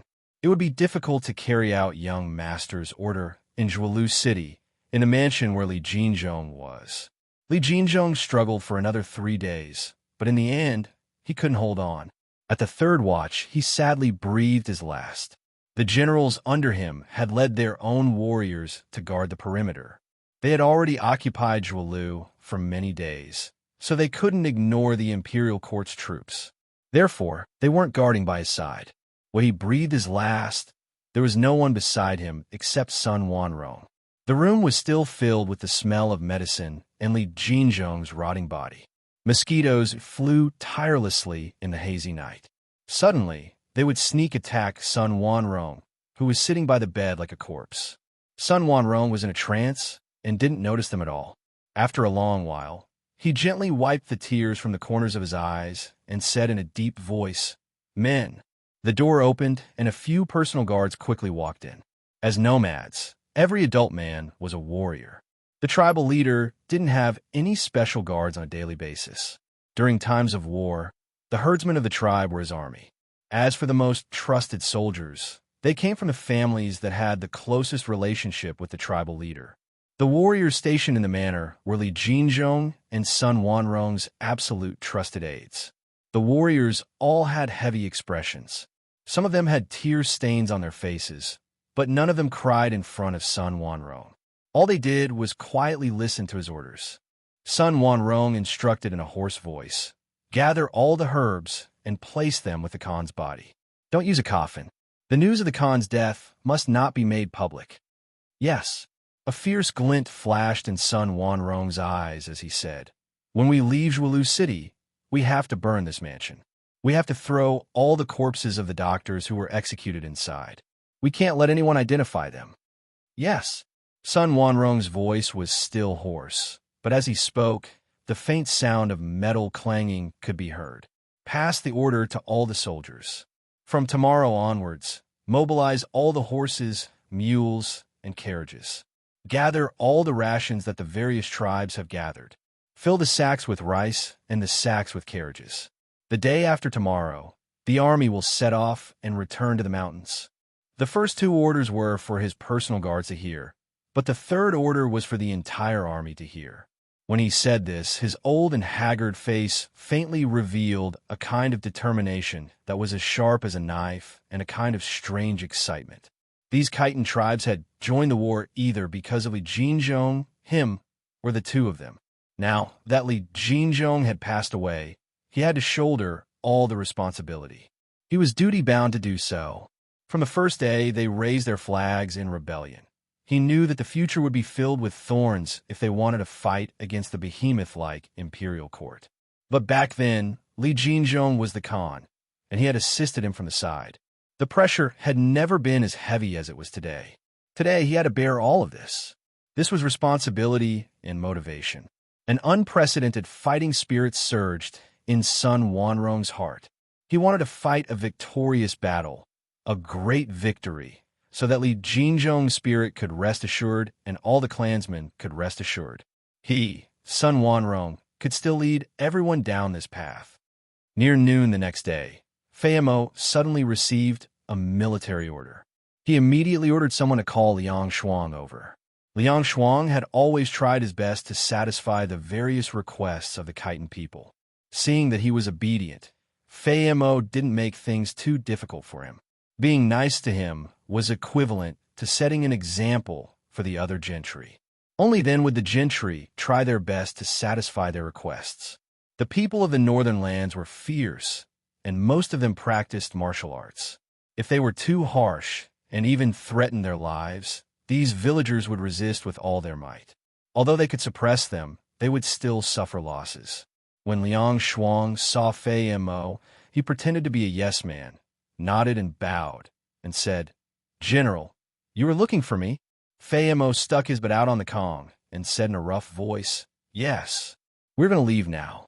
Gather all your mules, horses, and carriages, pack the grain into bags, and move them to the carriages. Tie them up with ropes and cover them with linoleum. Otherwise, if it rains halfway, everything will be ruined." Liang Shuang was shocked and cried out, "What? You're going to leave just like that?" Fei Mo looked at him and said, "What? If I want to leave, do I need your permission?" Liang Shuang hurriedly said, "No, no, no. What I mean is, with so much grain, I'm afraid we won't be able to load all of it in a short time." Fei Mo said, "Oh, then you'll have to fight through the night. We are leaving early tomorrow morning. Go and do it now. Pack all the oil, salt, sauce, and vinegar and tie them up tightly. As long as you are obedient, I won't make things difficult for you. Otherwise, not only will I confiscate your property, I will also take your life." Hearing that they were leaving tomorrow, Liang Shuang felt slightly more at ease and hurriedly agreed. Fei Mo added, "Also, prepare a light carriage and cover it with 2 extra layers of mattresses. I want to use it." The corner of Liang Shuang's mouth twitched twice, and he hurriedly agreed. He went to the back and called out all the servants who were detained in the side courtyard. Under the supervision of the Khitan soldiers, they gathered all kinds of bags of rice and carriages of all sizes and loaded them into the carriages. In the grain cellar, Liang Shuang and Zhang Shihao stood on top of the mountain of rice, using wooden shovels to load the grains while muttering softly. Zhang Shihao propped up a rice bag and whispered, "They're leaving early tomorrow morning. What should we do about the matter that young master asked us to do? Can we think of a way to poison him?" Liang Shuang fiercely shoveled the grain and quickly glanced at the Khitan soldiers standing at the entrance of the granary. He lowered his voice and said, "They cooked the food themselves. We can't do anything. Besides, if we want to poison him, where will the poison come from? There is only one pharmacy in this town." As soon as they arrived, they took away all the medicine from the pharmacy, even the arsenic. They said that they want to use it to coat the arrows with poison. Zhang Shihao anxiously said, "Then what should we do? You know young master's temper. He hates Yang Fan to the bone. If we just watch as Yang Fan leaves." Liang Shuang shoveled down and suddenly remembered something. He hurriedly shoveled a few more times and filled a rice bag. Then he grabbed the wooden shovel and went forward to help Zhang Shihao tie up the bag. He took the opportunity to whisper something to him. A trace of joy suddenly flashed across Zhang Shihao's face. He calmly nodded and carried a freshly filled bag of grain out of the grain cellar. Chapter 730. "Hey, what are you doing?"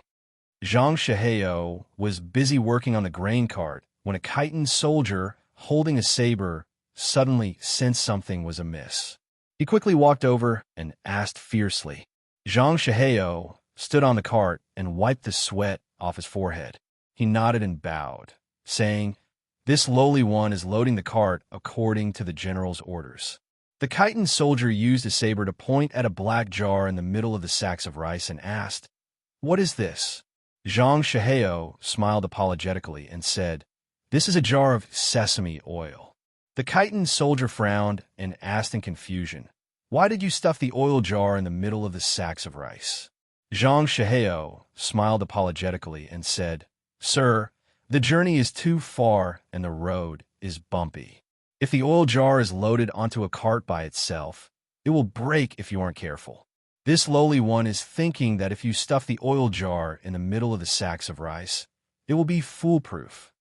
Oh, the Khitan soldier's anger turned to joy. He patted his shoulder with his saber and praised, That's good. Let's do it this way." Yes, yes, yes."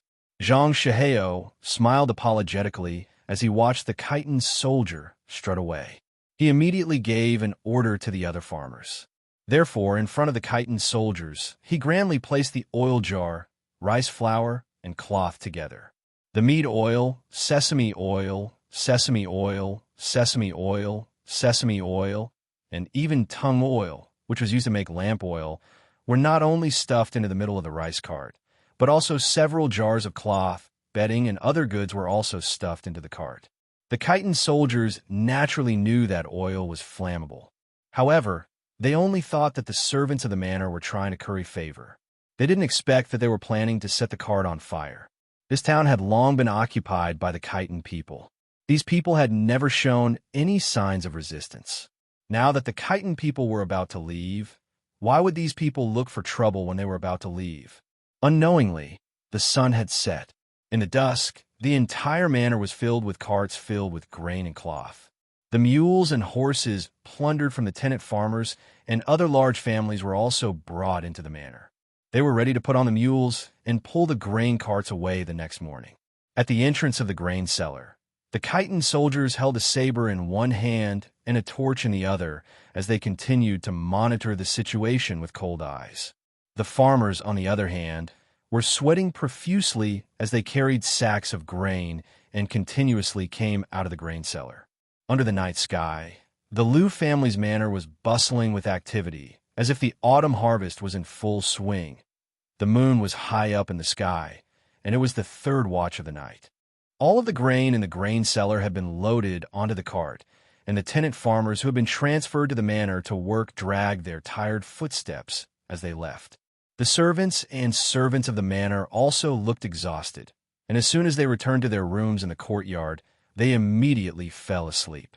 In a short while, they were snoring loudly like dead pigs.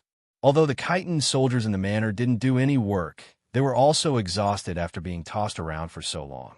They had to monitor the work of the tenant farmers and servants, arrange for the rice carts to be loaded, and tie the captured mules and horses. When they thought about the long journey tomorrow morning, they also hurriedly rested. These servants and servants of the manor had been very obedient these past few days. Now that the Khitan people were about to leave, they didn't believe that these servants and servants would cause trouble at this time, so they inevitably relaxed their watch over them. Liang Shuang, who was pretending to be asleep, snored as she opened her eyes. Because of the hot weather, the doors and windows were open, so it was easy to see the situation outside.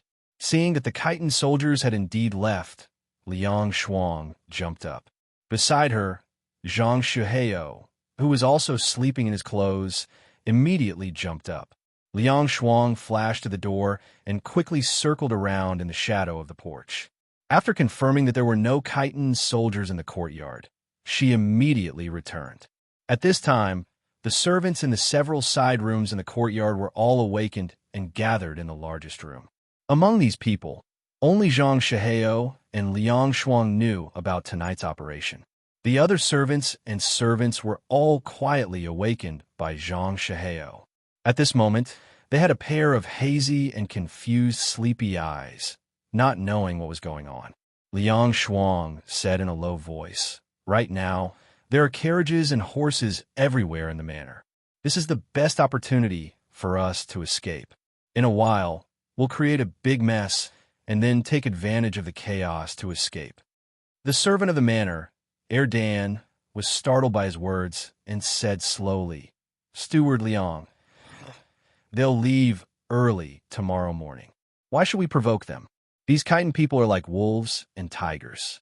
If they get angry, we'll all be killed." Before Liang Shuang could say anything, Zhang Shuheo sneered and said, Dan, you also know that they're bandits. Do you really think that after plundering the provisions, they'll leave peacefully? The servants understood the underlying meaning, and their faces couldn't help but change. Wang anxiously asked, "Master Zhang, what do you mean by this?" Zhang Shuheo said, "This morning, when their big boss went to find Steward Liang to arrange carriages and horses, Steward Liang overheard their conversation. They plan to kill everyone in the town when they leave early tomorrow morning." Everyone was shocked. Liang Shuang confirmed, "That's right. Their big boss told me to prepare carriages and horses to transport provisions." I agreed, but when I walked out, I remembered that there weren't enough mules and horses in the manor. I wanted to ask the big boss if he could gather the carriages and mules of the commoners in the town. When I turned around and walked to the door, I just happened to hear him instructing his trusted subordinates to kill all of us tomorrow." These ordinary servants didn't have much knowledge. When Steward Liang said this, they immediately believed it without a doubt. They couldn't help but be shocked and angry. Liang Shuang said, "From then on, I started to think about how to find a way for everyone to survive. If everyone doesn't dare to fight, then tomorrow morning, everyone will go see the King of Hell. Take advantage of the chaos in the manor tonight. Everyone set a fire and create a big mess. Then, split up and break out. Maybe we can still find a way out. Do you understand?" The servants were so scared that they nodded their heads. Zhang Shihao said sternly, "Steward Liang is thinking of everyone's safety. Otherwise, with Steward Liang's martial arts, your chances of escaping will be higher. If we don't fight, we'll die. If we fight, there's still a chance. What do we have to be afraid of? Coward without balls. Scram to the side and wait for death. If you're a man, then listen to Steward Liang's orders." The servants were furious. Dezhu said in a deep voice, "Steward Liang, just give your orders. Everyone will listen to you." Liang Shuang said, "Good. Shihao, in a while, you and a few brothers with good skills will go out and take care of the chitin scouts outside. Wang De, Go Sheng, Dezhu, Erdan, you guys follow behind and wait for an opportunity to set a fire. We'll stuff oil jars in each of the carriages. Once the fire starts, all the animals in the courtyard will go crazy. When the time comes, it'll be a mess and we'll be able to rush out." Liang Shuang had already thought of a plan.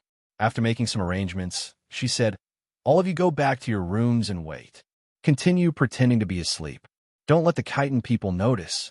Shui, go and get the weapons we've hidden and distribute them to everyone. Everyone, listen to my orders and attack." The servants followed Liang Shuang's orders and quickly dispersed. However, Zhang Shihao purposely moved slowly and stayed at the back. After waiting for the servants to be used as cannon fodder to disperse, Liang Shuang said to Zhang Shihao in a low voice, "Once this is done, with young master's reward, you and I will be able to live a life of glory, splendor, wealth, and wealth. In a while, you and I will act according to the plan.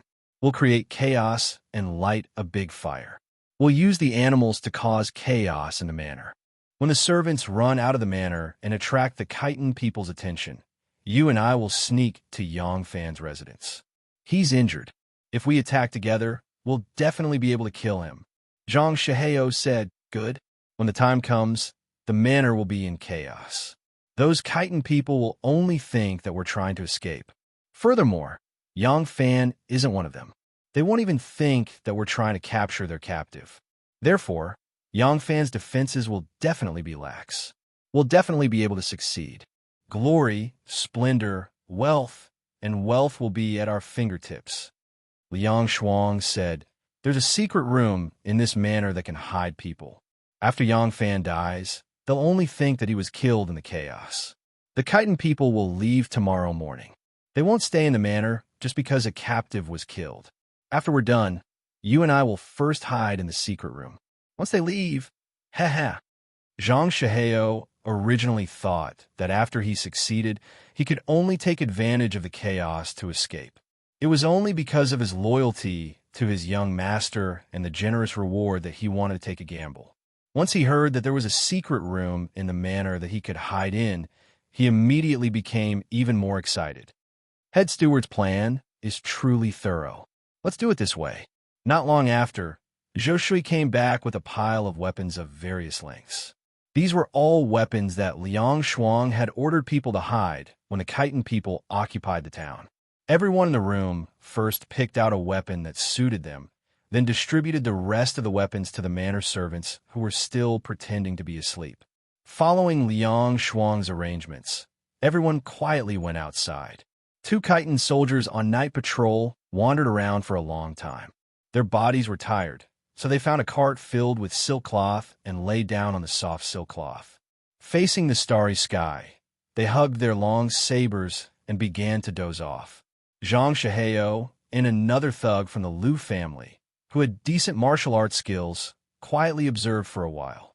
Using the messy grain carts in the courtyard as cover, they quietly approached the 2 of them. Behind them, At the Moon Gate, a few ordinary manor servants held fire torches in their chests and peeked at them. The two chitin soldiers leaned on the two sides of the cart, their bodies sleeping on the silk cloth. Their heads rested on the horizontal board beside the cart, their snores shaking the heavens.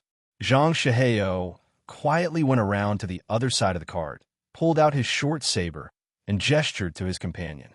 The two of them simultaneously covered the chitin soldier's mouth, and without hesitation, the sharp blade slit their throats. The bodies of the two chitin soldiers twitched violently a few times, then quickly went limp. Zhang Shihao waved his hand at the Moon Gate, and a few manor servants bent down and sneakily ran over through the gaps between the carts. Zhang Shihao quietly ordered, "Don't be in a hurry to light the fire. The two of us will first deal with the two chitin people at the courtyard entrance. After we kill them, you guys immediately light the carts one by one, then untie the horses and mules that are tied up in all directions. Find an opportunity to rush out." The manor servants nodded gratefully. Although Steward Liang and this Master Zhang were people from the old mansion and usually had their eyes on the top of their heads, not even sparing them a glance, at a critical moment, they did not run for their lives but still remembered them. Such actions were enough to make these simple and honest manor people sincerely grateful. At the same time, Liang Shuang led another group of manor servants. Relying on their familiarity with the situation in the manor, they climbed over the low wall and leaped into another courtyard, beginning the same action. The Liu family manor was about to be thrown into chaos. Chapter 731. The night was dark, and the lamp was as small as a bean. Under the light of the lamp, Yang Fan carefully applied the ointment to the wound and changed it into a new piece of white cloth. This piece of white cloth had been boiled in water, so it was not as hard as before. After wrapping the wound layer by layer and wrapping it firmly, he blew out the lamp and lay down on the mat with his arms as a pillow. All the medicinal herbs from the pharmacy in town, whether useful or not, had been taken by Fei Mo, so Yang Fan could use the best ointment instead of chewing a bunch of medicinal herbs. During the day, the chitins had been busy preparing for their relocation. They lived in the mountains. Other than wood for fuel, there was nothing they did not lack. Therefore, they worked hard to move everything that could be moved into the wagons, including the iron pots. The courtyard was a mess during the day. Yang Fan was too lazy to go to the courtyard to sunbathe, so he just rested in his room. After a few intermittent naps, he was not too sleepy at night. Yang Fan used his arms as a pillow and quietly pondered, "My injury has not healed yet. If I escape now, the possibility of successfully escaping is too small. In that case, I might as well pretend to be courteous for the time being." Ever since he saved Fei Mo's life, Fei Mo increasingly did not see him as an enemy. This was a good sign. When his body recovered, even if he had to escape from the mountains, he would be more confident than he was now. However, I've been missing for so long. Although the succession hall is a mess, I'm afraid the worst is at home. The imperial court does not lack a chief supervisor Yang. Taiping has the heavy burden of the country on his shoulders. Even if he is sad, he will quickly pull himself together. But Xiaoman and Anu will not be able to withstand such a heavy blow. Yang Fan sighed and touched his belt. In his belt, he had already written his message on a piece of white cloth with a charcoal strip. When he left tomorrow, he would find a chance to throw it to the people in town. The cloth promised a large profit. Even if there was only a 1 in 10,000 chance that the person who found it was willing to send it to the government, his family would have a chance to know that he was still alive. I'm afraid that an illiterate person found it. I'll take it back and wash it. Yes, that doctor, he must be literate. Before I leave tomorrow, I'll find an excuse to visit his house. Just as Yang Fan thought of this, he suddenly heard a faint shout. "There's a fire! There's a fire! The car is on fire! Someone is running away!" Soon after, countless cows mooed, horses neighed, and donkeys neighed. Yang Fan quickly sat up and stood up with his walking stick. As soon as he stood up, he heard a slight grunt from the courtyard. With Yang Fan's excellent hearing, he could vaguely hear the sound of a sharp weapon piercing into flesh. Yang Fan was secretly shocked and hurriedly walked towards the door. When his crutch landed on the ground, he purposely used a gentle force to avoid making a doo-doo sound. Just as Yang Fan reached the door, he noticed a flash of light in front of the door. It seemed that someone was coming. Yang Fan hurriedly moved to the side and hid by the wall. Almost at the same time, a figure with a knife hidden behind his elbow quickly dashed in. The person who rushed in was Zhang Shiheo. The fire in the backyard had already been ignited, and shouts could be heard everywhere. If he was a bit late, Yang Fan would wake up. Although his leg was injured, it was better to act as soon as possible.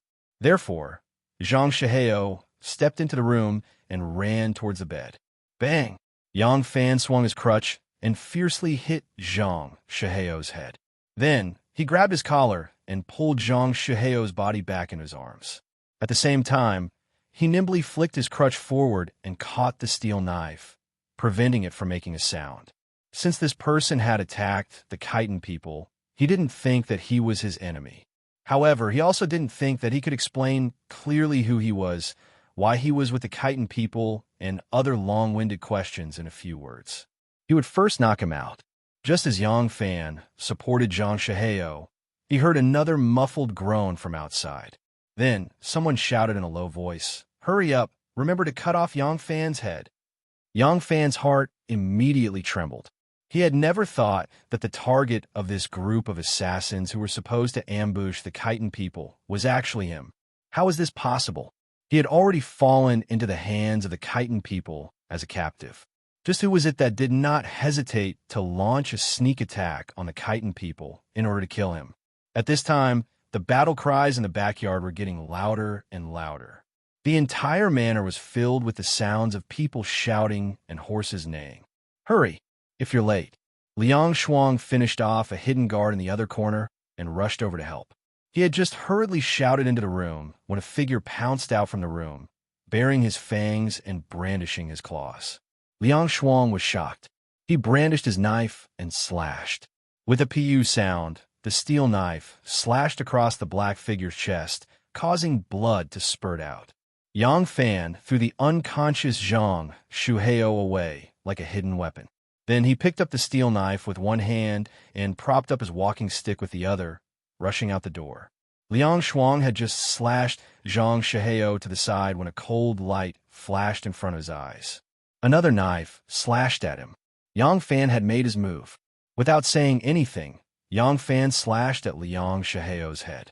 However, he did not aim at Liang Shuang's vital points, but at his shoulder. He still wanted to leave him alive. Liang Shuang was shocked and hastily dodged to the side.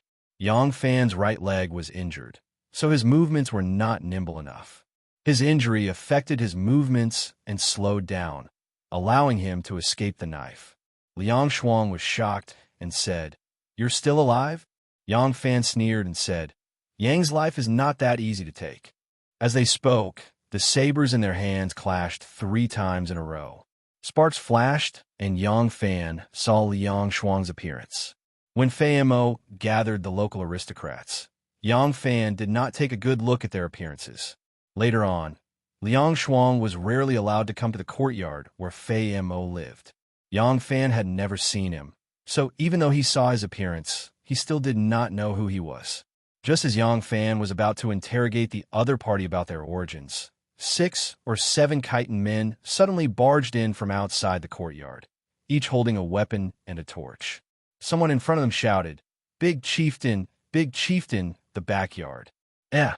Seeing people fighting in the corridor, the Khitan soldiers were shocked and immediately surrounded them.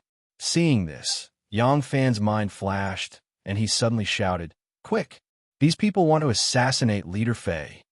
Finished speaking, he kicked Zhang Shiheo's buttocks with his left foot, sending the corpse flying. With a slurp sound, the corpse slid 2 feet away from Fei Mo's door before stopping. Immediately, Yang Fan endured the pain and stood still. The cane in his right hand shot out like a poisonous dragon and struck Liang Shuang's genitals. At the same time, the steel knife in his left hand was a step faster and chopped at Liang Shuang's neck. Since things had come to this, he could not be left alive. He could only use him in other ways. Liang Shuang swung his knife diagonally, and with a clang sound, he parried the knife in Yang Fan's hand. Immediately, he felt a great pain in his crotch, so much so that he stopped breathing. Yang Fan's left hand was not as nimble as his right. He deliberately used the knife in his left hand as a bait, and the cane turned into a shadow, firmly striking Liang Shuang's genitals. Liang Shuang felt a pain in his balls.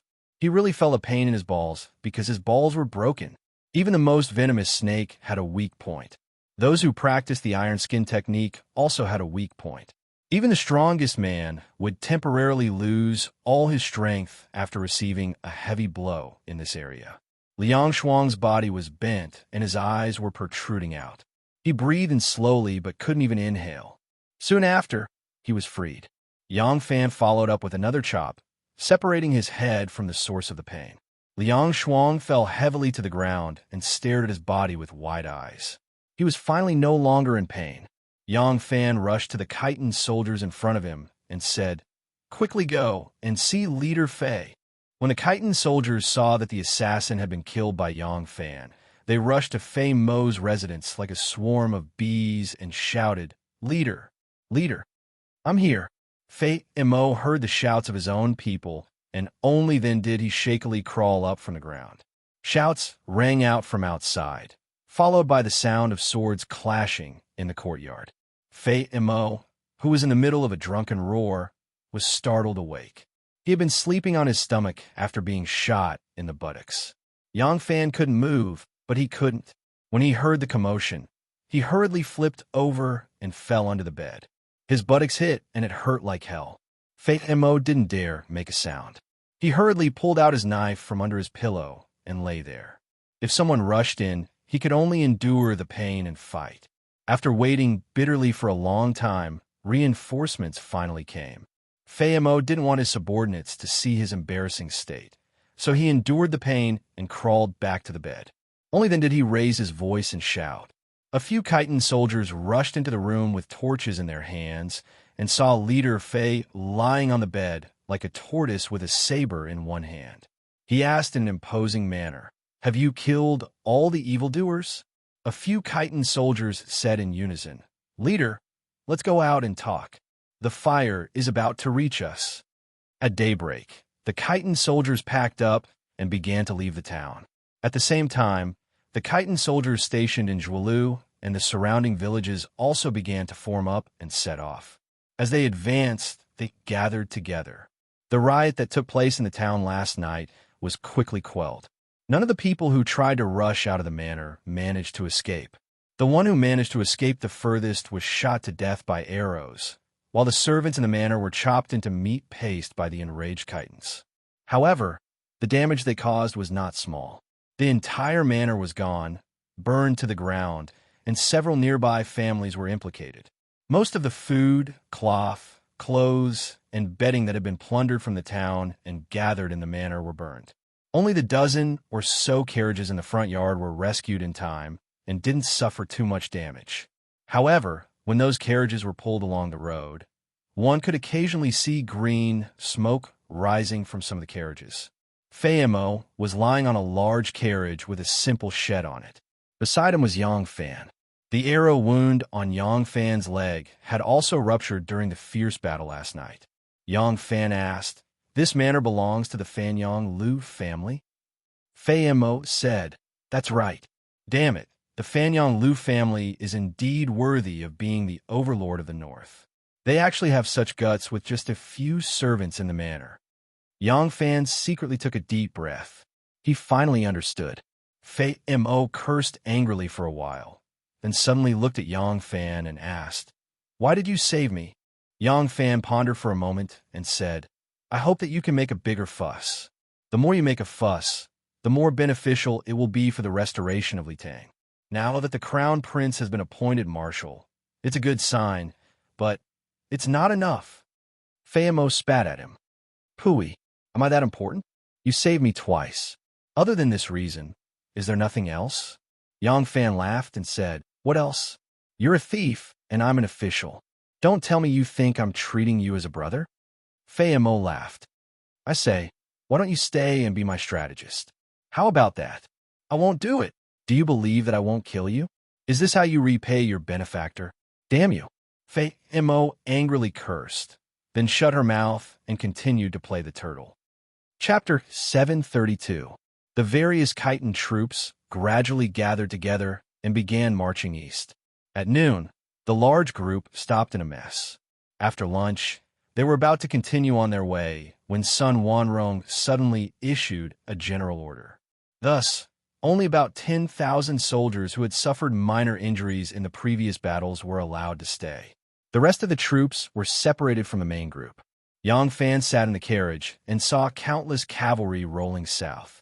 As the army galloped past, the dust they stirred up was like a dark cloud that filled the sky. Yang Fan revealed a slightly alarmed expression and subconsciously asked, "What happened?" Fei Mo chuckled, his face revealing a cunning expression that contrasted with his rough and honest appearance. "The Grand Marshal has led the troops south to attack Ji Province." "What?" Yang Fan's heart skipped a beat. "Aren't we returning to the mountains?" Fei Mo said lazily. "The Khan suffered a heat stroke and has been feeling unwell ever since. This time, he's leading us to escort the rations back to the mountains. As for the Grand Marshal, do you think there aren't a few spies from the imperial court in such a huge Zhualu city?" The Khan deliberately spread the news of his return to the mountains to confuse the soldiers. Yang Fan was speechless for a moment before saying, "With the main force heading south and only a small force to escort the Khan back to the mountains, aren't you afraid that the imperial court's army will intercept you while escorting so many supplies?" Fei Mo laughed out loud. "Huh, if they really chase after us, we could just abandon the rations and leave. We can then take down another city and raid their homes. However, do you really think that Wu Yuyi will send troops? If he has the guts, he would have long come in the few days we stayed in Zhualu." Ha ha! Although the one leading the troops was Wu Yuyi, as a member of the court, when Yang Fan heard Fei Mo's impudent and contemptuous smile, he couldn't help but feel ashamed. Tens of thousands of chitin cavalrymen belonging to different tribes immediately left their ranks the moment the word south was given. It appeared to be a complete mess. However, the chitin cavalrymen did not need to form up like the Han cavalrymen, using banners and drums to organize themselves. Through their training in hunting and encirclement since they were young, it was almost as if it was instinctive for them. Amidst the chaos, they naturally regrouped and lined up according to the banners of the various tribes, forming a very effective marching formation. In the evening, they stopped by a small river. Sun Wanrong rode a large horse and stood at the very front of the formation, quietly watching his army. The magnificent army slowly quietened down in front of him, like a towering mountain, a heavy and majestic aura rushing towards him. Sun Wanrong nodded in satisfaction and shouted, "I will pretend to return to the mountain to deceive the Tang army. The Tang will not be on guard. Today, the entire army will only carry 2 days' rations and travel day and night straight to Jizhou. Even if the Tang have cavalry scouts, we will let them chase behind us and see our Blue Wolf war flag planted on top of Jizhou's city wall." His hand slowly reached to his waist and suddenly pulled out a slightly curved Turkic long saber with a clang. He gently kicked the horse's abdomen with both legs, and the warhorse ran horizontally in front of the neat formation like a wall. "We must take Jizhou. There is nothing we cannot conquer. We must take Jizhou. There is nothing we can't conquer. We must take Jizhou. There is nothing we can't conquer." Tens of thousands of chitin cavalrymen shouted in unison. The gathered sound waves were earth-shattering and earth-shattering. In a distant birch forest, countless birds flew up in fright and circled in the sunset sky. Sun Wanrong suddenly turned his horse and slashed his long saber towards the south. He shouted with all his might, "Continue forward." The magnificent army was like a raging tide bursting through a dam, crushing the small river in front of them and rolling south. To the south, continue south. Under the southern sky, the sunset was dyed red like blood. The cavalry that covered the sky quickly merged with the dark red sunset. In the evening in Luoyang, there were not many pedestrians on the long streets because it was almost time to close the doors. Occasionally, there were some pedestrians who returned home late, but they were also in a hurry. On the side of the Tianjin Bridge, a group of people slowly approached. The surrounding guards were the Featherwood Guards, who were clad in bright armor and looked extremely formidable. The group in the middle were the Turks with curly hair and sharp noses. The warden of the Chamberlain of Dependencies, Lu Ryu, had a wooden and expressionless face as she silently accompanied the Turks forward. Only when they reached the guest house of the Turks did she turn her head and lightly say, "Envoy, please return to the guest house to rest. If you have any needs, you can bring them up to the guest house official." The Turk envoy was a short and burly man in his early 40s. He had a crooked beard and an arrogant expression on his face, but his eyes were shrewd and crafty. In the face of Lu Ryu's disrespectful attitude, the Turk envoy was not offended in the slightest. He only smiled faintly and replied in Han with a foreign accent, "Thank you for your trouble, Dinka Lu. We do not have any other needs. We only hope that your esteemed emperor can give us an answer as soon as possible. Our Kagan's patience is not very good." Lu Ruoyu's expression changed. With a heavy snort, she turned her horse around and galloped away. The Turk envoy smiled proudly and dismounted. He walked toward the post house with legs that were a little worn out from riding. In the hall of martial accomplishment, the prime ministers and several important officials of the court were still seated and had yet to leave the palace. Wu Ziqian's face was filled with fatigue, but her extreme anger caused her aged face to be filled with dignity. Preposterous. This is preposterous. Silk, farming tools, seeds, steel, medicinal herbs, agricultural books, medical books, and that's not all. He even wants the surrendered families of the 6 prefectures and the Chanyu Protectorate. This Moshe is truly audacious. I haven't even settled the score with him for the invasion, and he dares to be so greedy. The Qilin Pavilion junior supervisor, Li Jiao, solemnly said, "Your Majesty, if we agree to the Turks' conditions, Moshe will be able to obtain the manpower, farmland, and agricultural resources. The Turks will become even more powerful. Furthermore, the Turks are greedy and untrustworthy. Even if we give them these conditions, they will not be able to obtain peace. I believe that we should strengthen our military to prevent their attacks." Li Jiao was also a member of the faction that protected the heir to the throne. He supported the current crown prince, Li Dan. Thus, when Wei Yuanzhong and Yao Chong became prime ministers, he was immediately pulled into the political circle. His words were naturally the intentions of Wei Yuanzhong and Yao Chong. The current situation was still unclear. Although the emperor was furious, his true intentions were still uncertain.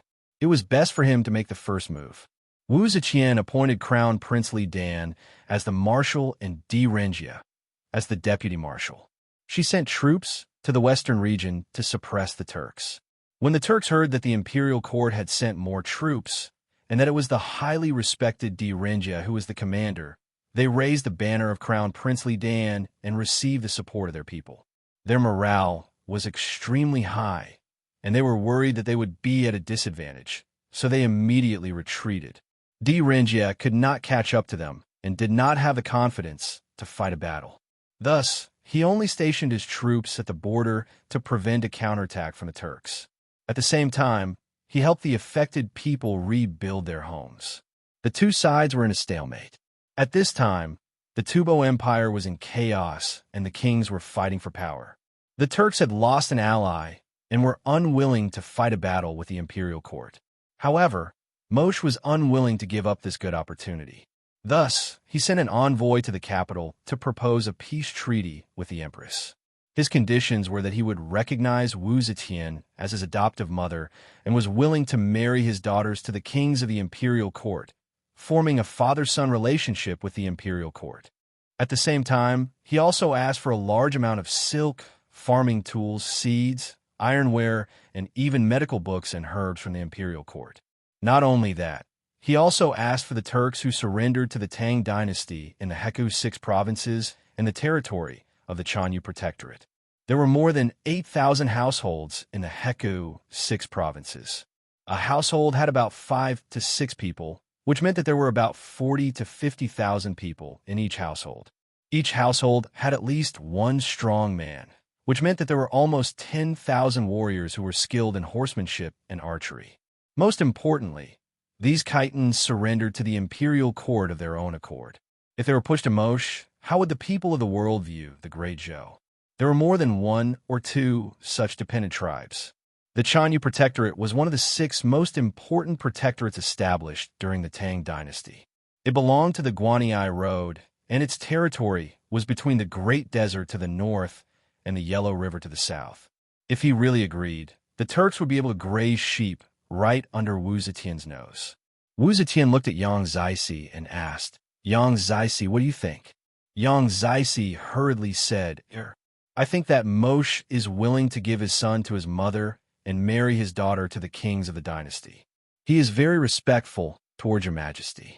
However, they want the 6 provinces to surrender, the Chanyu Protectorate and the Great Zhou to abandon their people.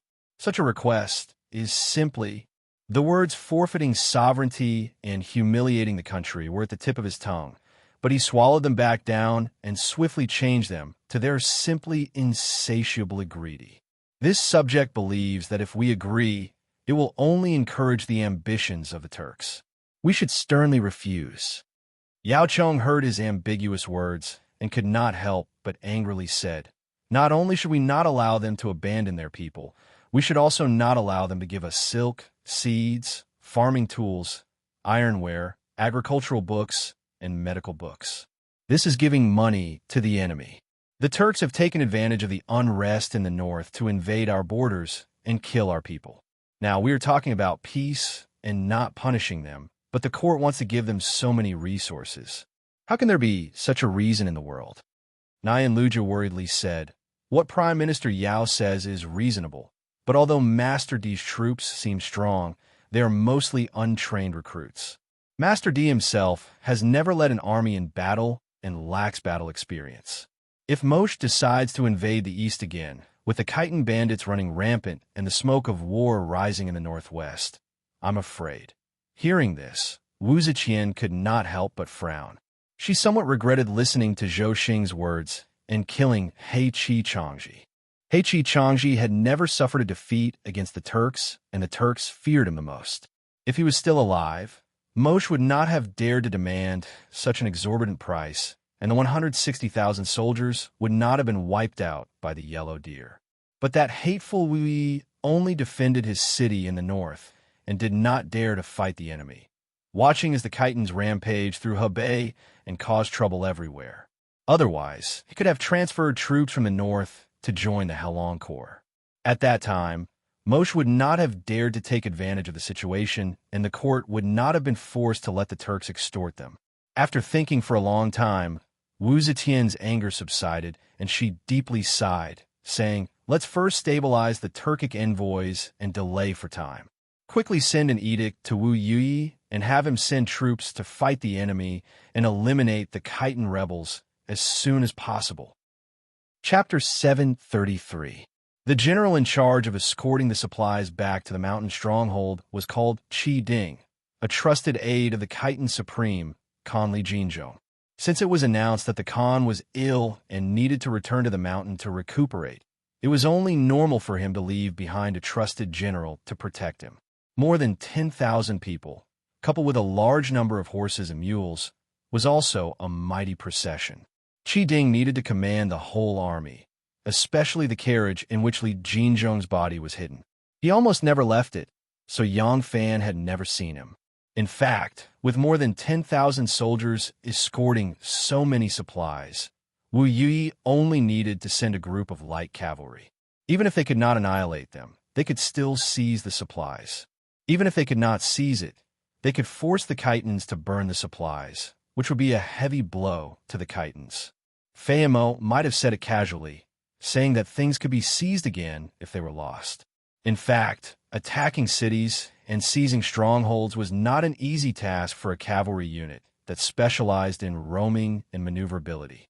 If they could starve the Khitans of food and clothing, they would only have to wait until winter. Just the howling of the north wind would be enough to decimate the chitons and greatly weaken them. If not for the fact that Sun Wanrong knew that news of the Khan's death could not be hidden for long, and that he needed to win a few major battles while the morale of the army was still stable to establish his authority, he would not have taken such a risk and allowed Qi Ding to lead such a weak force to escort the supplies back to the mountain. However, after traveling for 7 to 8 days, they did not encounter a single Zhou army. Fei Mo was immensely proud, but Yang Fan was disgraced. The Battle of Huangbua had truly displayed the might of the chitons. In this battle, they had cleverly exploited the arrogance of the Zhou army, and the advantageous terrain had played an important role. But in the eyes of the Zhou people, they only saw that the chitons had fought this battle with even more prestige than the Turks and Tubo.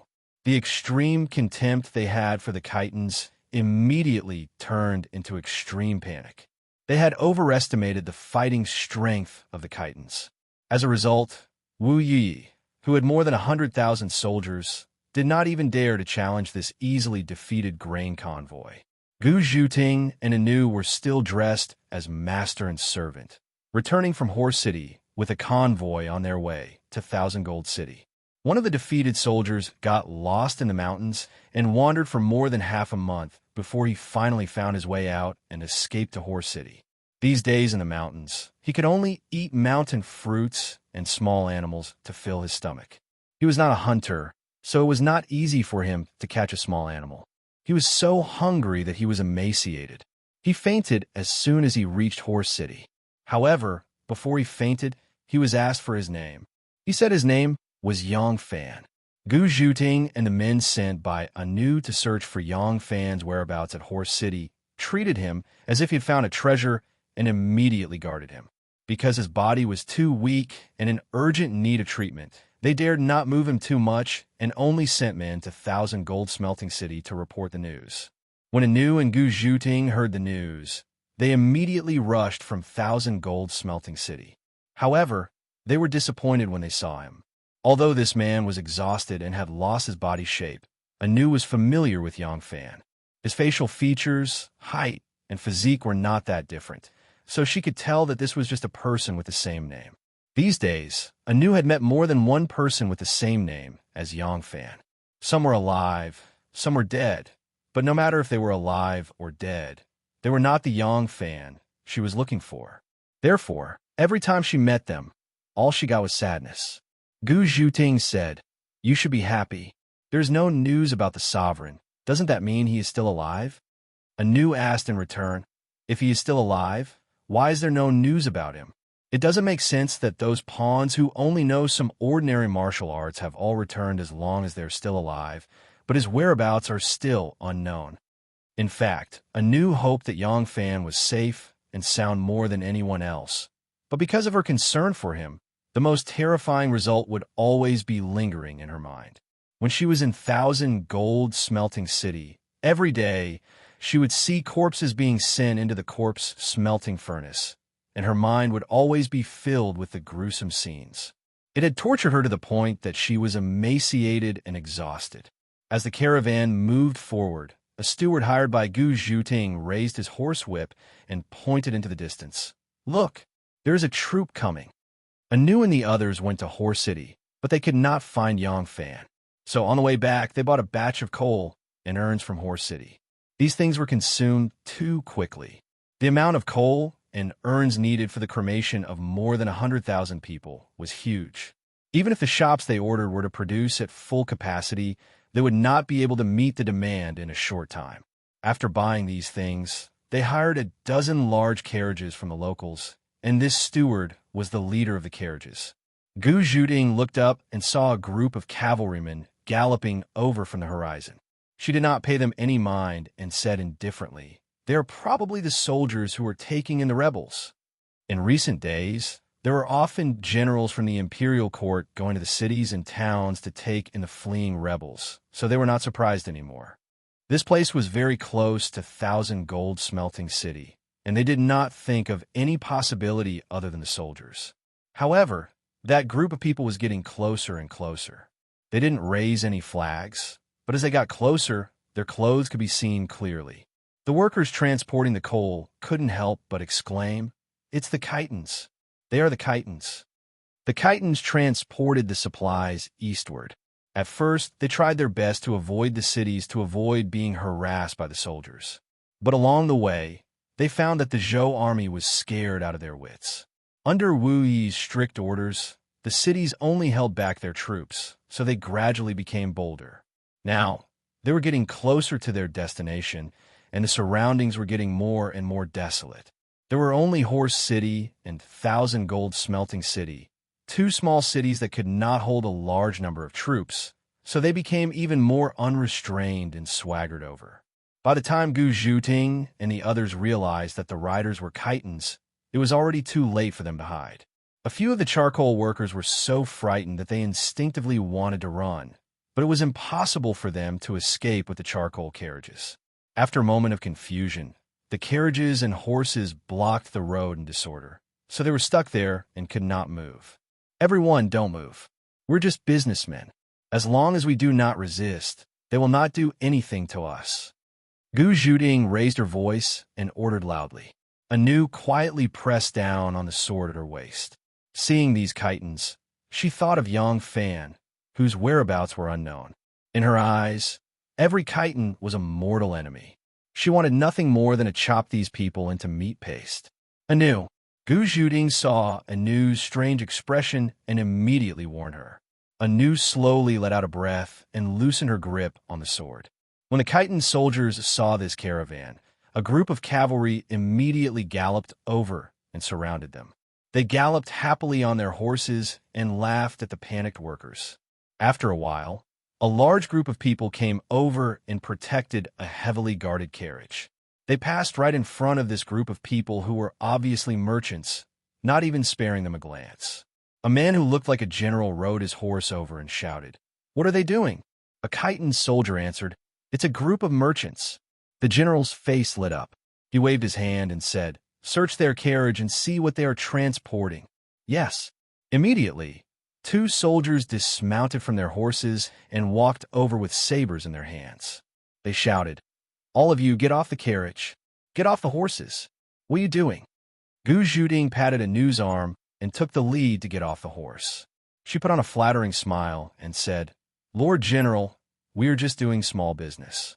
The carriage is transporting some coal and charcoal to Thousand Gold Smelting City. It's nothing valuable. Lord General, please be magnanimous and have mercy on us. Transporting coal." Hearing this, the chiton man lost interest. The thing they lacked the least in the mountains was firewood, so there was no need for them to waste their energy transporting charcoal into the mountains. He walked around the carts and looked at them. Seeing the jars tied with straw ropes, he couldn't help asking, "What's inside?" The chief steward, who happened to be standing next to the carriage, answered while trembling, "Lord General, these are empty jars. There's nothing inside." The chiton soldier didn't believe him. He flipped his saber and smashed two jars with the back of the saber. Sure enough, they were empty. He couldn't help but be disappointed and said angrily, "Mother of Asterisker, why are you transporting so many empty jars?" The chief steward was cautious. He was afraid that he would say they were for the dead Zhou soldiers and make the chiton soldier unhappy. His life and death depended on the other party's mood. He quickly answered with a bitter face, "This old man is just a businessman. If the customer wants to buy it, we sell it. As for what the customer wants to buy it for, we don't have the right to ask." "Mother of Asterisker, are you saying I talk too much?"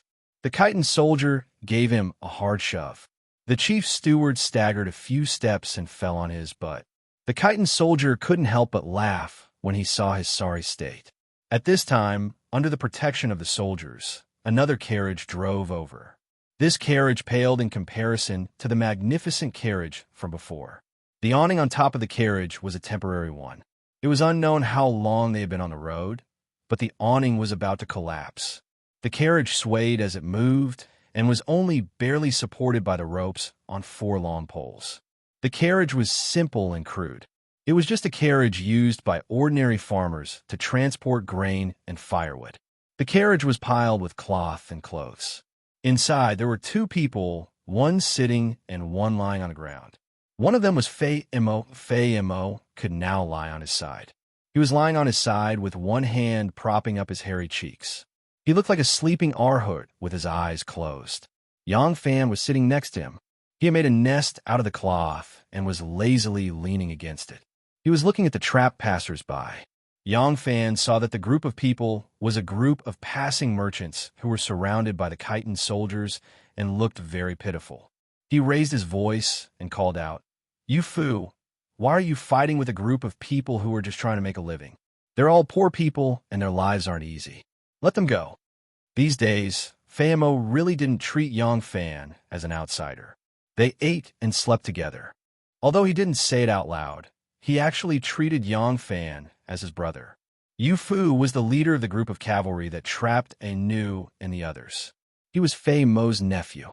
Because of Fei Mo's attitude towards Yang Fan, his subordinates also became respectful towards Yang Fan. That was why Yang Fan tried to dissuade them. Nu, who was disguised as a servant, stood beside Gu Zhuting. Her eyes were fixed on the ground, and she didn't even raise her head. She was afraid that if her eyes revealed uncontrollable hatred, it would attract the attention of these chitin soldiers. As soon as Yang Fan's voice entered her ears, Anu's heart jumped so fast that it hurt a little. She suddenly raised her head and stared at the person speaking in the carriage. With one glance, she was so happy that she was about to explode. Chapter 734. Haha, you met a benefactor today. All right, I won't talk to you anymore. Quickly get lost. Yu Fu saw that these people really didn't have much to gain, and with Yang Fan putting in a good word for them, he generously agreed. As if they had been granted amnesty, the workers hurriedly bowed and expressed their gratitude. However, the chitin army was crossing the road, so they couldn't leave for a while. At this time, Fei Mo lazily opened his eyes. He had heard everyone's conversation just now, but he was still half asleep and a little sleepy, so he was too lazy to respond. At this time, he looked at the charcoal caravan and lazily ordered, "The people can leave. Don't make it difficult for them, but leave the carriages and horses behind. Push all the junk on the carriages down. Yu Fu, move the things on the carriages that are about to fall apart over here." "Yes, uncle." Yu Fu answered, waved the long knife in his hand, and glared at the workers. "Did you all hear that? Quickly move the charcoal and jars off the carriages. Hurry up." The goods on the carriages all belonged to Gu Zhuting, the big merchant. The workers only wanted to live, so how could they be reluctant? They hurriedly worked hard to move the goods off the carriages. However, they remembered that they had received money from Gu Zhuting, so they couldn't really push the jars down and break them. Thus, they moved the goods carefully. The drivers, on the other hand, had bitter expressions. The carriages and animals were their tools to make a living. If they were taken away, how could they live in the future? But in front of the chitin swords, how could they have the courage to say anything? Anu stood there and stared at Yang Fan in a daze. She didn't even blink. Tears quickly blurred her eyes, and then large teardrops flowed down her cheeks and gathered on her pointed chin. She didn't think that Yang Fan was still alive. He really was still alive. Seeing Yang Fan sitting in the carriage, Anu was so happy that her heart was about to explode. For a moment, she didn't know where she was, but she let the tears flow freely, venting her longing and infinite joy. Fortunately, Anu was now dressed as a servant. Once a woman dressed as a man, her age immediately seemed to be much younger, so at this time, she looked like a half-grown boy. Therefore, when her tears were seen by others, they only thought that she was shocked and scared, and did not have much suspicion. The car that Yang Fan was in did not stop. When he called out to Yu Fu, the car was crossing the main road. When Fei Mo finished, the car had already gone down the wilderness. Although Yang Fan wanted to save these pitiful passers-by, he couldn't say anything since Fei Mo had given the order. Even if the disguised Anu stood in front of him at this time, if she did not take the initiative to reveal her identity, he would at most feel a strange sense of familiarity from her, but he would never recognize that she was Anu. Not to mention that he did not seriously look at Anu from the beginning to the end. However, Anu's eyes seemed to be pulled by a pair of invisible threads. constantly chasing after his figure.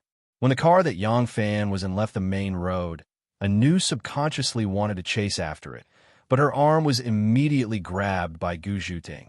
Anu raised her blurred and teary eyes. Gu Zhuting shook her head at her with a solemn expression and said in a low voice, "Sovereign is still alive. This is a joyous occasion.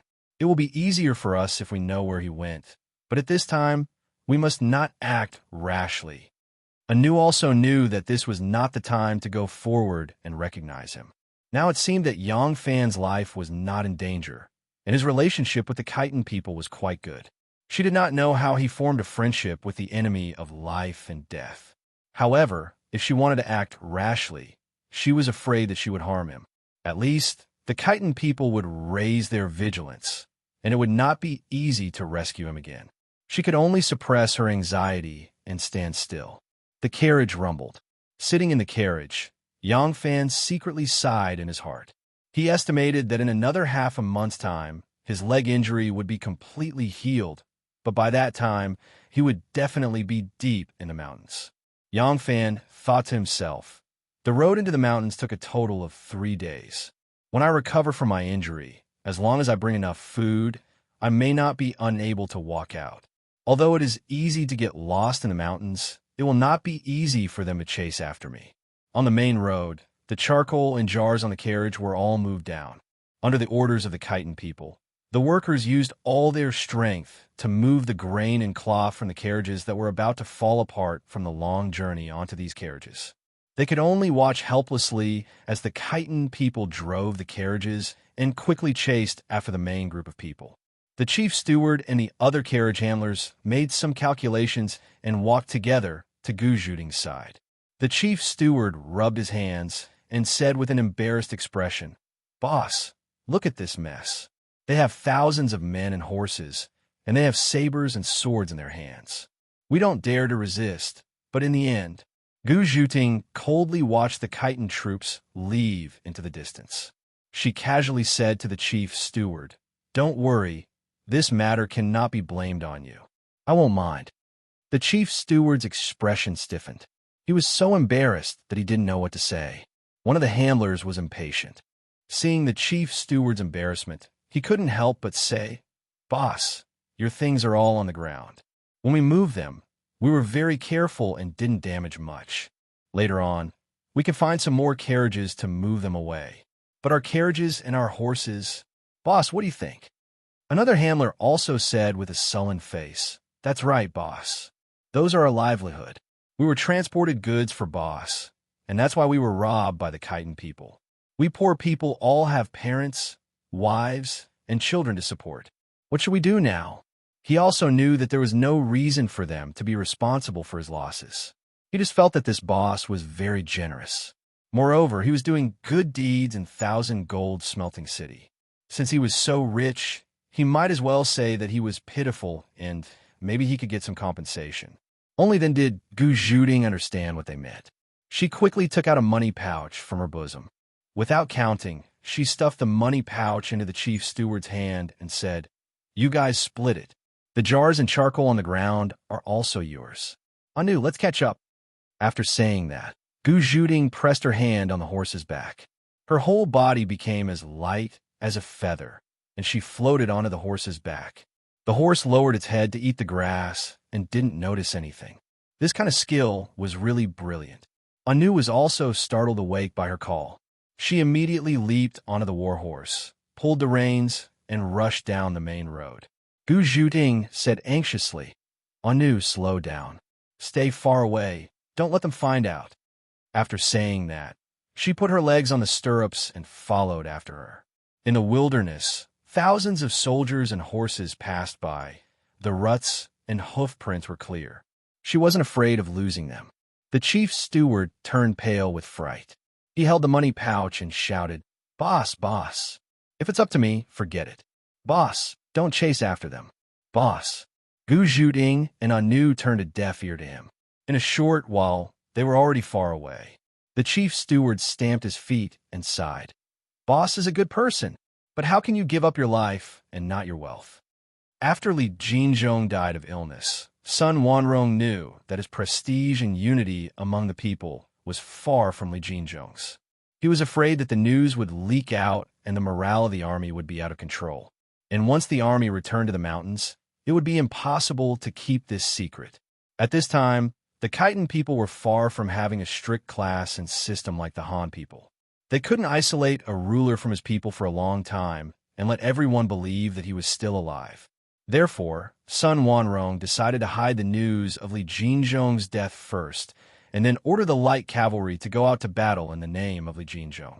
Therefore, after he released the news that he had seized a grain and returned to the mountains, he only led the light cavalry to quickly travel south day and night and took down Jizhou as fast as lightning. After conquering Jizhou, in order to expand his influence, he ordered a massacre. Liu Baoji, the provincial governor of Jizhou, and thousands of officers and soldiers were killed. The provisions could not be transported away, so they were all burned. Then, without stopping, he went to attack Heijin County. The whole of Hebei was shocked. The news was quickly reported to the capital. Wu Zetian was also shocked when she heard the news. At this time, the court and the Turks were negotiating for peace. In fact, the Turks were not optimistic about the Khitan people. Now that the court was fighting in the north, they couldn't keep up with the latest battle reports. Therefore, they didn't dare to push the court too hard and were anxious to complete the peace negotiations. With both sides having their own concerns, the basic conditions for the peace negotiations had been agreed. Wu Zetian agreed that Prince Wuzhou would marry Moshe's daughter as his princess consort. Moshe would be given the title of Great General of the Left Guards and Qinshan Khan. In addition, he would be given gold, jewels, jade, silk, grain, and farming tools. However, he would never agree to the condition of ceding land to the abandoned people. Now, the two sides were only divided on the amount of gifts. When the news that Sun Wanrong had taken down Jizhou came, Wu Zetian panicked. She quickly instructed the office of the Grand Herald and the Turks to discuss again. At the same time, she tightly sealed off the news that the court had suffered another defeat. The officer from the office of the Grand Herald knew that if he suddenly changed his attitude and agreed to the Turks' conditions, it would arouse their suspicions. These barbarians were cunning and not easy to deceive. Thus, he patiently negotiated with the Turks for 2 more days, slowly making concessions before finally agreeing to the other side's conditions. The court agreed to the terms of the truce: 40,000 dendrograms of grain, 50,000 bolts of silk, 3,000 farming tools, 40,000 jean of iron, a batch of agricultural and medical books, 20 carts of medicinal herbs, 1,000 taels of gold, and 10 buckets of pearls as betrothal gifts. The Turk envoy obtained his wish, and the two sides signed a letter of credence. Soon after, the envoy gleefully accompanied Wu Yanxiu, who was preparing to become the Turk's son-in-law, back to the Turks with all the gifts. After the Turk envoy was sent away, the court immediately began to discuss the matter of sending more troops to Hebei. The news of the Khitans' constant invasion of the south made the entire court feel threatened. The Turks and Tibetans, in particular, were constantly using the carrot and stick to extort benefits from the court, causing the court to be greatly troubled. All the factions believed that the Khitan rebellion should be swiftly quelled. In these circumstances, the entire Wuzhou imperial court could be said to be of one mind, unprecedentedly united. Wu Zetian appointed the new Minister of War and Prime Minister Wang Xiaojie, whom she had originally intended to send back to the 4 garrisons of Anxi to deal with the Tibetans, as the marshal of the northern expedition. General Su Honghu of the Featherwood Guard was appointed as the deputy marshal, and she began to mobilize troops against the Khitans. This time, because the imperial court had made peace with the Turks, Wu Zetian believed that there was no more fighting on the Western Front. As a result, she transferred nearly 80,000 soldiers from the various regions of Heilong, as well as from the prefectural army and another portion of soldiers. In the end, she assembled an army of 180,000 soldiers. Wang Xiaojie's army was the 3rd army the Wuzhou imperial court had dispatched to the northern frontier. In order to quell the rebellion of the tiny Khitan, the 1st army, Chao Runshi, had been completely wiped out, and the 2nd army, Wu Yuyi, had closed the city walls. The imperial court could only place its hopes on this famous general who had reclaimed the 4 garrisons of Anxi. Wang Xiaojie, with his 180,000 soldiers and the hopes of the empress and all the officials of the court, raised the war banner and set off for Hebei. At this time, the geese were returning to the south, the golden wind was refreshing, and the chill of autumn was beginning to set in.